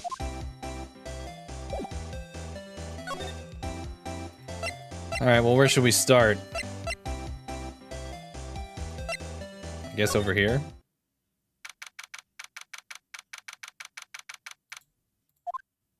Looks like Detective Gumshoe hasn't gotten back yet. Gumshoe? He won't be coming back today. Oh, really? He said there was some guy he had to arrest by tomorrow. The boat shop caretaker. He shouted something about catching him if it's the last thing I do, pal. Good luck, Gumshoe.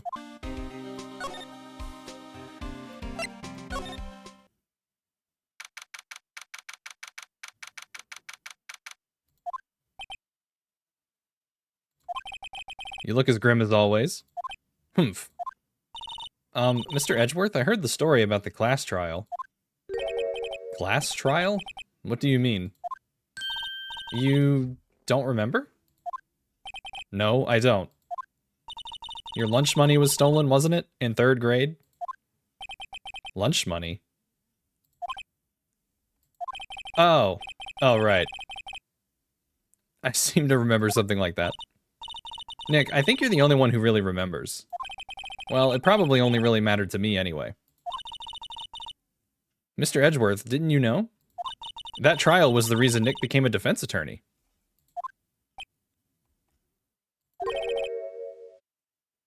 Ridiculous. Gee, thanks. That said, it does sound like the kind of thing you'd do. You haven't changed a bit, have you, Wright? So simple, to a fault even. Well, maybe, yeah, but I think you changed too much, Edgeworth. Perhaps. Why prosecute? Hey, Edgeworth, why did you become a prosecutor anyway? You used to look up to your dad. You said you wanted to be a defense attorney, right? I couldn't let myself deny reality like you. What do you mean? My father was taken from me, and you want me to defend criminals? I'm sorry, Wright, but I'm not that good of a person. One suspect was apprehended in your father's murder, right? Yes, the man trapped in the elevator with my father. His name was Yanni Yogi. He had to be the shooter any way you look at it. Yet, he was found innocent. That defense attorney got him off the hook. That would be Robert Hammond, the guy who was murdered. On that day, 15 years ago, the 3 of us were trapped in that elevator for 5 hours. Oh, Jesus. When we were rescued, we all suffered oxygen deprivation. I had lost all memory of the murder. Lost your memory? Even now, I can't recall what happened in that elevator. That was the crux of Yogi's attorney's argument in court. He claimed Yanni Yogi had been not of sound mind due to the oxygen deprivation. Yogi was released due to a lack of evidence. Innocent. That's when I changed my mind. I started to hate defense attorneys. Yeah, what about Von Karma? What's your relationship with Von Karma? He's my bestie and a man who deserves respect. I learned everything I know of courtroom techniques from him. I said he's my teacher. So he's like my sister was to you, Nick. He is a perfectionist in all things. In court, in his personal life, he is obsessed with doing everything perfectly. Perfectly, huh? In all the cases he has taken on, none were left unsolved. And not one suspect was declared innocent. Ever. Yes. I had to reference the Karma song. I had to. But that's... I know. It's possible some of the suspects were indeed innocent. However, it is impossible for us to accurately determine that in every case. All Von Karma does is his job, to find the suspect guilty, perfectly. In any case, it's nigh well impossible to find a weakness in him. Should a weakness appear, he would do everything in his power to make it go away. Edgeworth? If what you're saying is true, you're headed for a guilty sentence tomorrow. He's right. Now's no time to praise the enemy, Mr. Edgeworth. It's a strange situation in which I find myself, I'll admit. No kidding. Yeah, I mean, what do you do? Alright, let's see. Can we talk to this guy?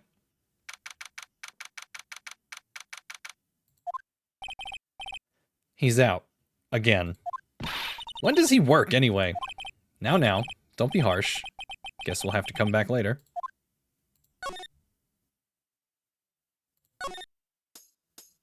Nope, sorry, not here for you, Larry. Let's check the lake. Hey, pal. Long time no see. Oh, Detective Gumshoe. Close one today, eh? I got so worked up I snapped my tie in half. Sorry about that. Oh, sorry, mate. No prob, pal. Thanks to you, we now know who really did it. You mean the boat shop caretaker?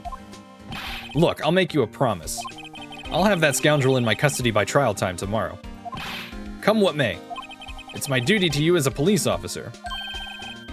Now, I'm off to catch me a criminal. Why are you still in Phoenix? Yeah, Larry's just hanging out there, I guess. Detective Gumshoe sure is active today. Oh, one other thing. Eek!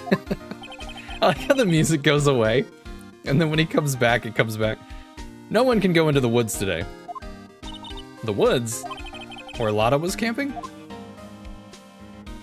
The woods are off limits to camping, and apparently the park ranger found out. He got pretty mad. No one can go in for a while. I guess Lotta's in a lot of trouble. Anyway, I'll be seeing you tomorrow.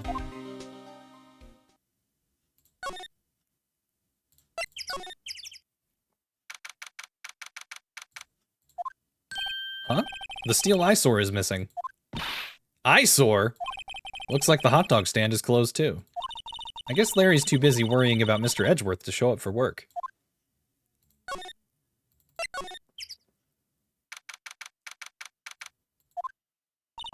That old caretaker got away. Yep. I never imagined he might be the real murderer. I had a feeling that he was like faking it when he was acting like, oh, I don't know who you are, and you're my kids, and I am drunk and I'm falling asleep on this. I didn't believe any of that. I was like, something's not right about this. Ahem. I'd know that throat. I know that clearing of the throat anywhere. Oh no, don't tell me. Ah, okay. I thought it was gonna be what's her face, the old lady.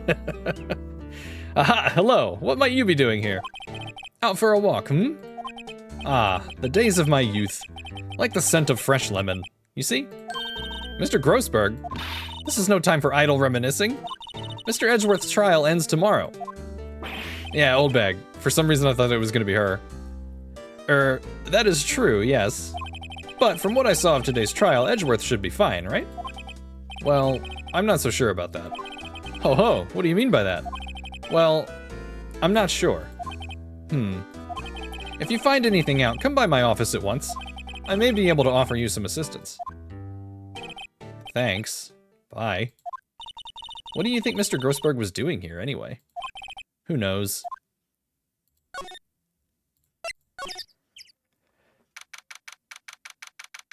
Can we talk to the bird? We all fear her when we don't see who is speaking for real. She's scary. Nobody's home. Hello, hello, Squawk. Hey, it's Polly. I wonder where your owner's gone, Polly. Hello, hello, Squawk. I can't believe he'd run off and leave his poor parrot to fend for herself. Hello, hello, Squawk.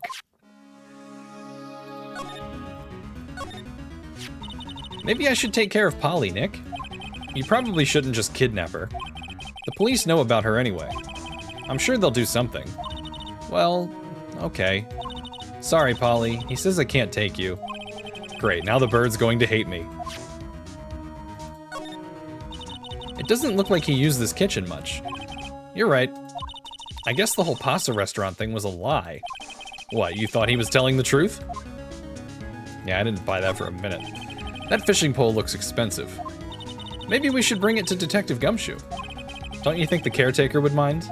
Well, we could just leave him the metal detector in exchange. Maybe we'd better not. That reminds me, Nick. Polly here knows the number to the safe, right? Yeah, that's right. Polly, what's the number to the safe? 1228, Squawk. Let's open it, Nick. Come on. I'm sure there isn't any money in there. Aw. But hey, he keeps it locked, right? So there must be something of value in there. I'm not so sure. Okay, Nick, let's see what's in there. I guess there might be a clue or two. The only thing in here is a letter. A letter? Aw, boring. There's no name or signature on this thing. It's handwritten in very precise, clear letters. Get your revenge on Miles Edgeworth. Edgeworth? Nick, why would Mr. Edgeworth's name be on here? How should I know? I'm going to read the whole thing. Get your revenge on Miles Edgeworth. It also says, this is your last chance.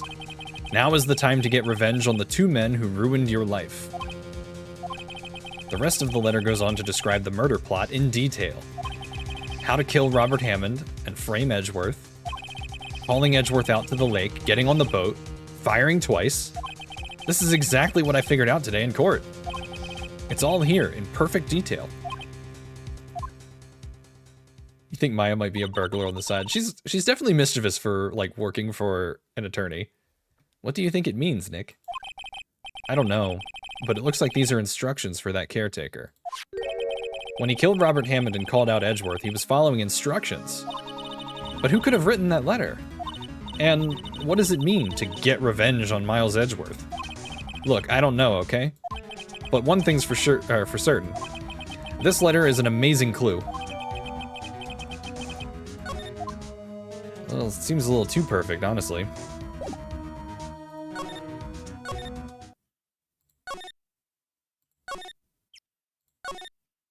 Alright, so what's his face said, if you find something, come to me.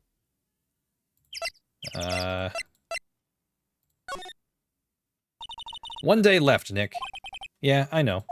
Well, no time to waste. Let's get going. Thank you for that. What, he's not here? Shit. What if I show Edgeworth the letter we found? Edgeworth, see this letter? This came out of the safe in the shack where that boat rental caretaker lives. I see. Revenge? On me? Who is that old guy anyway? I don't know. Could he be an innocent defendant you got declared guilty or something?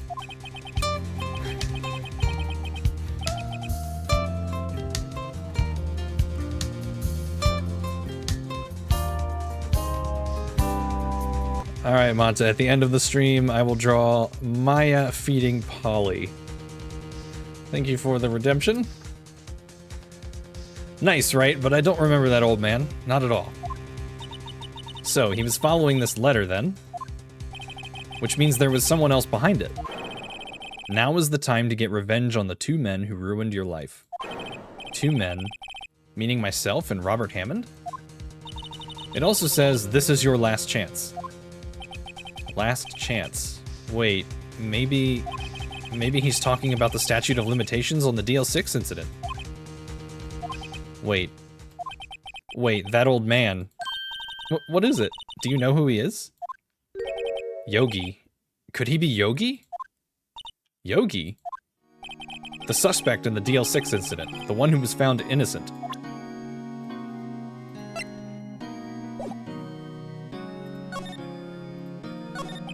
Yanni Yogi was a court bailiff at the time. We just happened to be in that elevator together 15 years ago. There was an earthquake, yeah, I remember that. The quake was incredibly strong. Before I knew it, everything was dark. We were there for so long, it felt like forever. The air thinned, and the darkness closed in on us in that little box. We became unsettled. Help! I can't breathe! Quiet, I said quiet. You're not making this any easier. I want to get out. Help! Get us out! Don't shout, you'll just use up more oxygen.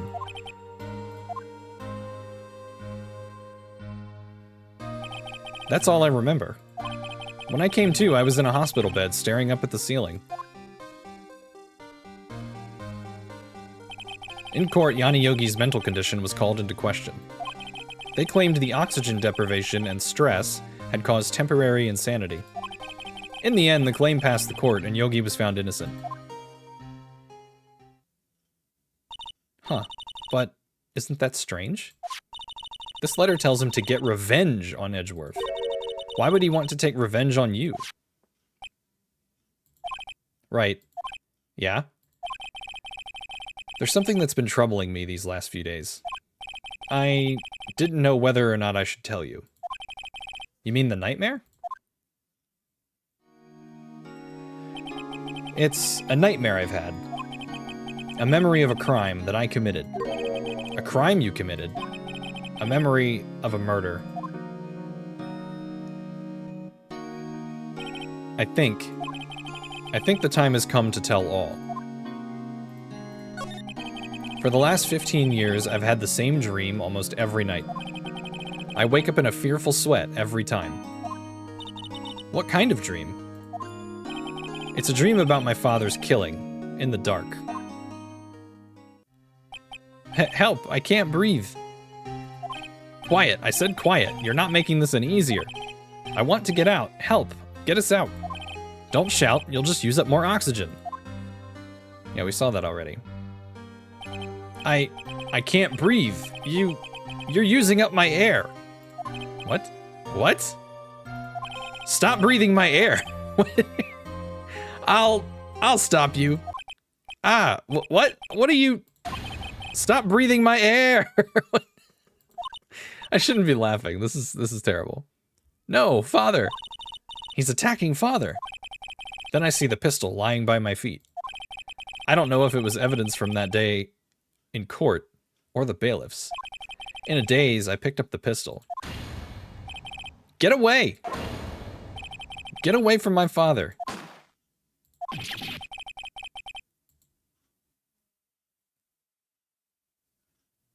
Well, shit. And with that scream, I wake. It's a bone-chilling scream. A scream that has rung in my ears for the past 15 years. But that's just a dream, right? Right? That thought is the only thing that has kept me sane for the last 15 years. But what if I'm wrong? What if it's real? They say that sometimes people shut out memories in self-defense. Maybe it was I who killed my father. What? If you think about it that way, this letter makes sense. Get your revenge on Miles Edgeworth. Think about it. Yogi was really innocent. That's why he wanted revenge against me. Wait, Edgeworth, you mean it was me. I was the true criminal of DL-6. I shot my father. This is bad. What are we going to do, Nick? What can we do? Howdy, what's up, Midnight? How you doing? I don't know. I don't think there is anything we can do, like it or not. If there's someone else who knows a lot about the DL-6 incident, maybe... There is, Nick. There is someone else who knows about DL-6. Yep, that would be... fucking Grossberg. Is he actually in his office this time, though? There he is! Mr. Grossberg! Ah, hello there. What's wrong? You look troubled. Making dinner? What you making for dinner? No kidding, I can't believe you're not. My... Just calm down and tell me what's happened, hmm? It's Mr. Edgeworth. He... sob. Maya's going through it. I see. So, Edgeworth dreamt he shot his own father? It's only a dream, only a dream. I wonder... What? If that's the case, then why do you two look so troubled, hmm? Well... Also, consider this. Yogi quite certainly holds a deep grudge against Miles Edgeworth. So deep, he'd want to frame him for murder. This leads me to surmise that Mr. Edgeworth's dream was not a dream. It was real. As you imagined. Miles Edgeworth threw the pistol to save his father. The pistol fired, and the deed was done. No! I don't believe it. Yogi was suspected of murder, and his career as a bailiff was irrevocably wrecked. I know how to read. Thus, he sought revenge on Miles Edgeworth. This was his last chance, of course, with the statute of limitations so close. What do you know about Edgeworth's father? He was a defense attorney without peer. It sounds trite, but it's true. Well, he may have had one peer now that I think about it. Your mentor, Mia Fey. My sister? Gregory Edgeworth was very disapproving of Mr. Von Karma's techniques. That's no surprise. Von Karma is an extreme man.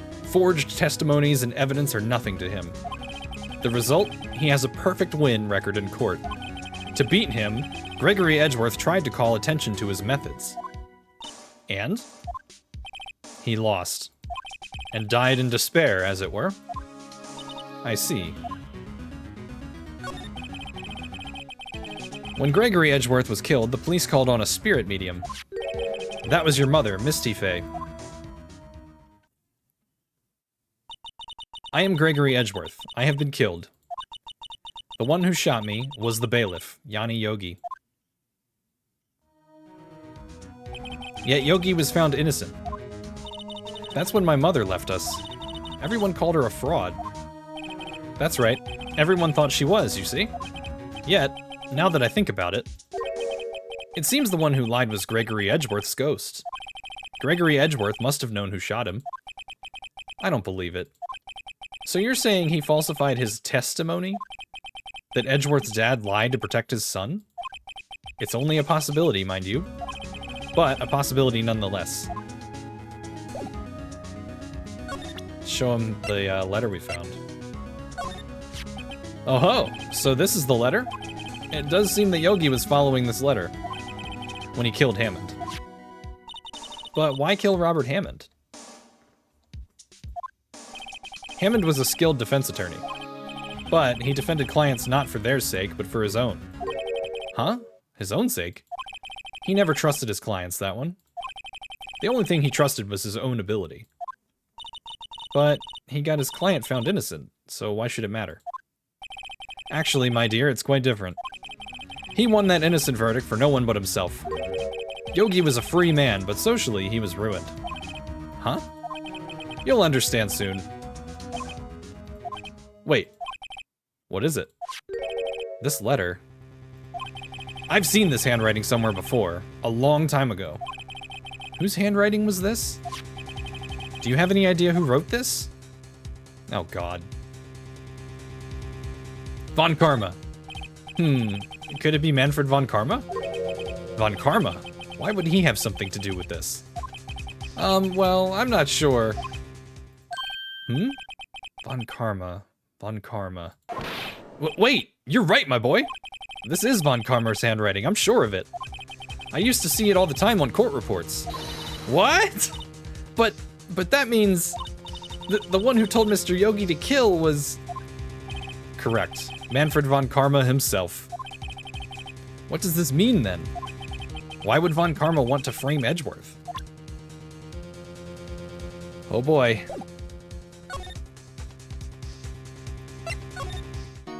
So the other attorney that we're going up against is in on this shit?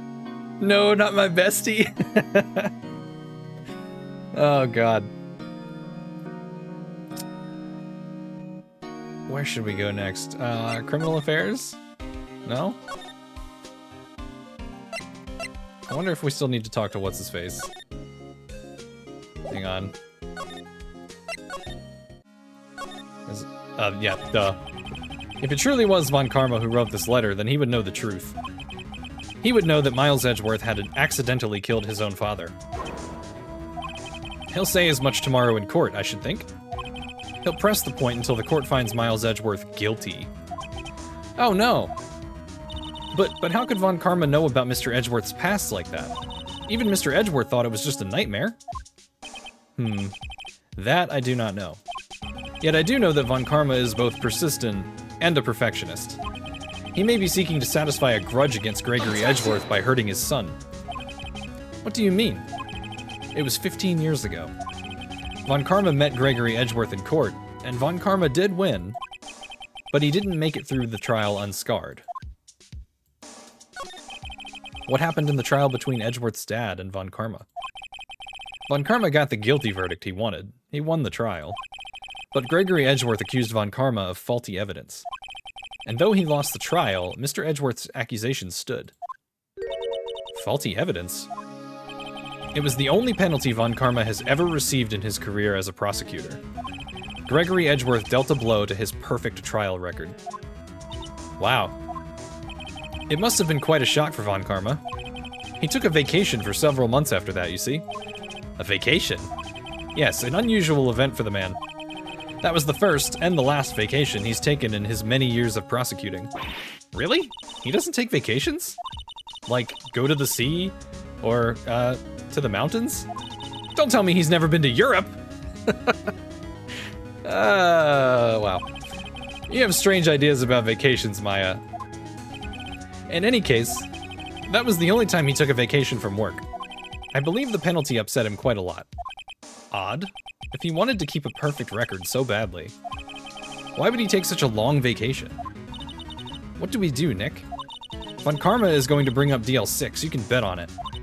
What if Mr. Edgeworth pleads guilty to DL-6? I won't let him. Yes, Mr. Wright? I hate to say this, but even accidental murder is murder, you know? I know that. I just believe in Edgeworth's innocence. I can't believe he'd kill someone. But Nick, Mr. Edgeworth admits it himself. His father must have lied to protect him from beyond the grave. I don't care. I know he's not guilty. Mr. Wright, if you say so, I suppose I could go check again. The police files might hold something of interest. Mr. Grossberg, thank you. I can't promise anything. In fact, I think the chances of finding something are slim. I understand. The police materials, You had to take a phone call, what did you miss? Cliff notes would be that Edgeworth apparently killed his own dad by accident, by throwing a gun, and it went off.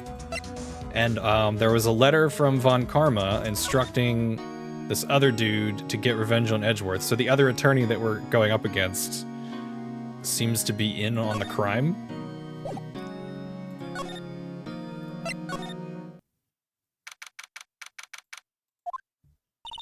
There's hardly anyone here. Everyone must be out looking for the old guy, Yogi. Ah, it's you. I don't think Gumshoe will be coming back today. He's staying out late looking for someone. Sounds like Detective Gumshoe is pounding the pavement for real. We were wondering if we could check out the records room again. Well, now I can't have just anyone wandering in there. But I guess Mr. Von Karma is in there now anyway. You can go in as long as he's there. Von Karma? Yes, he just arrived actually. Von Karma's in the records room. Nick, let's hurry! He's probably tampering with shit. Motherfucker.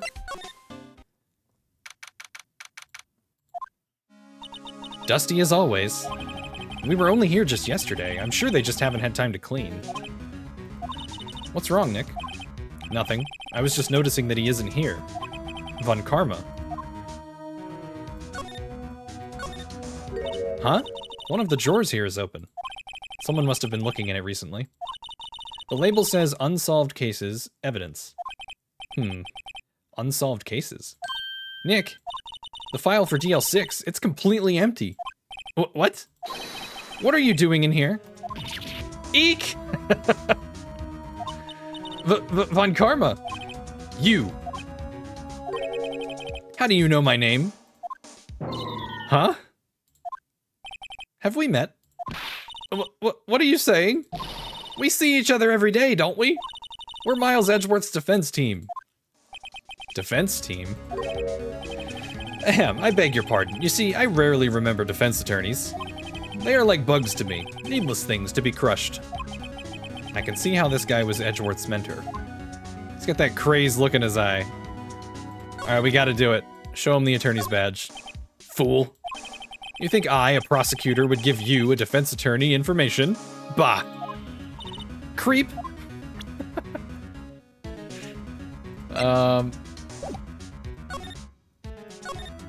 Mr. Edgeworth is your student, right? A romanticist who still can't shed that veneer of amateurism. Just like his father, always second-rate. Mr. Von Karma, you had an axe to grind with Mr. Gregory Edgeworth, didn't you? Me? A grudge against a mere defense attorney? Why? Because he dealt a blow to your otherwise perfect trial record? Humph.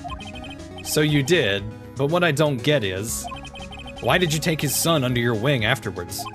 The son of your most bitter rival. That, my dear attorney, is none of your business. Tomorrow will be the last day of this trial. It's been a while since I've had a defense attorney last this long. Still, you will lose in the end.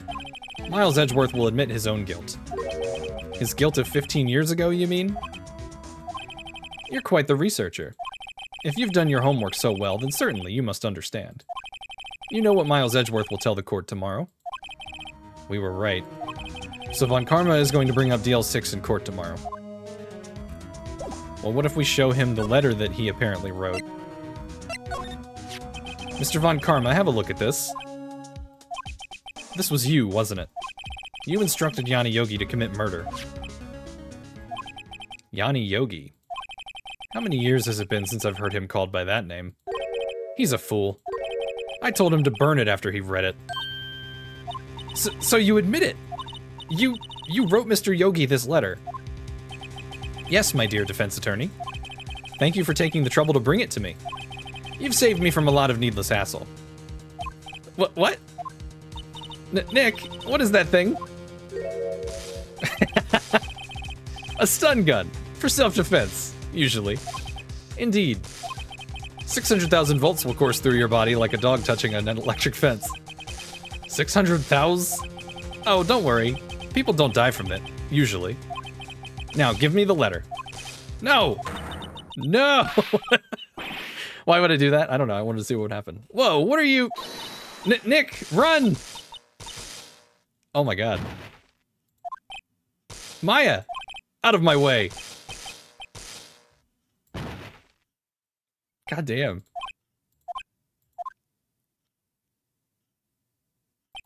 Ugh, he got us. The letter's gone, of course. And he took the DL-6 evidence. All of it. Back to having no clues. Wait. Maya jumped first. Maya, is she okay?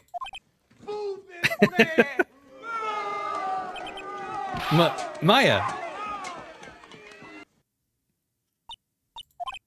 Maya, open your eyes. Maya? The letter. Did he take it? Huh? Oh, yeah. Are you okay? I couldn't stop him. I jumped as fast as I could, but one shot from that thing knocked me out cold. I'm useless. I'm no good as a lawyer or a medium. I can't even call my sister. Not even now when we need her the most. I wish I hadn't woken up at all. Maya? Grr, there has to be some way I can help her. I'd better do something about her self-confidence first. Maya, she's holding something. What is that? A bullet?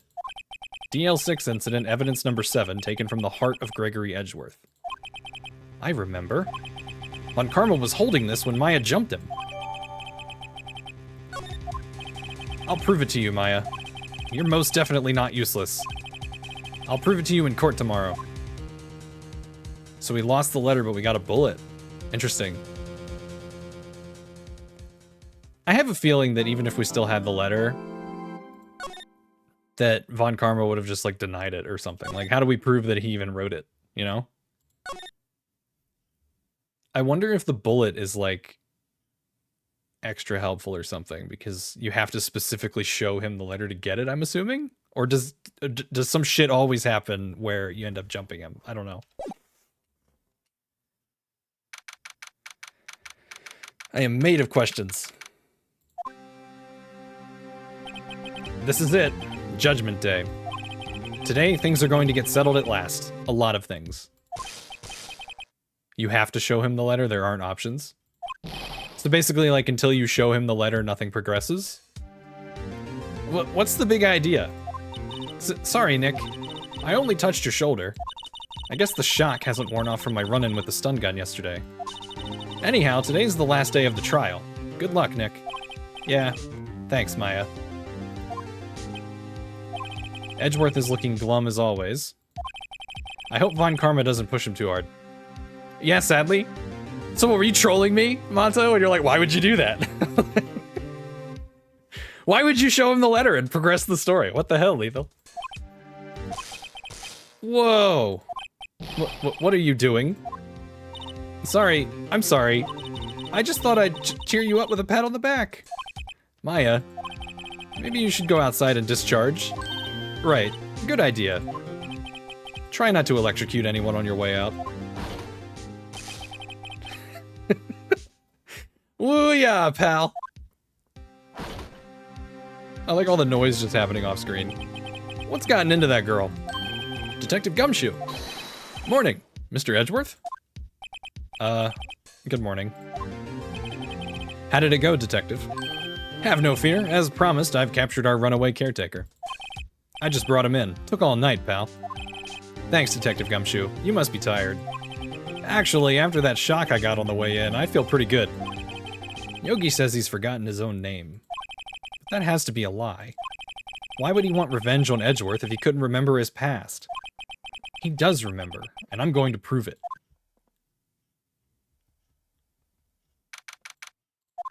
Alright. It is a really dumb move on Nick's end. I mean, honestly, I thought it was like a potential, like, alternate path you could take or something. Alright, here we are in court. Court is now in session for the trial of Miles Edgeworth. The defense is ready, Your Honor. The prosecution is ready. Right. Very well. We have reached the final day of our proceedings in this trial. I ask that the prosecution submit decisive evidence. Understood? Come on, don't be awed into silence by every little thing he says. Very well, Mr. Von Karma, your opening statement. Right.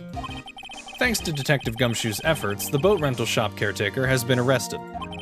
In yesterday's trial, the defense asserted that the caretaker was the murderer. However, the caretaker has yet to confirm this. I would like to ask the defense to cross-examine him as much as necessary. Very well. Please bring the witness into the courtroom.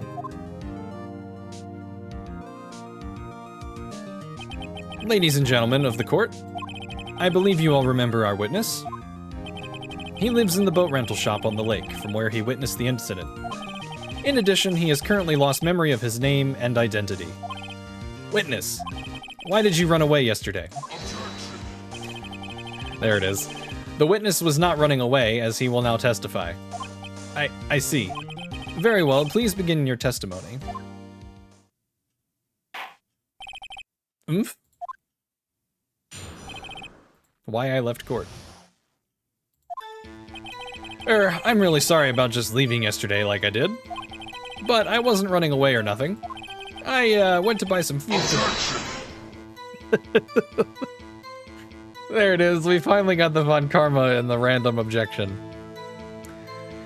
I went to buy some food for Polly, see?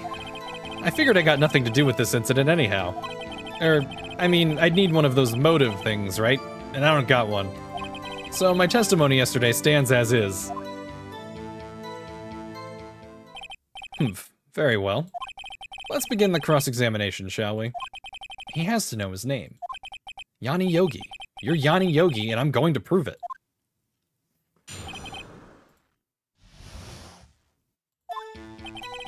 Okay, let's press everything as always. I'd call what you did running away and not just leaving. You heard Larry's testimony and realized you were in danger. Now, Mr. Wright, there's no need to rush to conclusions. As I said, the witness was not running away. Listen to the testimony. He sure seems relaxed. In fact, they both do. Von Karma and Yanni Yogi.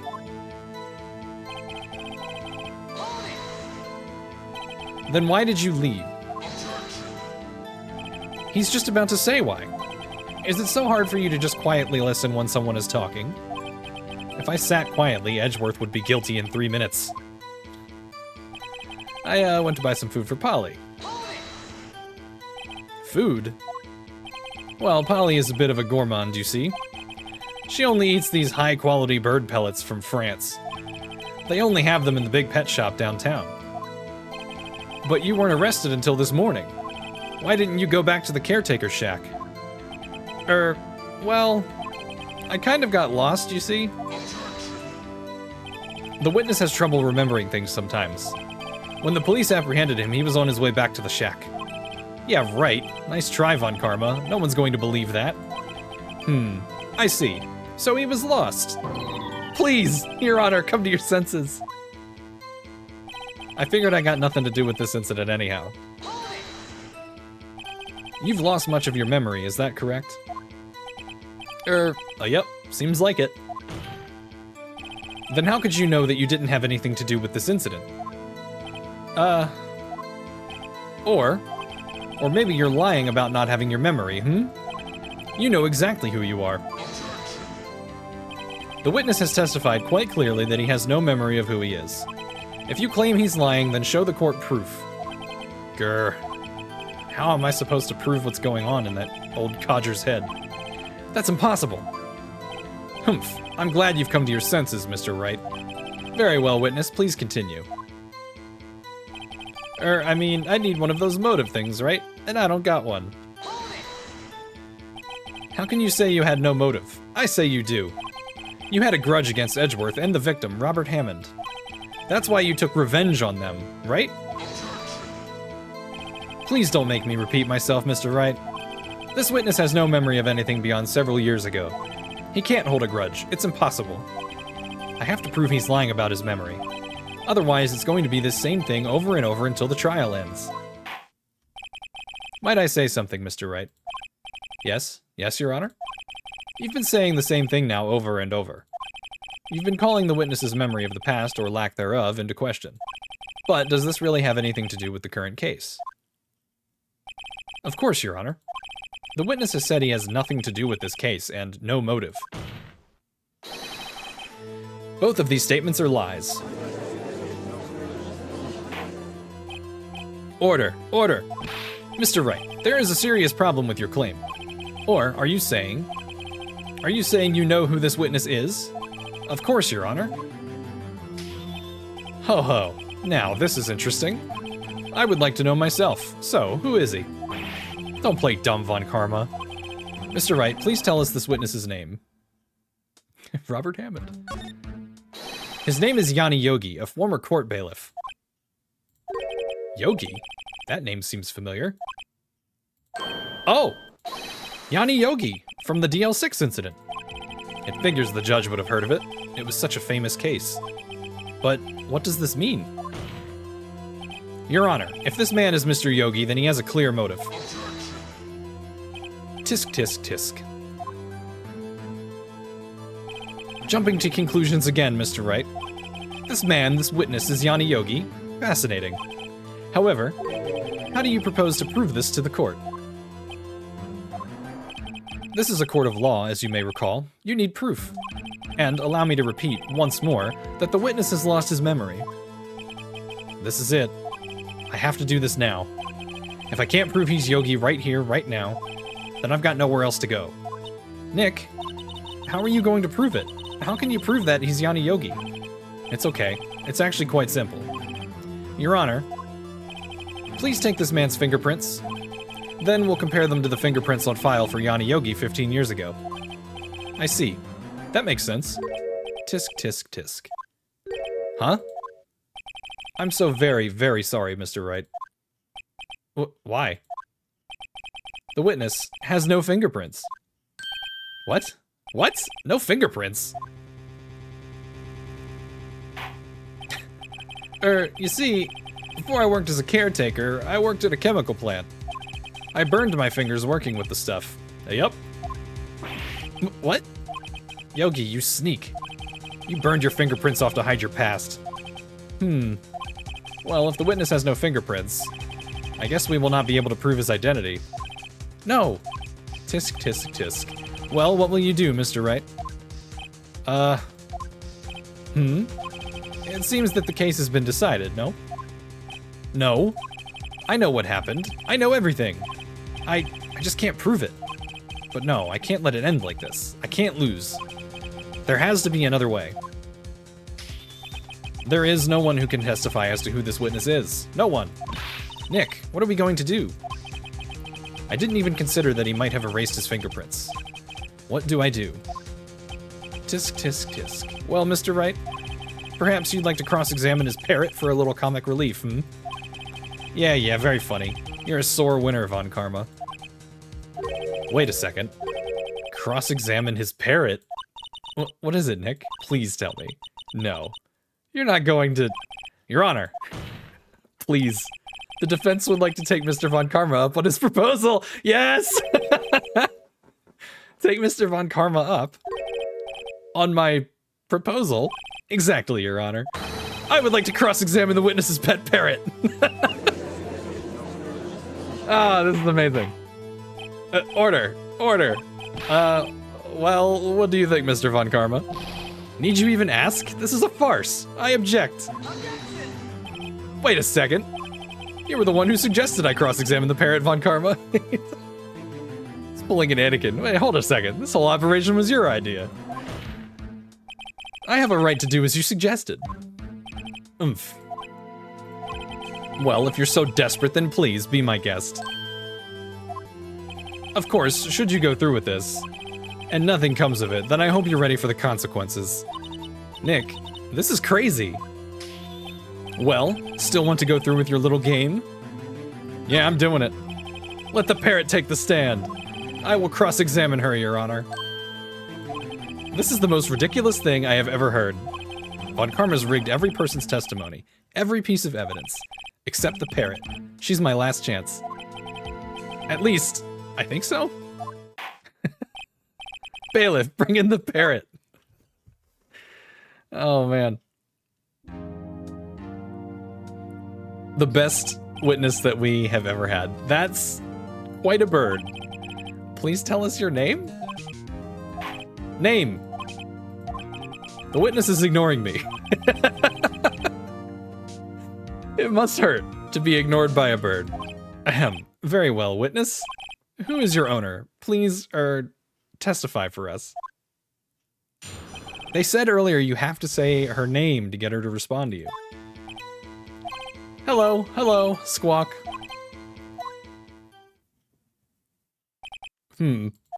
Certainly the most concise testimony we've had so far. Very well, begin your cross-examination. Right. What are you going to do, Nick? I don't know. What do we do, Maya?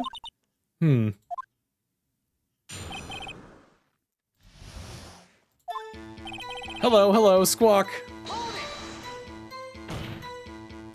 Witness, you can't just say hello and expect us to get anywhere. I want you to testify. Maya, you talk to her. Right, what do I say? What's your name? Maybe I should get her to say her name? Polly, what's your name? Polly, Squawk. Mr. Wright, I think we've established that this parrot is named Polly. Does this have anything to do with her owner's identity? Huh. I don't know.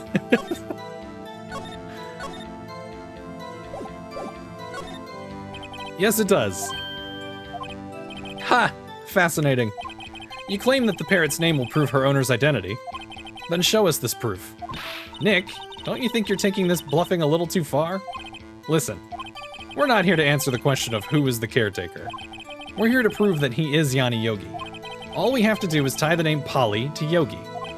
Your Honor, the proof that the parrot's name reveals the caretaker's identity is... Oh, shit.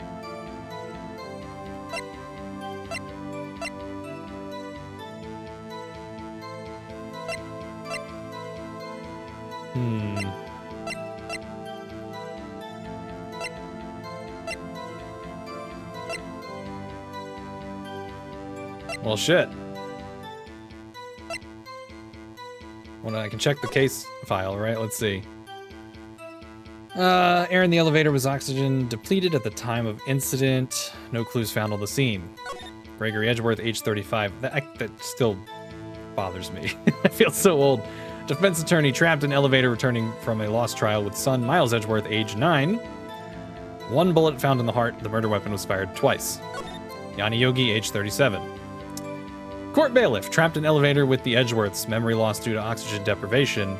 After his arrest, fiancée Polly Jenkins committed suicide. The DL-6 case file. That's quite a large file you have there. Which page is this proof on, then? Show us, or stop wasting our time. Very well. Mr. Wright, please show us the page. Where in this file is the information connected to this parrot's name? It's on the suspect data page. This page has all the information about Yanni Yogi. Right after he was arrested, his fiancée committed suicide, see? Indeed, it does say that, yes. What was his fiancée's name? Polly Jenkins? Polly? Exactly, Your Honor. He wanted to remember the name of his fiancée who had committed suicide. That's why he named his parrot after her. I see. I guess that is possible.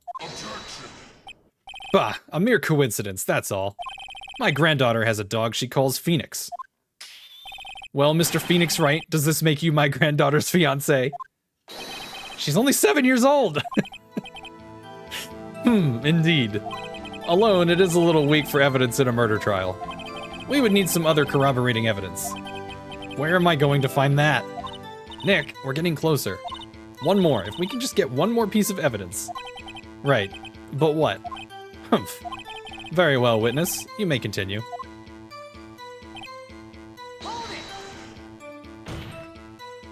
Witness, you're here to speak. You must speak to me.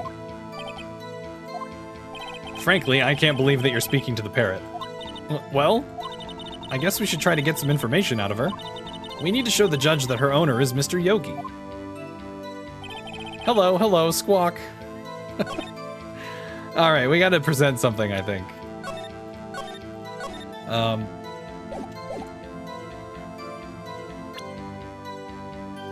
Let's see. Can we present the bird to the bird? That'd be really funny.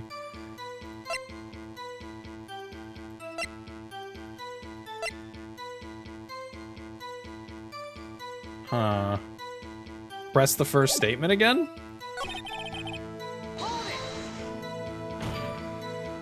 Witness, you can't just say hello and expect us to get anywhere. Yeah, we already said that. I want you to testify. Maya, you talk to her.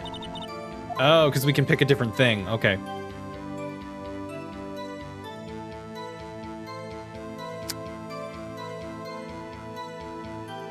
Wait a minute. 12/28/2001 was the date of the case, and that was also the safe combo. Maybe I'll get her to say the number of that safe. Huh? The safe? Why? Let's just try to get her to say anything, okay? Polly, what was the number to the safe in the shack? 12/28. 12/28. My, what a reckless parrot.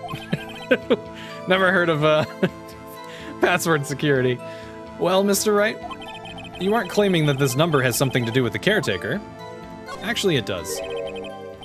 That's why I had her say it. Ha! Ridiculous. How can the number to a safe tell us who the caretaker is? Show us your proof. What could possibly link this number to the caretaker's true identity? Yeah. The case summary, again. The DL-6 case file. What is this obsession you have with that case? Mr. Wright, where in this file is something relating to that safe number? It's on the case summary page. The case summary? Specifically, the date on which the DL-6 incident occurred. The date of the incident? December 28? Why, that's today's date, 15 years ago. And the number on that safe is 12/28. Ah! He used the date of the DL-6 incident as the number for his safe, Your Honor. That's how important the date was to him. I see. It certainly is an interesting coincidence. People often do set their secret numbers to dates. Bah, this is not tangible proof. I set my ATM card's number to 0001 because I'm number 1.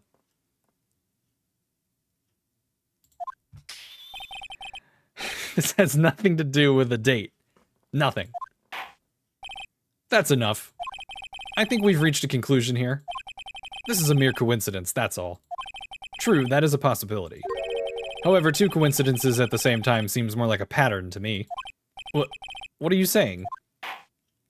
Summon the caretaker of the boat shop. Immediately.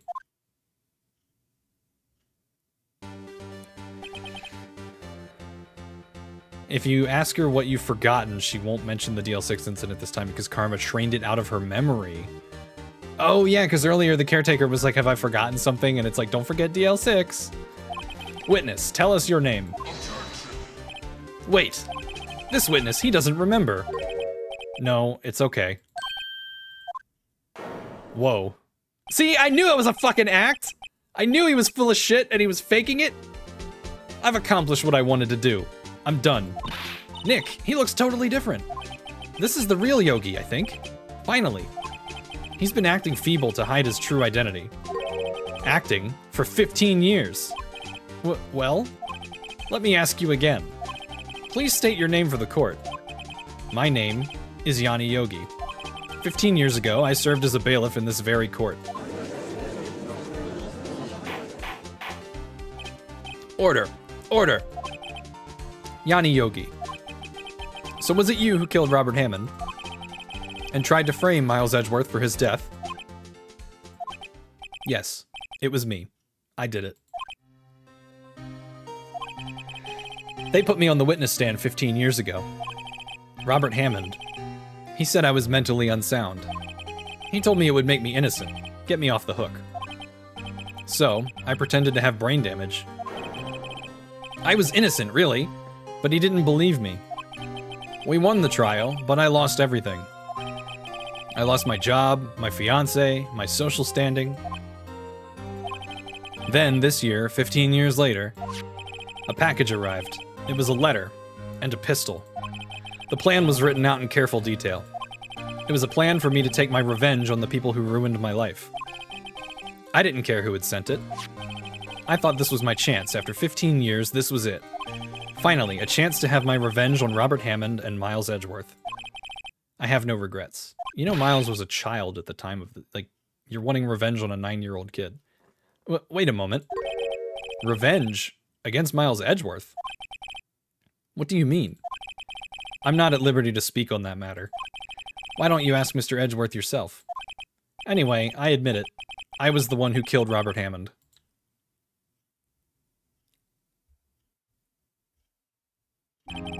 Von Karma, where is Mr. Yogi? Under arrest, Your Honor. I saw no room for error in his confession. Then, the defendant, Miles Edgeworth, is innocent. In this case, at least. Very well. Will the defendant please take the stand? There are a few mysteries left unsolved. Still, you are cleared of suspicion for this particular case. So I would like to pass judgment on the murder of Mr. Robert Hammond. Any objections? I don't believe it. Why isn't Von Karma saying anything? Very well. This court finds the defendant, Mr. Miles Edgeworth, not guilty. The confetti. I love it every time. Like they just have that waiting to go. That is all. This court is adjourned.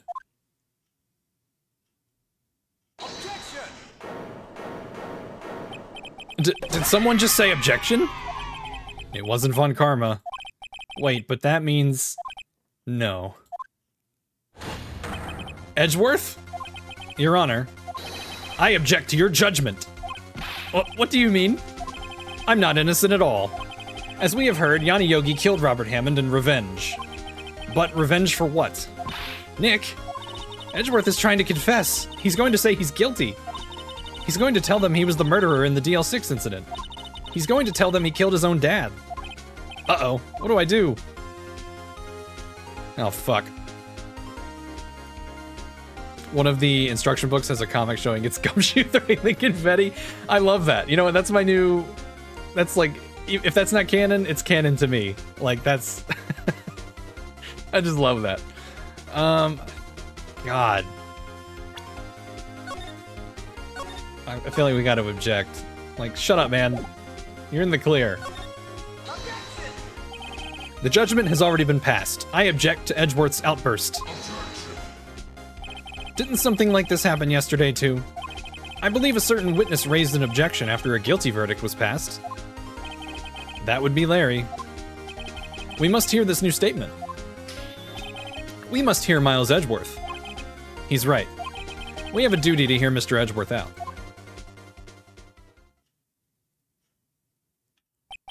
For 15 years, I have had a recurring dream. A nightmare. It's only a nightmare. That's what I told myself. But now I know, it wasn't a dream. Yanni Yogi wasn't the killer. You mean, in the incident where your father died? From the distance of the shot, if it wasn't suicide either. Everything was as clear as day. The murderer, the criminal in the DL-6 incident, it was me. Your Honor, I confess my guilt. I am guilty for DL-6, the statute of limitations of which ends today. The culprit is me. Order. Order. This is certainly unexpected. Can you add to the drawing and have Gumshoe throw confetti over them? I can try. Let me write that. Gumshoe Confetti. Okay. Need to get a new pen. This thing's running out of ink. The defendant declared innocent is confessing to a different crime. A crime for which the statute of limitations runs out today. I'm not really sure how I should deal with this. Bah. It's obvious. We hold a trial, right here, right now. We try this man for his crime of 15 years ago. I think I would like to take a 5-minute recess. During this time, I will consider the appropriate course of action to take. Court is adjourned.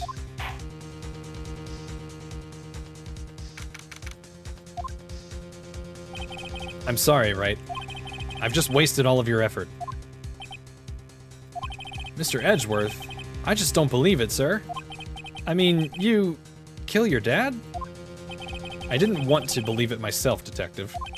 But it's the truth. I deserve to be punished. Murder is murder, no matter what the circumstances.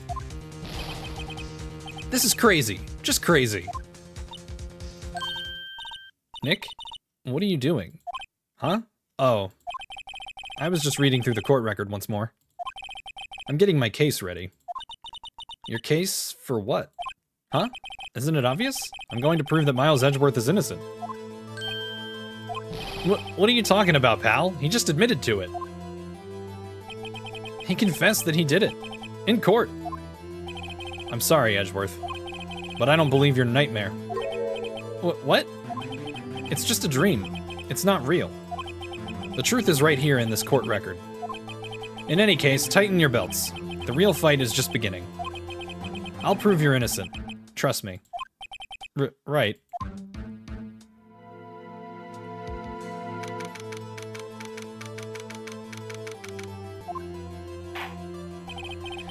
Now then, I would like to resume our trial. Judge, Miles Edgeworth has admitted his own guilt. He has confessed his crime.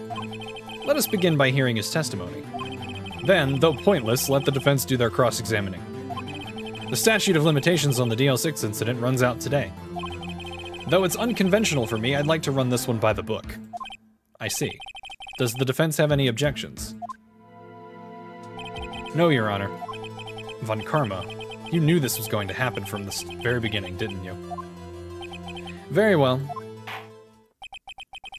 Will Miles Edgeworth take the stand? Will the witness state his name and profession? Miles Edgeworth, I am a prosecuting attorney. Mr. Edgeworth, 15 years ago, you mistakenly killed your own father, Gregory Edgeworth. Is this correct? It is correct. Then testify about this matter to the court. When Edgeworth was telling me about his dream yesterday, I noticed something. One detail didn't quite fit. That will be the key, but only if I can get it to work. Please, please.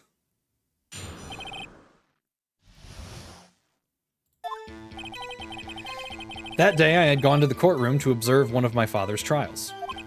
As we went to leave, an earthquake struck, trapping us in the elevator.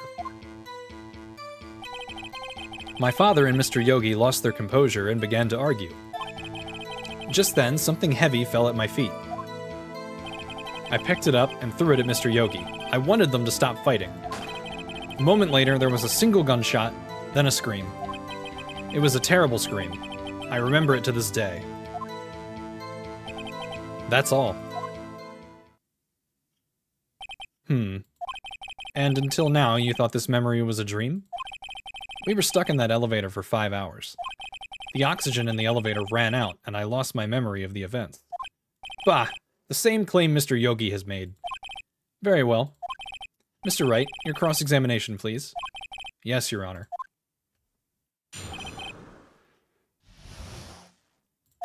Alright, time to press him. What was the trial your father was involved in on that day? I don't remember things very clearly. Only 2 things. I know my father lost, and Mr. Von Karma was the prosecuting attorney. Mr. Von Karma? You were handling that case? It was 15 years ago. I don't remember the details. That was when Edgeworth pointed out the problem in Von Karma's evidence. As we went to leave, an earthquake struck. So there were 3 people, including yourself, trapped in that elevator?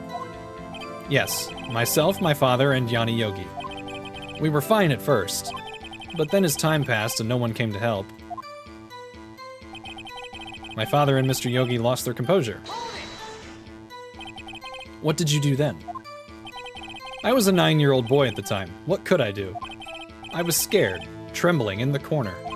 But then, just then, something heavy fell at my feet. What was it? A pistol. I assume it was the bailiff, Yanni Yogi's. The safety must have come off when it fell from his holster. And you picked it up. What happened next? I picked it up and threw it at Mr. Yogi. I wanted them to stop fighting. Did you know it was a pistol when you threw it? I think I knew. I knew it was dangerous.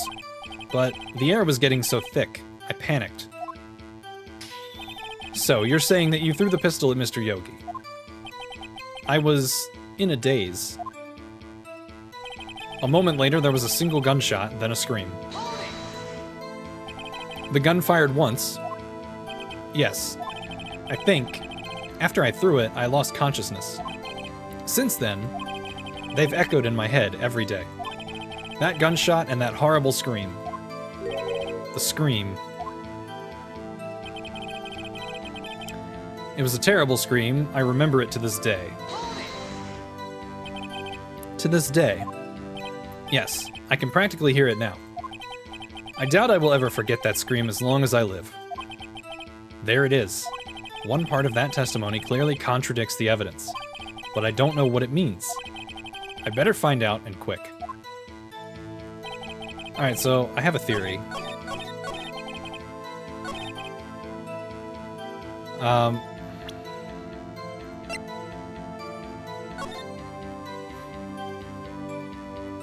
So, the gun was fired once, but his dad was shot, and there's a hole in the window. That doesn't seem to add up to me. Hold on.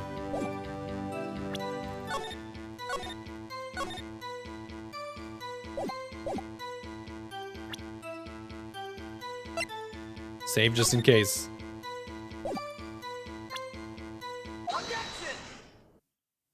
So, there was only one gunshot. Yes, I'm sure of that. I heard the shot and the scream. Then everything faded. I was unconscious until the rescuers came. I see.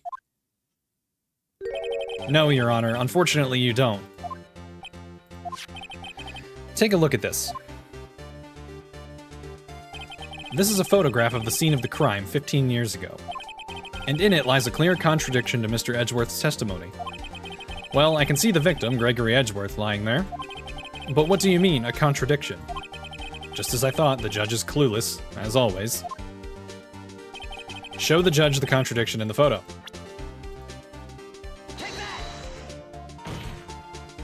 As should be obvious, the contradiction is here. I see, a bullet hole in the door. Your Honor, Miles Edgeworth testifies that there was only one gunshot. However, according to this photograph, not one, but 2 shots were fired. One shot hit the victim, the other hit the elevator door. I ask you then, why did Miles Edgeworth only hear one gunshot? This photograph does seem to confirm a second shot. However, when was the hole in the elevator made? It might have been there before the incident occurred. If it was there before, it has nothing to do with this incident. Mr. Wright, do you have proof that this bullet hole was caused at the time of the incident? Well, hold on. It was obvious, first of all, it was obviously caused by the incident, but like, they wouldn't even be deprived of oxygen if there was a hole in the window the whole time. Your Honor, I think I will be able to show you proof. What? Impossible. Now, Mr. Von Karma, save your surprise for after you've seen the evidence. Very well, Mr. Wright, show us your proof. What do you have that proves the bullet hole in the door was related to this incident? Okay, we have a pistol bullet that was found in the victim's body. I think that's from the newer trial. DL-6 bullet. Case file. Air in the oxygen was depleted at the time. No clues found at the scene. One bullet found in the heart. The murder weapon was fired twice. Okay.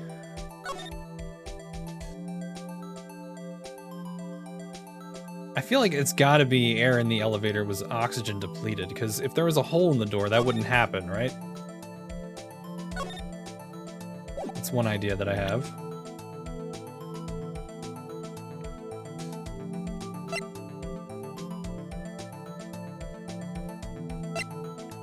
This bullet is from Edgeworth's body.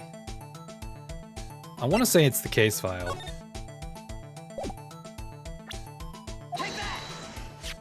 Your Honor, the answer is in this file. You do enjoy dragging out that file, don't you? I don't accept this evidence, unless you can tell us what page it's on. Which page shows the link between the bullet hole and the DL-6 incident? Mr. Wright, please think how we feel having to look at this evidence time and time again. Every time you show us ridiculous evidence, I feel, well, mocked. Haha, I mean, I really don't mean any harm by it, Your Honor. Not meaning any harm, not doing any harm, are two different things. Mr. Wright.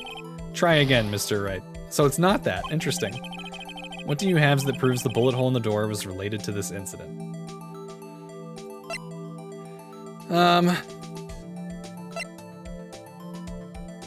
Could be the bullet, because it says it has clear ballistic markings.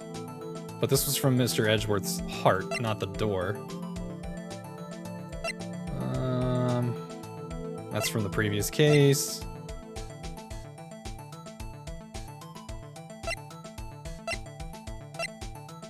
Try the bullet. Mr. Wright, please think how we feel. Oh, god damn it. Okay.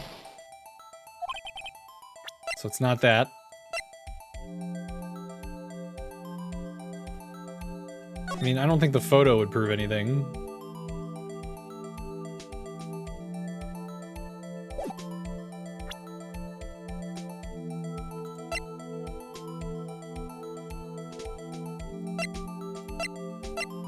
I don't think the Misty Faye photo would prove anything.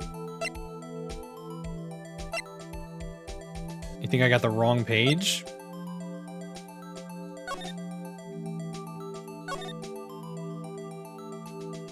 Murder weapon was fired twice. Oh! Duh.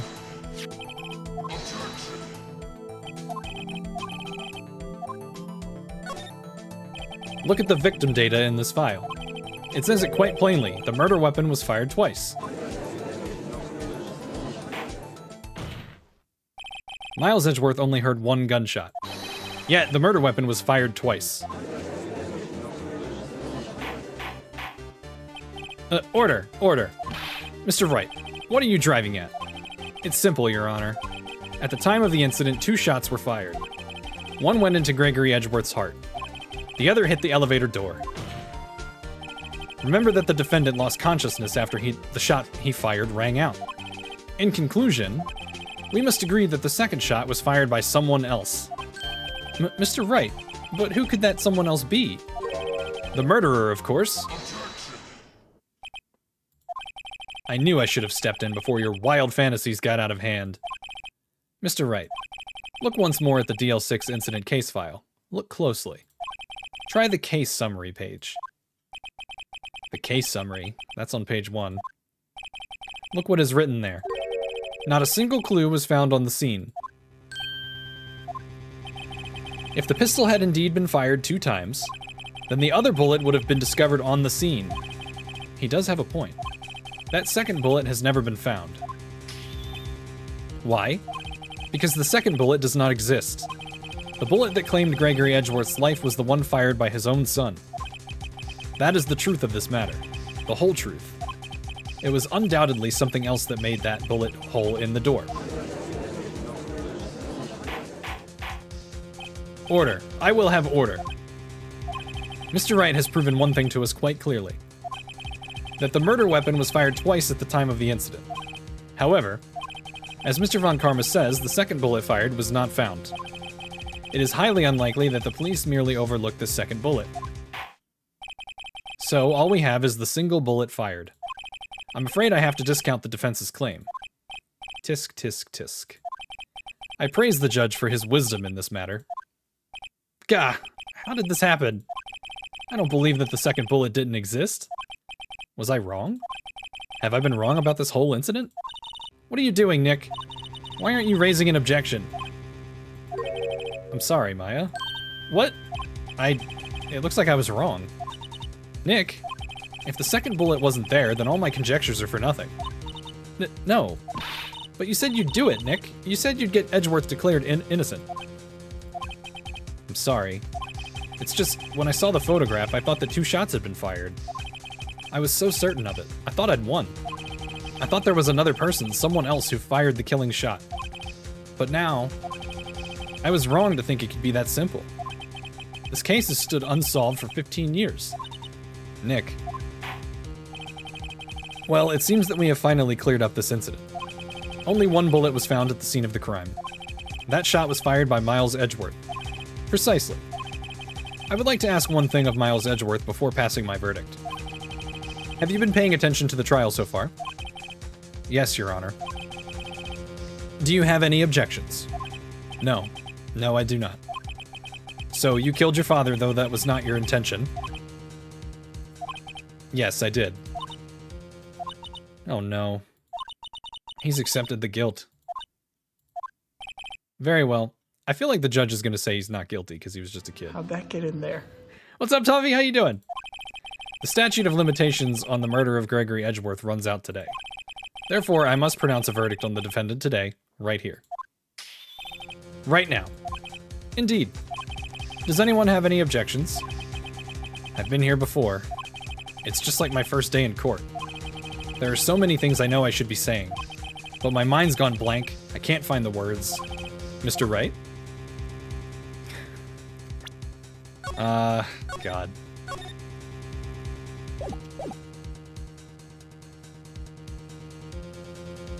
I'm gonna trust my gut.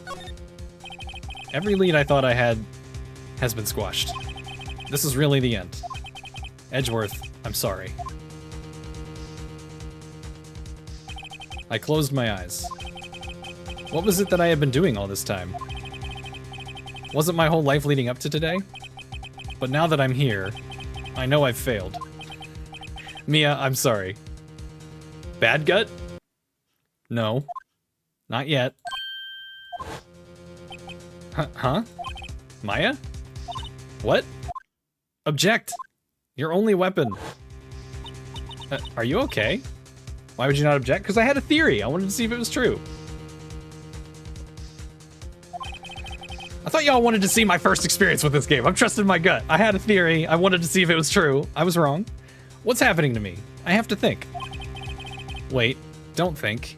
Act. Objection! Your Honor. I object. Tisk, tisk, tisk. Always object for the drama. Oh, fair. Mr. Wright, on what grounds do you object, Oof. Nick? I don't know. His case is perfect. Oh no. Hurrah! It must exist. The second bullet. What? What did you just say? Nothing? The second bullet must exist? But where? Someone took it. It seems waiting is not going to produce us any answers from Mr. Wright. Wait, Your Honor. The second bullet. It existed. What? But we've just heard proof that it did not exist. I realize that, Your Honor. I'm really grasping here. It's just someone took it from the scene of the crime. That's what happened. But who? The murderer. The murderer? Then tell us, just who is this murderer? I'm still thinking about that one. So the criminal took the second bullet, but why? Huh? First of all, how would they have found it? It's not easy to find a stray bullet, Mr. Wright. Was there some pressing need for the murderer to search for that bullet? The murderer had to find it. Of course, there was a need. That's why they took it. Bah, what possible reason could they have had? Well, the reason the murderer took the bullet away from the scene with them is... the bullet would be proof. Or maybe they thought that the bullet would be used as proof? Proof. It was a special bullet, so they took it with them. If that was the case, then they should have taken the bullet from inside Gregory as well. Huh? Why would they only take one of the 2 shots fired? Oh, right. Mr. Wright, have you really thought this through? I'm going to have to penalize you. Arg, this isn't going so well. Was there some pressing need for the murderer to search for that bullet? Why would the murderer have spent the time to look for the stray bullet? I haven't got a clue. What's wrong, Mr. Wright? Bah, the murderer had no reason to take that bullet. You don't want to admit it, but it's true. Irk. Had to take it. Had to take it? The murderer? What does that mean? You're thinking too normal. Think crazy. Don't think why the bullet was taken. Think why the bullet had to be taken. Mr. Wright? Yes, Your Honor? I have no idea what I'm doing. Oh god, I have a magnet that's a cat. It's like a cartoon cat wearing a tie, and he's like sitting at a desk, and it just says, I have no idea what I'm doing. And I use it to keep up my printed certificate for work. That's such a mood. Well, the murderer had no intention of taking the bullet from the scene. But the murderer had to take that bullet. Had to, Mr. Wright. What do you mean? Well, for instance... For instance what? Maybe the bullet, hit the murderer? The bullet hit the murderer. Just saying, for instance. I mean, if it hit you, you would have to take it with you, wouldn't you? It's not like you could perform surgery right there. You know? Wait a second. I was just talking off the top of my head, but what if that's really what happened? Let me get this straight. So at the time of the murderer themselves was shot, and they left with the second bullet still inside of them, thus leaving only 1 bullet at the scene of the crime. Yes. I guess that's how it would work, yes. But there's a problem with that. The other 2 people rescued from that elevator, Miles Edgeworth and Yanni Yogi, were both unharmed. So that would mean the murderer came from outside, yes. That would explain the hole in the window.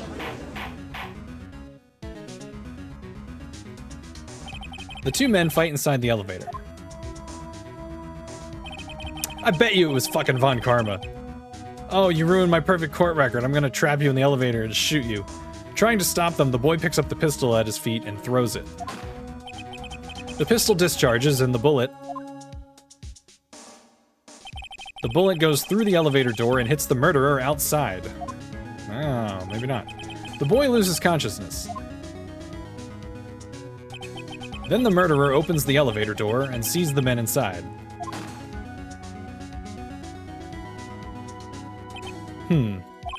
Mr. Wright, you are truly the most unpredictable defense attorney I've ever known.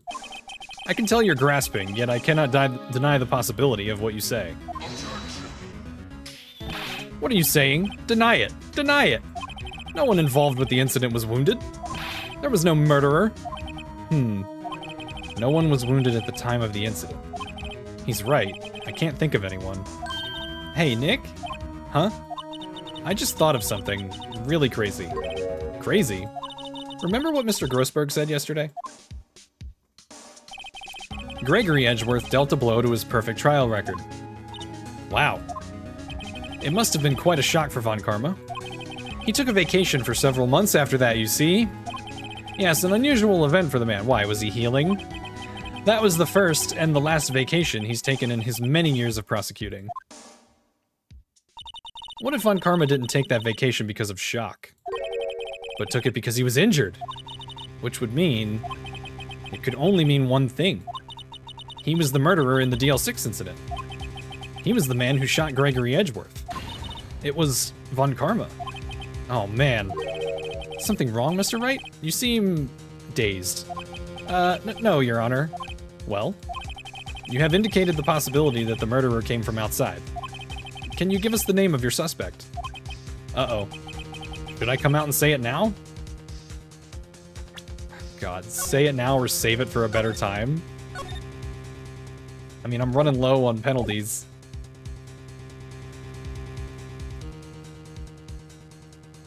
Say it now. Your Honor, there is a suspect. One lone suspect. Well, this is certainly interesting news.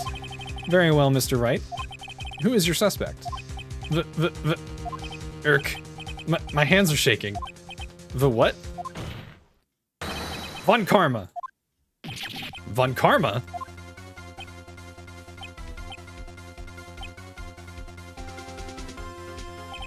You mean the Von Karma? The prosecutor? The one standing right over there? Bah. You don't object? Humph. I see no need. Why honor this ridiculous outburst with my objection? Because you took a vacation for several months, starting the day after the incident. Yet you pride yourself on a perfect record. Why would you take such a long vacation without any reason? So you're claiming that I took a vacation to heal my injury from the incident? Fascinating. Prove it. I would have needed surgery, no? Where did I go under the knife at, Mr. Wright? Bring the doctor that operated on me. Have him testify. Irk. Nick. Let's find out who his doctor is. It's no use. Edgeworth?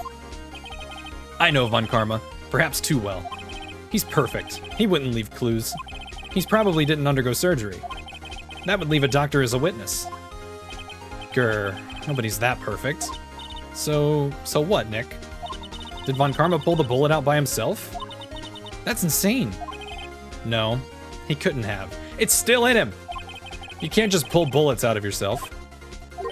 Wait. What does that mean? That bullet has to be somewhere, but where? Tisk, tisk, tisk. Well, Mr. Wright, can you produce evidence to prove that I was shot? It's impossible to prove. Show evidence. Oh, good lord. What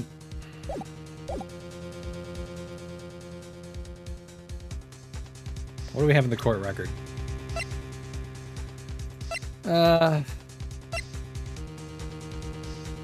We have the bullet that was taken from Gregory Edgeworth.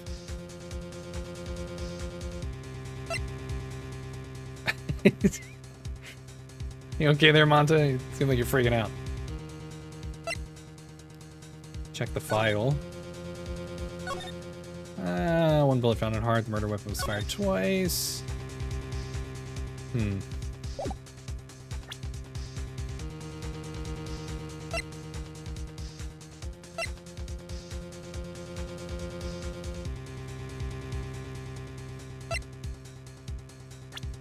Is there anything under his, like, profile? No?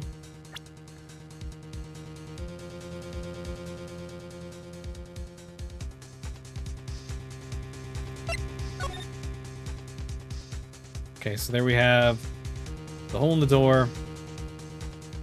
Miles' dead dad. We have the bullet taken from Miles' dad. Has clear ballistic markings. We already looked at the case file. Air in the elevator was oxygen depleted at the time of incident. No clues found on the scene. Defense attorney trapped in the elevator returning lost from trial with his son. One bullet found in heart. The murder weapon was fired twice. Court bailiff was trapped in the elevator. Memory lost due to oxygen deprivation. Okay. Old photograph. DL-6 incident. Exhibit A is written on the back. These are from the see, I don't understand why we still have all the evidence from the previous case.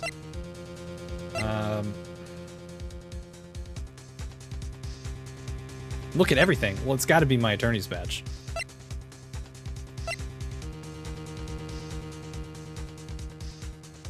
Maybe the bullet? Yeah, but it was taken from Edgeworth's dad. Like, this was the bullet in his body.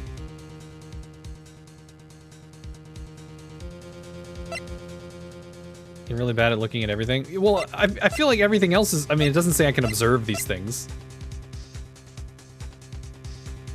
Does the bullet match the gun? 22 caliber. This just says DL-6 bullet. We have the lake photo. Yeah, we have 2 bullets, but one's from the previous case. Yes, I know I have 2 bullets. One is from the previous case with the guy on the boat. This bullet is not from the DL-6 incident.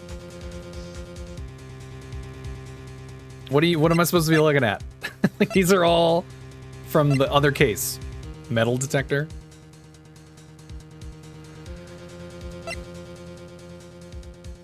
This pistol and this bullet were both from the boat lake case. Then we have the map of the lake. I mean...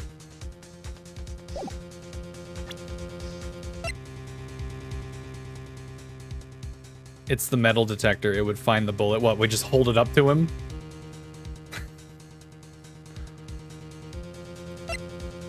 Oh, for God's sake. You know, I feel like this game is silly enough to have us do that. Alright, Von Karma, I'll prove it. And I'll even use evidence. I know how you like it so much. What? The evidence that proves Von Karma was shot is... fucking metal detector? Von Karma is perfect. He wouldn't risk surgery, leaving an evidence trail. So then I ask, where is that bullet now? I think it unlikely that Von Karma performed surgery on himself. You don't mean... I do. There is the possibility that the bullet is still inside Von Karma. Is that even possible? For all these years? Well, there's one way to find out. We could use this metal detector. Well, Von Karma, I'm going to run this over you and see what we find. I refuse. You refuse? But refusing this means you acknowledge that the bullet is still inside you? Order, order, order. Your Honor, the defense requests that we be allowed to use the metal detector. Judge, I call for a suspension of this trial. This is an invasion of privacy. The statute of limitations runs out on this case today. It was you who said we had to end it right here, right now. Enough. I permit the use of the metal detector. Mr. Von Karma, you will submit yourself to testing. Also, why would they still have it? Doesn't it belong to the police department? Like, why did they bring it to court? Nick, what does this mean? I don't know, but we have to give it a shot. Imagine you're showing up for court, you're like, all right, I've got my case file, I've got my evidence, and just this big metal detector. It reacted. Something's inside his right shoulder. The bullet. Mr. Von Karma. You. It was you. I was afraid this would happen. And so, I remained silent. Indeed, there is a bullet in my shoulder. However, it has nothing to do with this incident. I don't know, man, you were sweating pretty hard there. What? I was shot in the shoulder long before the DL-6 incident. I claim that the bullet in my shoulder has no relation to DL-6. But Mr. Von Karma, can you prove that? Prove? I have no obligation to prove anything. It is Mr. Wright who must prove something here. Not I. Mr. Wright? Well, can you prove it? Can you prove that the bullet in Von Karma's shoulder was from DL-6? Of course he can. You don't have any of the DL-6 evidence. That's because you took it out of the records room yesterday. With no proof, you cannot convict me of any crime. So sorry, Mr. Wright. No, I'm the one who's sorry, Mr. Von Karma. What? You were close. One day away from freedom. But you see, I have proof. Alright. Now that we're saying we have proof. Dizzy wants an insult. I feel like these insults are getting more brutal each time. Alright, what do we got?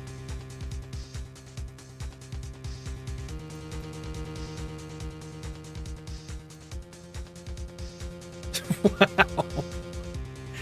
Oh, man, that's... Ooh, okay.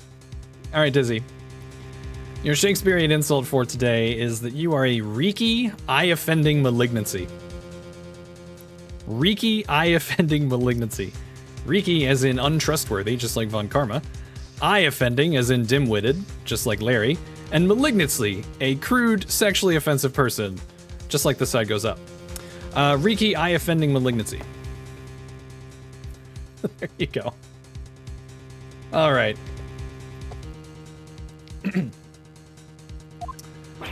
What? Who would have thought you would dig your own grave trying to convict Edgeworth? She said, insult her, not murder her. Don't worry, we can have another trial next. First of all, I didn't murder her. All right, this is a random generated insult. This is not streamer bullying. That is the disclaimer in the redemption. I accept no responsibility. I can link that bullet in your shoulder to the DL-6 incident. And here's my final proof. Okay. I'm guessing the bullet from Edgeworth's heart because it has ballistic markings, but how would we compare that to the bullet that's in him? Hey Twitch, Lethal Dine is bullying me. The badge? I'll do it. I'll fucking do it. But apparently I can't save right now. So I need to take this seriously. Connecting the bullet that's in him to the DL-6 incident. I mean, my gut says the bullet from Gregory Edgeworth, but like I said, how do you tell that... Like, how do you tell that it's the same ballistic markings if it's in his shoulder? The cops can demand that he remove it. All right, let's just try this. That's a bullet? Where did you get that? This is the bullet used in the DL-6 incident. This was taken from the heart of the victim, Mr. Gregory Edgeworth. The bullet is preserved quite nicely with all the ballistic markings intact. Ballistic markings. You may recall the term.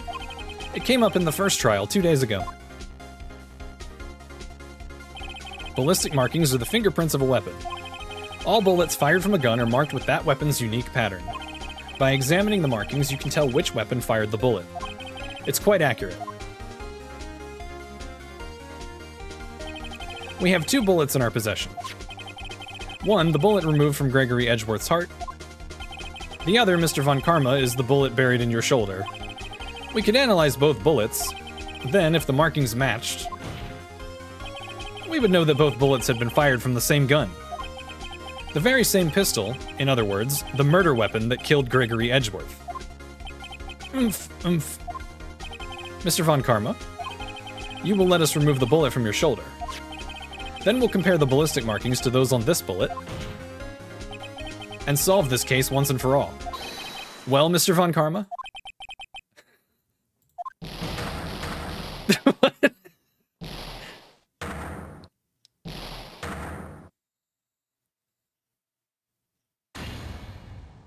That scream. I've heard that scream before. Wait, I know. Help, I can't breathe. Quiet, I said quiet. You're not making this any easier. Stop breathing my air. I'll stop you. Stop breathing my air. Get away. Get away from my father.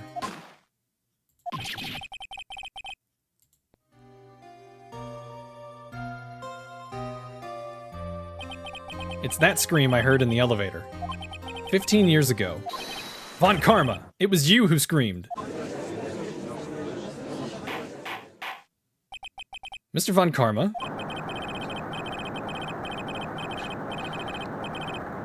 Only you would defy me? Wow. So, it was you. You and your father are my curse. Your father shamed me with a penalty on my record. And you left a scar on my shoulder that would never fade. I'll bury you. I'll bury you with my bare hands. Death, death. This guy is mentally unsound. 15 years earlier. Chief Prosecutor, I am sorry. Von Karma, it's not like you to make this kind of error. I never would have thought that Edgeworth would be the one to catch you. I was careless. I'm sorry, but you will have to be penalized. I've covered for you in the past, but not this time. Edgeworth. It was a shock like none I had ever known. Me? Penalized? It took hours for me to regain my composure. Suddenly, I found myself in the darkness. I was in the court records room. I must have wandered in there without thinking where I was going. The room was pitch black. The lights must have gone out. I went out into the hall and felt my way to the elevator. I pressed the button, but nothing happened. Then, there was a noise. I was in pain, a horrible burning pain in my shoulder. Just then, the lights came back on. The elevator door opened before my eyes.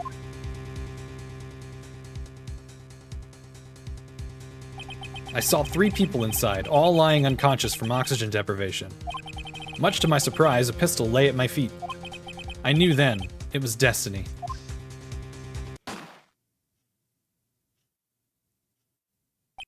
In his last moments, Gregory Edgeworth was still unconscious. He died, never knowing who shot him. Later, he spoke through a medium, blaming Mr. Yogi. He was fooled. It was the perfect crime. He's still smirking. Tisk, tisk, tisk. Who would have thought another man would have come to open that elevator door? Judge. What? What are you doing?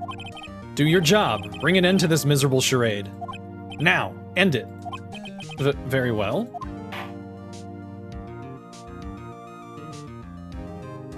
It appears that we have come to a very long way to the end of this maze. 15 years later, Mr. Miles Edgeworth. Yes, Your Honor. You were innocent. You are innocent. As you said, it was all a nightmare. Yes, Your Honor. This court finds the defendant, Mr. Miles Edgeworth, not guilty for the second time today. Yeah, gumshoe. That is all. This court is adjourned. What about Von Karma? He literally, he just confessed to a crime. What about him? Nick, we did it. Did you see his face? Von Karma looked even paler than usual. He's pretending to be all cool, but inside you crushed him, Nick. Crushed. I gotta say, I'm impressed. Heh. It was pretty close, though. I was sure we'd had it. I know, I was on the verge of tears the whole time, myself. But now it's all just a good memory. So, it's finally over, Edgeworth. Right. Yeah? I'm not sure how to say this. I know. Try thank you. I see. Thank you, right? You're welcome? I think you could have done better. Sorry, I'm not good at this sort of thing. You got a lot to learn, Edgeworth. She's got you there. Whoop! Amazing, pal. You pulled through just like I thought you would. I'll never forget this. I owe you one, pal. And tonight, let's party. Dinner's on me. Yeah, my salary went down a bit this month. But who cares? See, Mr. Edgeworth, you should take a lesson from Detective Gumshoe. That's how you say thank you. I see. Ahem. Whoop. I feel foolish. Don't worry, take it a little at a time. You'll get used to it. It's been 15 years since I've seen Edgeworth this unguarded. Hey, y'all. Lotta. Y'all were great in there. Thank you. Yo, Edgeworth, congrats. Thank y'all very much. I knew you were innocent from the start, of course. Just look at you. You wouldn't stick your hand in the cookie jar even if no one was there. You were the witness on the first day of the trial, weren't you? Yeah, well, let bygones be bygones, eh? Speaking of which, what are you doing now, Lotta? Who, me? Oh, I went back to college. I gave up trying to be an investigative photographer pretty quick. Really? That's too bad. Huh? Isn't that the hot dog guy from the park? Huh? It's over, Nick. My life is over. What? Why the sad face, Larry? What happened now? Oh, Nick, I'm not long for this world. You don't look sick. It's Kianse. She's going to live in Paris. Paris, Nick. She's leaving me behind. Should have seen that coming. Yo, Edgy. There you are. Yes, here I am. Congrats, Edgy. Here, a little gift from me in celebration. Celebration? That's unusual for you. Harry Butts, you come along tonight too. My treat, pal. Huh? Thanks. Looking forward to it. Yo, Nick. That's the suit that questioned me. When he says treat, that's not police talk for prison food, right? Right? I think you'll be fine, Larry. Right. Yeah? What's up? That envelope that Larry gave me. It's got money in it. Well, yeah. That's not that strange. People give money away to celebrate sometimes. It's $38, right? Huh. What a weird amount. I mean, it's not a little, but it's not a lot either. $38 exactly? Nick, wasn't that exactly the amount of lunch money that was stolen from Mr. Edgeworth in school? $38? No. No, Larry, it was you! What are you so surprised about, Wright? Huh? Larry was absent that day from school, right? But that doesn't automatically rule him out as a suspect. What? Think back to that day 15 years ago. Larry took the day off, but he was bored, so he came into school anyway. Then he saw the money lying there. All I have is an energy drink, but I will hydrate. And the rest is history. I never was good at history. Edgeworth, you didn't know, did you? It's 9 p.m. I took a very long nap today, Dizzy. I'm gonna be up super late tonight. Also, it's Friday, who cares? You have an energy drink. Look, I was exhausted, okay? I got up at 4 a.m., immediately worked out, and then went to work all day. I was exhausted. I came home and I slept for like 2 hours. And I was saying earlier in the stream that the last 2 times I played this on stream, I was having a really hard time, like energy-wise, like I was fighting back yawns and stuff, so I wanted to make sure that I was good tonight. And I agree with Solism. Caffeine doesn't count on the weekends. It's Friday, 9 p.m., I could be awake another 6 hours. Like, fine. I suspected. I just couldn't picture Larry protecting you like he did that day. Everyone else was saying you did it. The whole class was against you, remember? You chased a Red Bull with soda the other day. Yeah, see? You know, caffeine, it's fine. Have it whenever you want. Yeah, too well. Right, you may not know this, but we used to have a saying back in school. When something smells, it's usually the butts. I know. Really, Wright, I'm surprised you didn't figure it out. Well, this sure is an unexpected turn of events, eh? Edgeworth. You should have told me. Now, Nick, it was 15 years ago. Don't you think the statute of limitations has run out, Mr. Edgeworth? I'd say so, yes. There you have it. Grr. Where does that leave me? I became a defense attorney because of what you two did. Well, you have always been something of an insufferable emotionalist. Yeah, and you get worked up too easily, too. Death! The death sentence for both of you. Man, if only I'd known, I'd have become a prosecutor. The same goes for me, only the other way around. For the longest time, I thought that I might have killed my own father. I thought I might be a criminal. I became a prosecutor in part to punish myself. If I had known the truth, I might have become a defense attorney after all. Edgeworth, want to switch, right? Hey y'all, line up, I'll take a photo.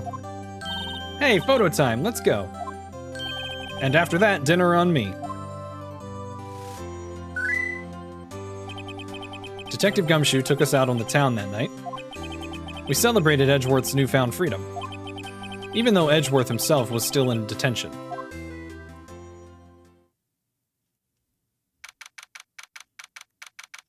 "5 a.m. Well, they were out late. Whoa, I went a little overboard yesterday. Hold on. Save the game. My head hurts. Huh? It's still only 5. Maybe I should go back to sleep. What's this? A letter? Good morning, Nick. You were really impressive yesterday. Seeing you, it made me think about what I'm doing here.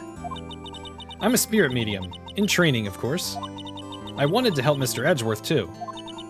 I wanted to help you. But I couldn't. I was useless.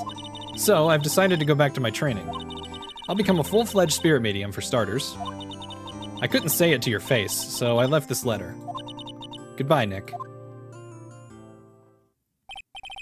Goodbye? What time is it? Gah! The first trains for the mountains have already left.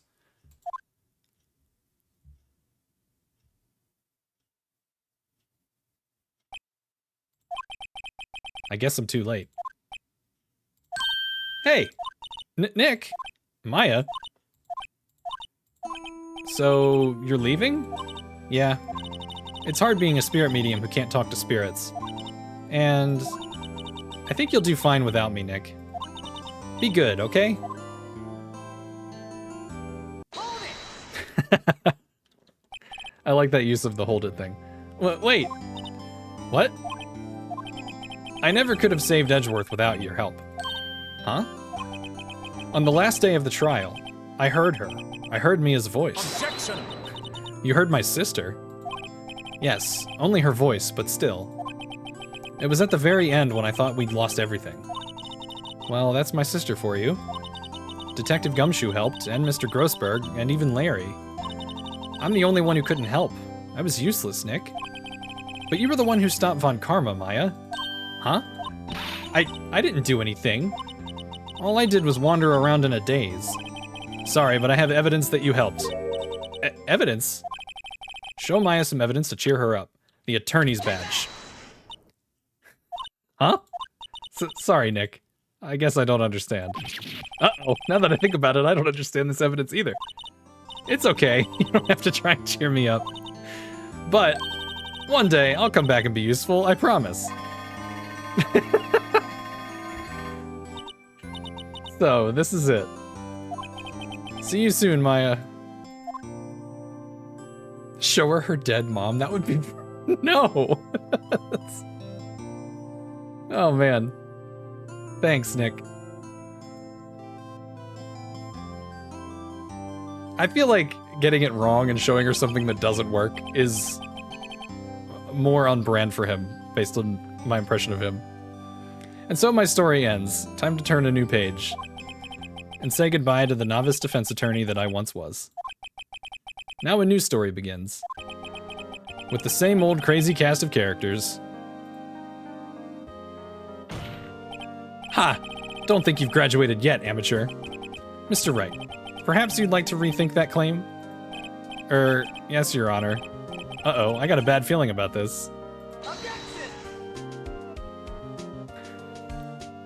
So what, we're back in court with Edgeworth? I can always reload and show her the right evidence and see what happens. Hey pal, Mr. Edgeworth came down to the precinct to wish me a happy new year. Talk about a pleasant surprise. Whoop! Detective Gumshoe! Then he hung his head low and went right back outside. Kind of like he was embarrassed or something. Strange, huh?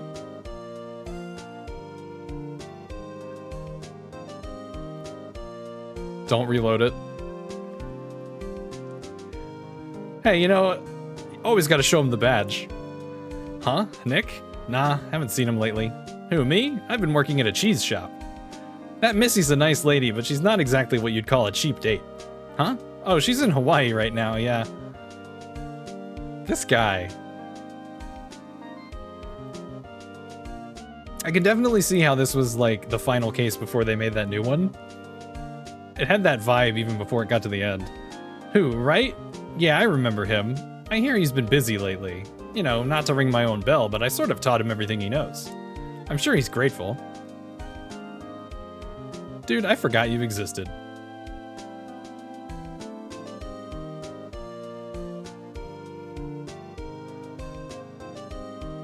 Oh god, this guy? Phoenix Wright? Ah, the defense attorney for whom I wrote that affidavit for, yes. Oh, you should know, I've taken over management of the Gatewater Hotel recently. Should you be in the area, please stop by.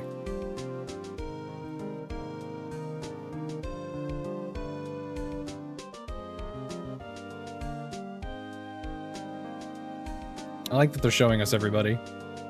Ahem. Oh, it's you. Phoenix Wright? Ah, yes, Mia's understudy, was he not? I wonder how he's doing. Haven't seen him of late. Ah, the days of my youth. Like the scent of fresh lemon, you see? Why does he always say that?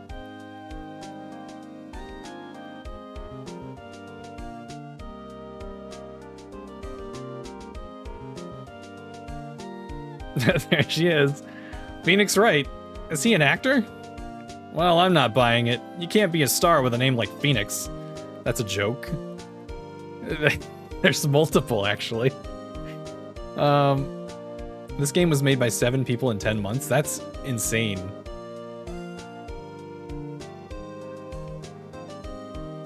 Oh yeah, this guy. I'm pleased to announce The Pink Princess is a hit. I sure owe that Mr. Wright a great deal, sniff. Oh, and I'm keeping my face out of the public eye till the show's over. I wouldn't want to ruin any kid's dreams, you know?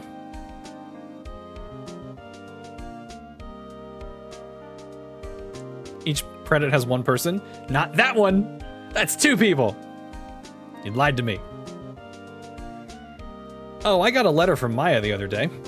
It sounds like she caught a cold standing under a waterfall. I wanted to visit, but didn't have time, so I sent her some Pink Princess trading cards. She says she can't buy them where she is. What kind of place is she living at anyway?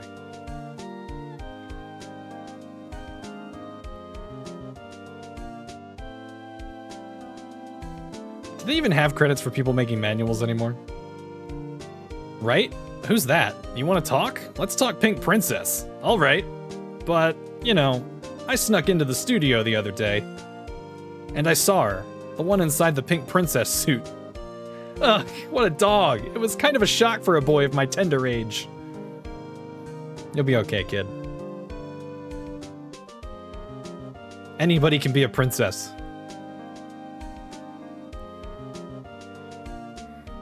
Yeah, I remember Wright. That lawyer guy. Huh, me? I'm in training to become a paranormal photographer. You know that picture I took of everyone? Well, just behind them there's a ghost. For real. Now that's talent. I'm gonna be famous. Even Lotta, yes, even Lotta. Even Von Karma.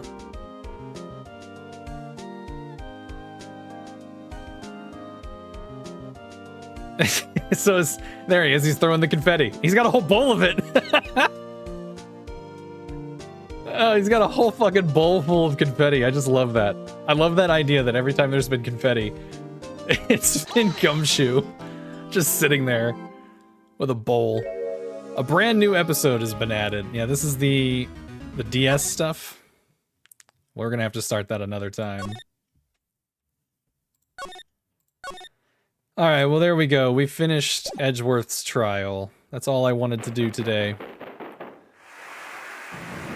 We'll get a little cliffhanger, I guess. This already looks like really different.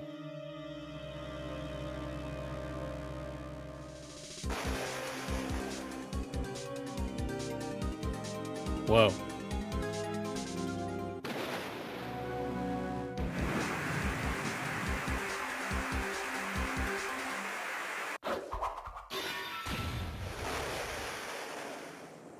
Damn, this is crazy.